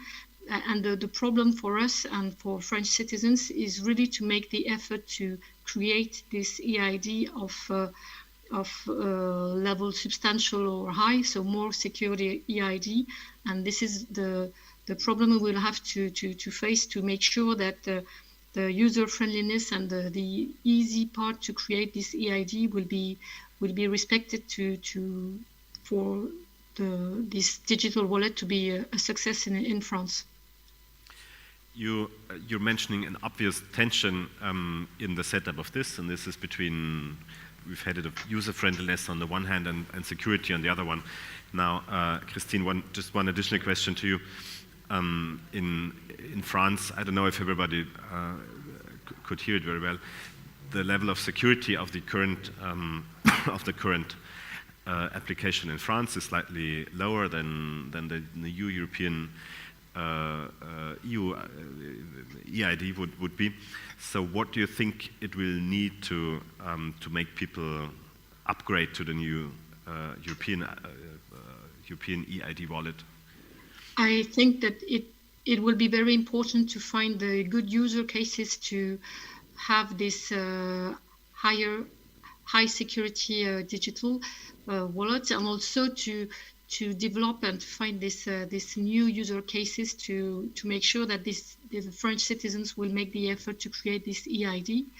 And we still have some time to before the arrival of the European digital wallet, as we will be able to test that through the project potential that was mentioned before with the large-scale pilot. And also we are trying to develop our own EIDs of level substantial to make sure that when the wallet will be ready, it will be the user cases will be more used, and people will make this effort to create these EIDs and to create this digital wallet. And also there is, I think, something quite important is the price, is the fact that the wallet will be for free for the European citizens, and I think this is quite clear. But I think with all these things, it's very important to have a very clear communication through the citizens to make sure that everything is very clear, and also the user friendliness is very, very important too, because we see that in France for now that the very large digitization of public services done by the French government is quite not well accepted by a part of the population. Around more than 40% of French citizens prefer to have to do their services not online, and really prefer to have some presential assistance, and also or by phone. And this is also an issue we will have to face with the digital wallet to try to convince and to help all these people rather reluctant to use EID solutions to help them to adopt these new solutions. Let me take that question back to this panel here. This very question of are we striking, is the European Union striking the right balance between the user friendliness on one hand, which makes it widely used, and security of the data and the security level of being safe against hacking and other things. Karen, do you think it's the Commission was tilting way more to the security side of things? Is that the right approach for our times and for this new application? I think it's absolutely crucial that we have the trust of our citizens when developing EID systems and electronic wallets as well. And part of that is to make sure that the systems are secure. But if citizens aren't using them, then it doesn't really matter. So we need to make sure that we have very high levels of user friendliness in the systems so that they can be used. But I mean, it feels like a decade ago, but it was only 2 years ago that you had, when traveling around Europe, you had 4 or 5 different COVID pass systems. And I mean, we really need to make sure that when we need to have a possibility for proving our health status or our identity across Europe, that it's easy to do. And then we need to make sure that the French ID system is compatible and interoperable with the European one, so that it's natural for everybody to choose to have the e-wallet at a European level to prove their health status or their identity. And we need people to adopt it.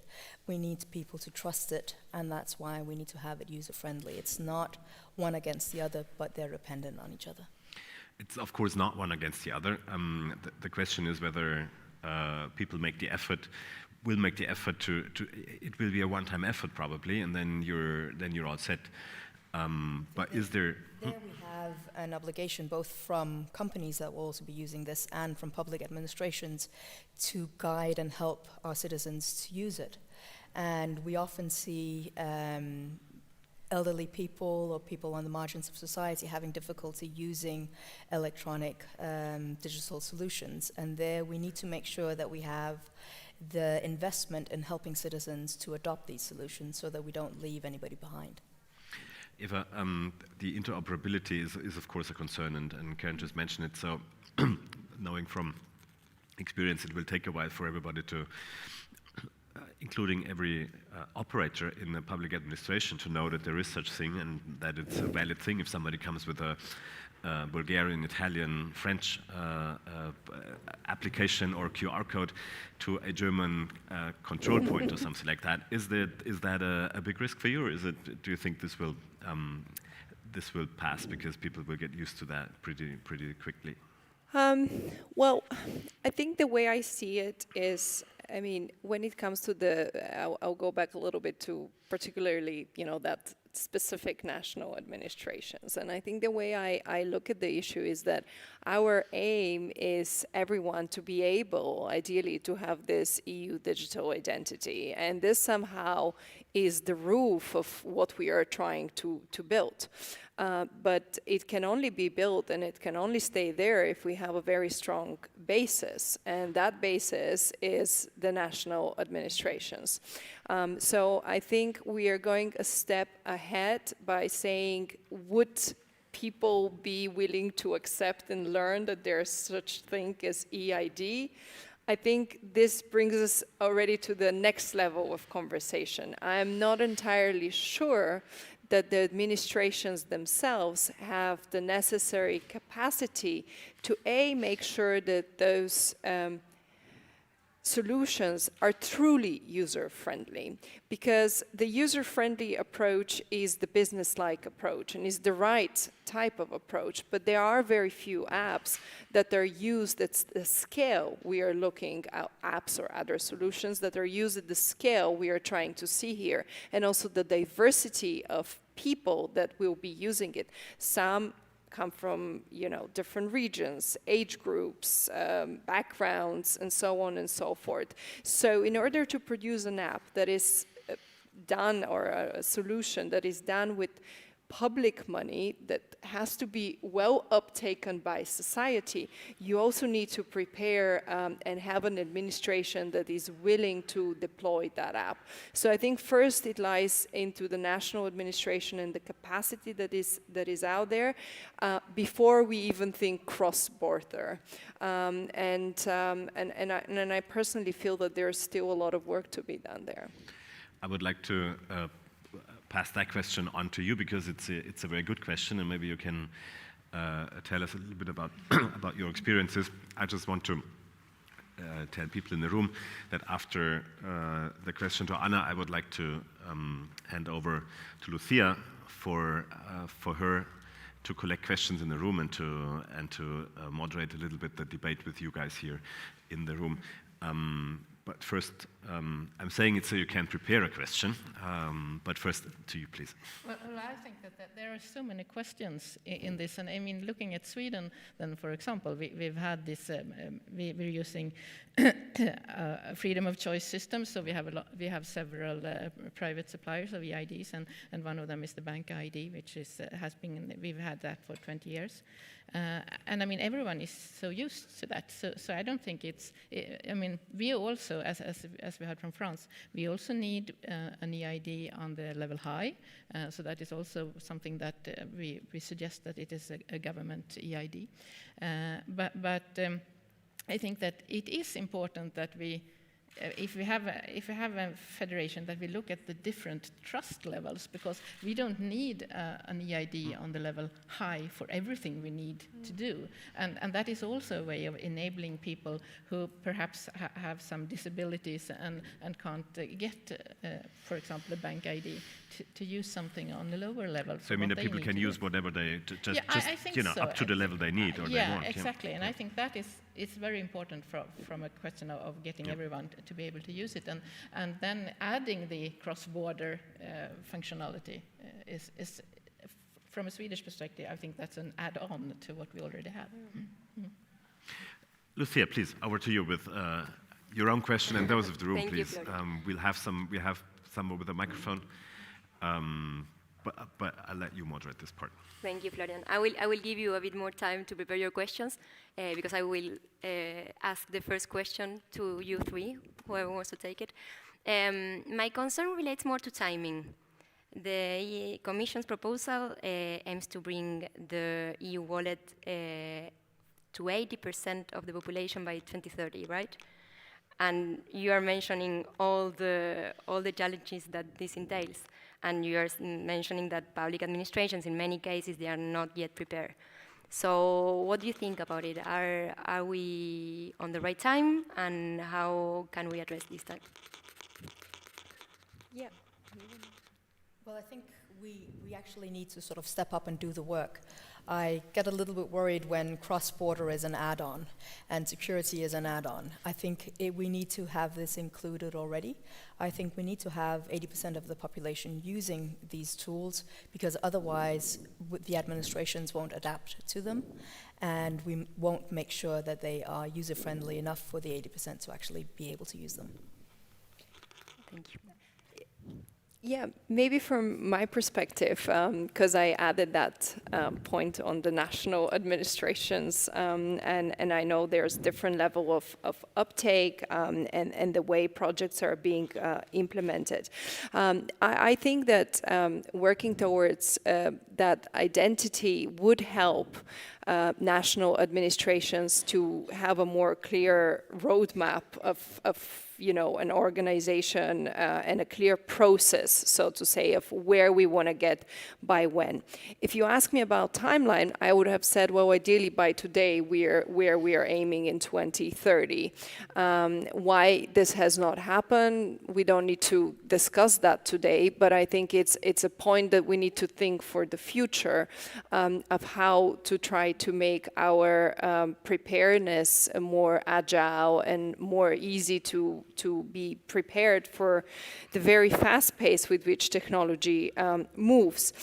So I think in a way the question is not so much about speed, but it is about happening everywhere. So we need to make sure that this 80% or ideally 90% are equally spread across Europe. I believe we should plan for a process that will take us to a situation where all EU citizens can use this digital identity. And so we need to give support where it's necessary to achieve that aim, but ideally we could do that sooner. I mean, I think we're aiming for 100% nationally. So I think what is going to be some difficulties, I think, is that we're different as countries, and we have different ways of trusting EIDs, of trusting the government, and how we handle data, and that has become very clear, I think, when I've been hearing about how the discussions has been going, because Sweden is, in that case, I think, very special, and we have a very high trust in the government, and we happily leave our data to the government to take care of. That means that all our systems are built with that, based on that trust. It makes it very simple also for the citizens, but that means that we have systems that give the government the control of the data, which is not what we are discussing here when we're talking about the wallet and the importance of the citizen having control of the data. And here, I think we have a way to go. So from a national perspective, I think 100% is no problem, but from an EU perspective, I think that there are a lot of discussions that we need to have. I think it's a very good question and very good thing to think about, whether the level of trust of Swedish citizens is the same in other governments rather than the own one, because in the end, it's not just the Swedish government who will dispose of whatever the data. Absolutely, and I agree, and I'm not saying that the Swedish way is the best way, because perhaps, I mean, as it has been very good so far, but looking at the development, I think it's very important to have that the citizen has control of the data. Thank you so much. So we turn now to the audience. I don't know if you have questions, comments, please raise your hand. I prefer questions over comments, to be honest. Andrea. Hello. Andrea Renda, European University Institute. Where do the data go? I think this is the concern of many citizens, right? It has to be a digital identity system. It has to be certainly user-friendly, as many of you recalled, but it has to be also user-centric and user-empowering, right? And I think that most of the skepticism or the reluctance to take up the systems is on where the data will eventually go, or how they're stored, how can they be reused, and so on. That's the first element on which I have a question, whether you think there should be clear indications. I remember in the case of the contact tracing apps, there was a big discussion as to whether data should be decentralized and stored locally, or centralized and accessible to public health authorities. There are pros and cons, obviously, these solutions. Should there be a clear indication in that case? And to make it really user-centric at the pan-European level, I think we need another piece of the puzzle, which is the administrations have to talk to each other. So I don't know if you want to comment on the potential for the future Interoperable Europe Act to be the missing piece of the puzzle there. So these are my concerns. A footnote on what I think Karen was saying about the COVID certificate. Right?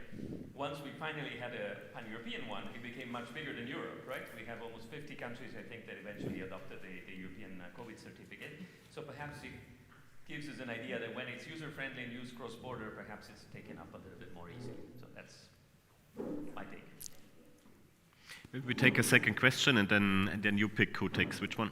Thank you, Caterina Paolucci.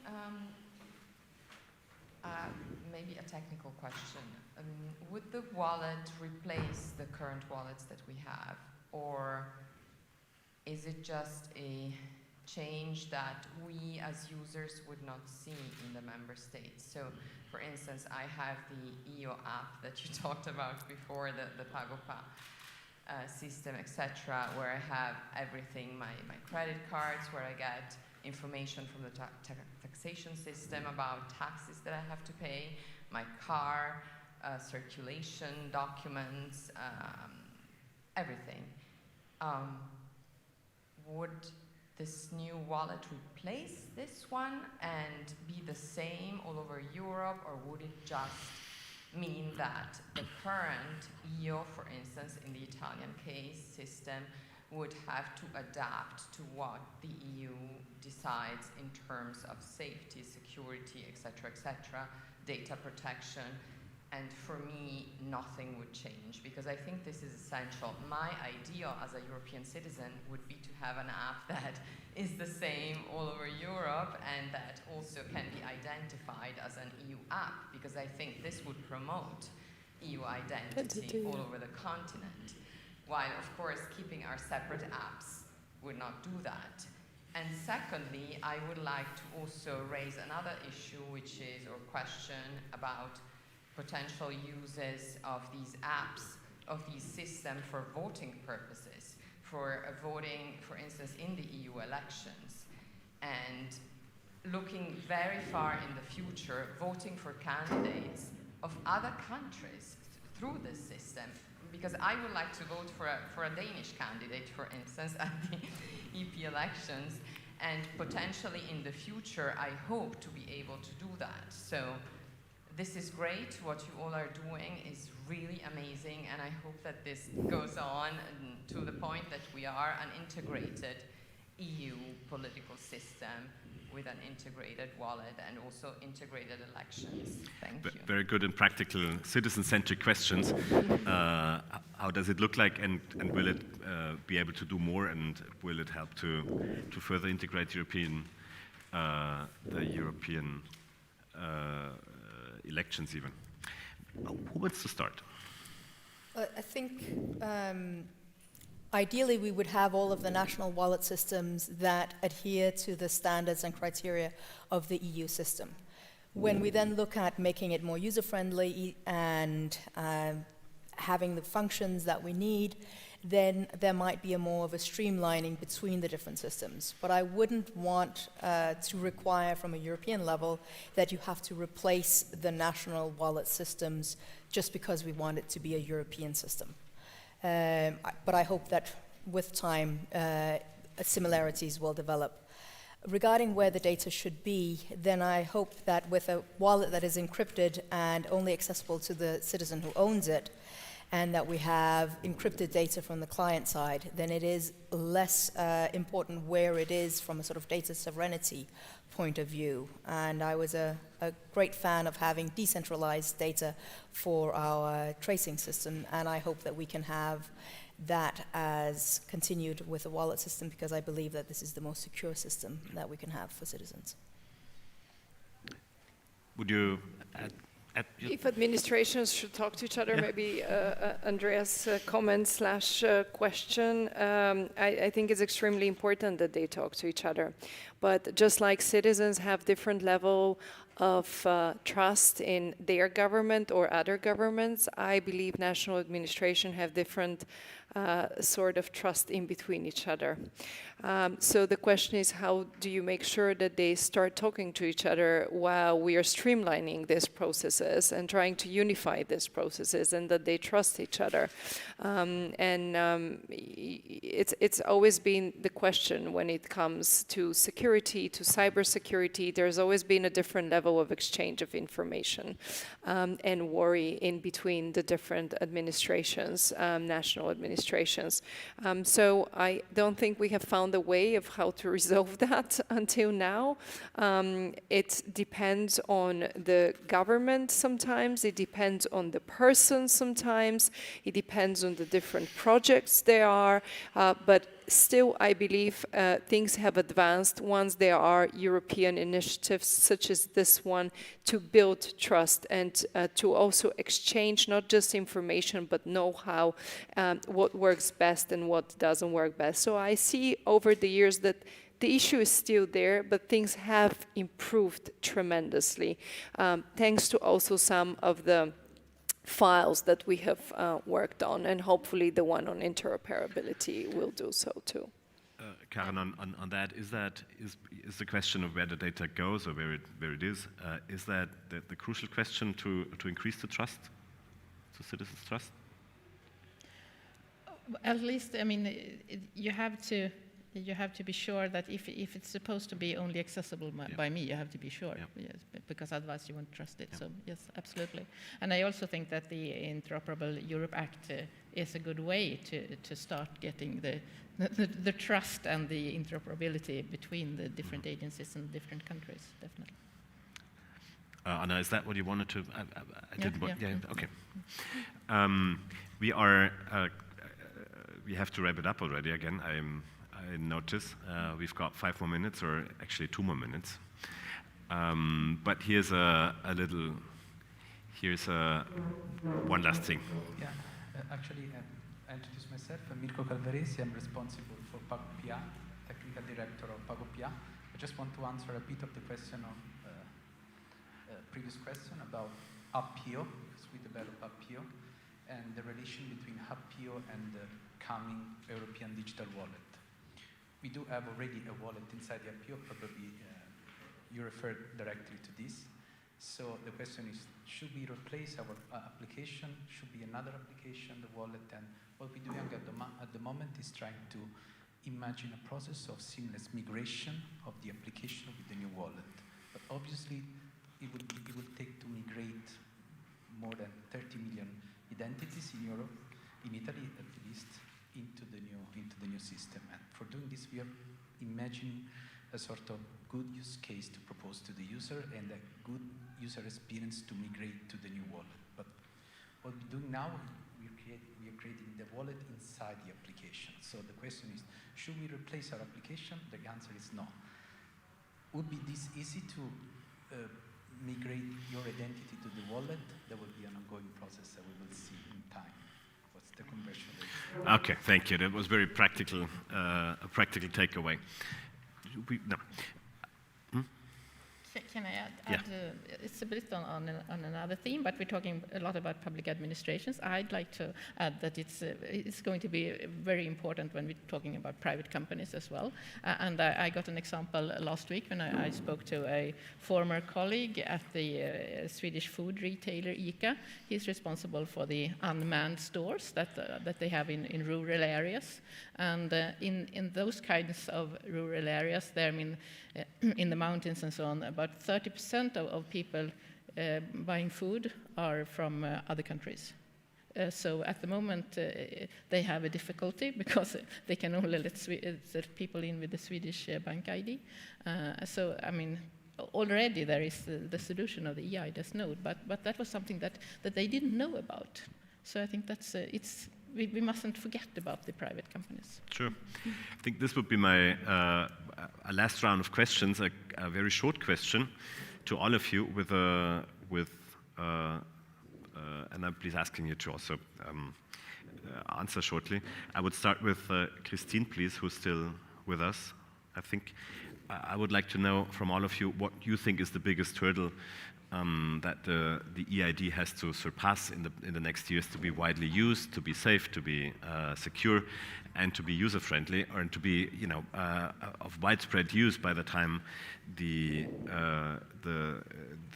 European Union aims for it to be widely used. Is it the private sector? Is it public administration? Is it people? Is it safety? What is it? I would like to start with Christine, please. I think the issue will really be to work on communication and on the fact that these solutions are available in all member states, and on the benefits that citizens can have by using this kind of tool. So I think there is a real issue on communication and on the fact to make known to citizens that these solutions are available and that they can use them on very useful user cases. Useful user cases are the most important thing, is the takeaway here. Anna, what's your take? From a Swedish perspective, I think it's this integrity, citizen data versus Swedish legislation and the personal ID we have in Sweden and so on. So I think that's really a very political question that needs to be resolved on a political level. Yeah, well, I talked quite a bit on the challenges during this panel, but I like to call what we're doing with the EID is some sort of a revolutionary thing. So with a lot of revolutions, a lot of challenges do come and originate. And here I hope we are going to be able to translate to Europeans that we are creating something that's universally acceptable across Europe, which relates to a lot of your personal information that's very valuable to you, and you would have a possibility which you haven't had before to go cross-border and to use that information ideally seamlessly with other administrations. So for me, with every element of a new European identity, addition to the new European identity or European citizens, comes a lot of challenges, and one of them I emphasized enough on this panel. But if we are able to promote it in this way to citizens, hopefully the uptake will be faster and easier. Karen, last question is to you. What's the one thing that we need to fix for this to happen? We need for all of the member states to be able to see that they can use the UID and the wallet within their national systems, and that they can trust them also at a national level. And I think having 80%, 90%, 100% use of these applications and wallets, that requires that we also invest in the administrations that will be able to adapt to them. Often technological solutions are seen as a way of saving money. But before we can reap all of the benefits, we need to invest to make it useful and user-friendly for the administrations as well, and to sell the benefits of the app to our supermarkets and businesses. Thank you. I would like to thank you all in the room, but most importantly, you here on the panel, and Christine, who's with us online from Paris. I think that last round was one very revealing round. Because it's probably everything is important, that there are good user cases and people, and the take-up is good, that there is trust in the safety and security of the data. There is an overarching philosophy, if you wish, of a European identity that makes the case for an application like that, and that it's not only the users but also the public administration and actually companies that need to be attracted by this thing. So we will keep following this with interest and curiosity over the next years, over the trialogue first, and then over the implementation years, and then let's see whether by the end of the century, by the end of the decade, we are actually at the point where we need only one digital wallet for travels all across Europe.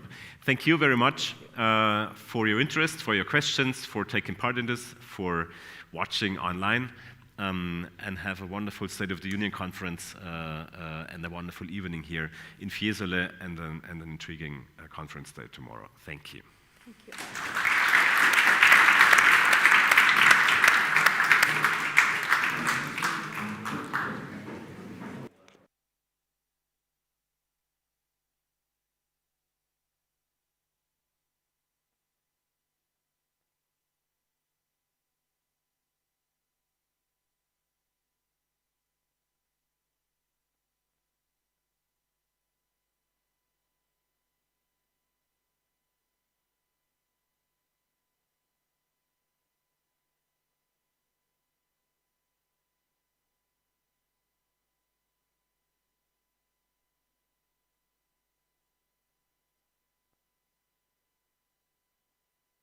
L'Europe ne se fera pas d'un coup, ni dans une construction d'ensemble.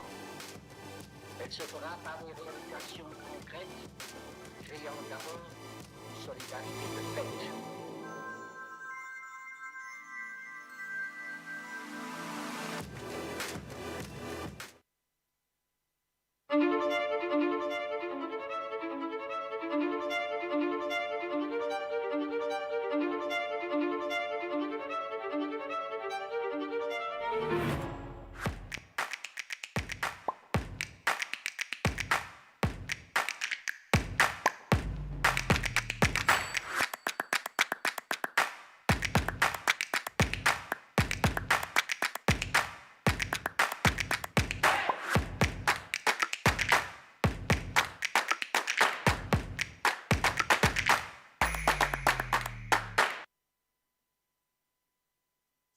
L'Europe ne se fera pas d'un coup, ni dans une construction d'ensemble. Elle se fera par des réalisations concrètes, créant d'abord une solidarité de fait.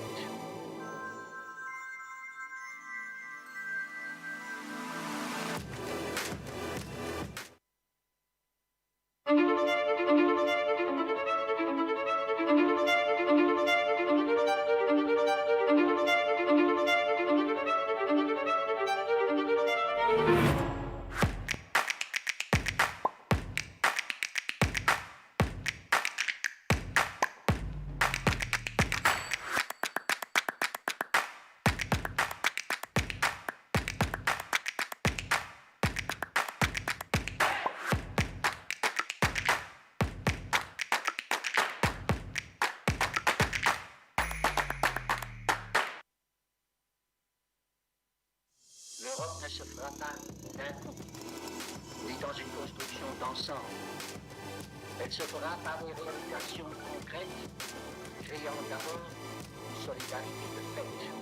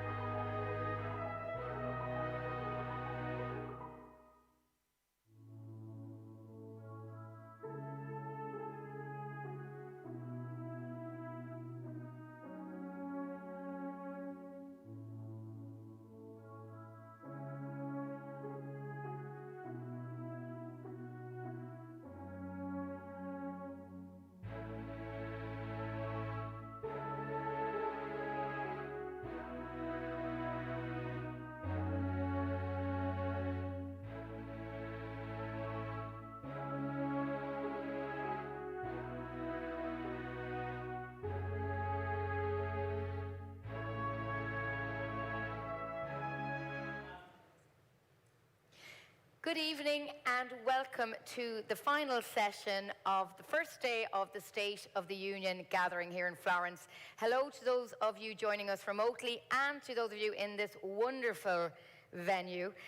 We're at the final session of the day, so thank you for bearing with us. We're saving the best to last, I like to tell myself. My name is Suzanne Lynch. I'm Chief Brussels Correspondent with Politico, usually in Brussels, but really enjoying the time here in Florence to get a sense of the issues that are dominating discussion, dominating analysis within the EU and the broader European context currently. For our final panel, we're joined by two illustrious figures on the European political scene. On my right, we've Bort Pahor, former Prime Minister of Slovenia and more recently President of Slovenia. And to my left, another former Prime Minister, Alex Stubb, and of course the Director of the School of Transnational Governance here at EUI. So thank you very much for joining me on the panel. So, look, the title of this final session is The New European Security Order.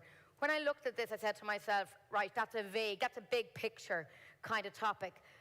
But in fact, it's actually the topic dominating European politics at the moment. And as a journalist, that's our job, to always try and analyse what the big story is, try and be ahead of what the big trend is. And I think the discussion about European security, defence and foreign policy has been the defining theme, particularly of the last 18 months or so, and due to the dreadful invasion of Ukraine and the return of war to the European continent. So Alex, I'll start with you. Has this really been the big watershed moment for European defence and security and foreign policy that a lot of people feel that it may be? I would say yes, and the reason is that the war in Ukraine, or the 24th of February, in my mind, is a watershed, not only in European security, but also in world order. In many ways, I think it's the 1919, 1945, or 1989 moment of our generation. And I would argue that in 1919, the leaders of the time got it wrong. 1945, pretty much right. 1989, the jury is out. The reason I think it is a watershed moment is that we will see a fairly permanently divided Europe into two. On one side of the new Iron Curtain, you had Russia, which will be isolated from the European side. And on the other side, you have more or less 44 European states, which have variable memberships in the EU and in NATO, but will certainly have no security cooperation in the future with Russia. I mean, that's interesting that you're not talking just about the EU, that collection of 27 member states, or indeed NATO. That's a broader European community. Now, of course, there has been this new push to bring those countries together through the European political community idea. We had the inaugural meeting of that in Prague last October. We're now gearing up for the second one in Moldova on June the 1st. I mean, do you think this is a really viable community, or do you think it's kind of more the same? I mean, the OSCE, I know you think about, you write about, I mean, are we kind of doubling up here in a sense? Yeah, I mean, the European political community, I mean, you can split it quite simply into three. You have those countries that are in the European Union. You have those countries that want to be in the European Union but are not there yet. And then you have those countries that are not in the European Union and don't necessarily want to be there. All of these can be brought together, you know, in Prague, in Chisinau, in London, wherever it's going to be. And it's a good forum. It's a good bridge in many ways. But I do think my final point, and I know that Borut will deal with this, and we dealt with it together in the European Parliament in the good old days, I think we need to be really bullish and really aggressive on enlargement. It has become geopolitical, geostrategic, and it simply needs to happen. And I think the membership in the European Union is the key for the Western Balkans, for Moldova, for Ukraine, and for Georgia. Thank you. Boris, what about your view on this, enlargement, and this idea of a greater Europe? What do you think the role the Western Balkans is playing now in this very difficult, very tense moment in European and world history? A couple of elements. Number one, I do fully agree with Alex that there will be a new division, a new divided Europe in future, unfortunately.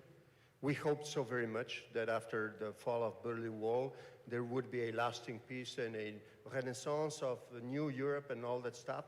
Unfortunately, because of the aggression of Russian Federation to Ukraine, that has been put away, unfortunately.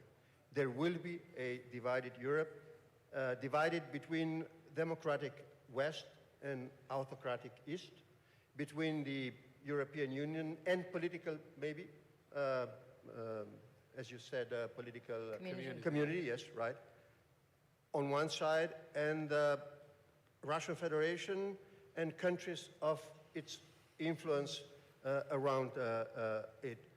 The question that you put it to me is, how do we see the Western Balkans? I think that with Moldova and Georgia, we should see Western Balkans as a geopolitical priority for European Union. I think we have already had an illustration that Brussels now is watching the region differently. The decision of December last year to give the status to Bosnia, basically without any condition, that was already some sort of a signal that maybe this enlargement fatigue is over, at least politically, at least in Brussels, and there could be a fresh start. I would say, listen, I know that we have in front of us, because of this enlargement, a lot of problems, but we would have even more problems without the enlargement. What about specifically the situation of Serbia? A big country, strategically important. How do you assess the way it has played geopolitics since the Russian invasion? This is an extremely good question, because I think, I'm saying all the time in the last couple of months, that it's up to Serbia to, in many ways, to decide the destiny of Western Balkans in the future. If Serbia will be on our side, on the European side, on the side of Brussels, that would be one story, good story, beautiful story. If Serbia would be on the other side with Moscow, that would be a completely different story. Not so nice, in a way ugly, because that would have several consequences for Republika Srpska, for Bosnia, for Kosovo, for relations in the whole Western Balkans. So I know, Alex, I think have some experience with our friend Vucic. I have definitely. But I would advise every European government to do whatever it takes to inspire Vucic and the Serbian government and Serbia to come on our side. It would be extremely difficult, sometimes very, annoying, but that would, be a successful story. Yeah, but Alex Stubb, is there not an argument that Europe was too late, has been too delayed? It's offered these Western Balkan countries the prospect of EU membership, and really the political will has not been there. So no wonder that countries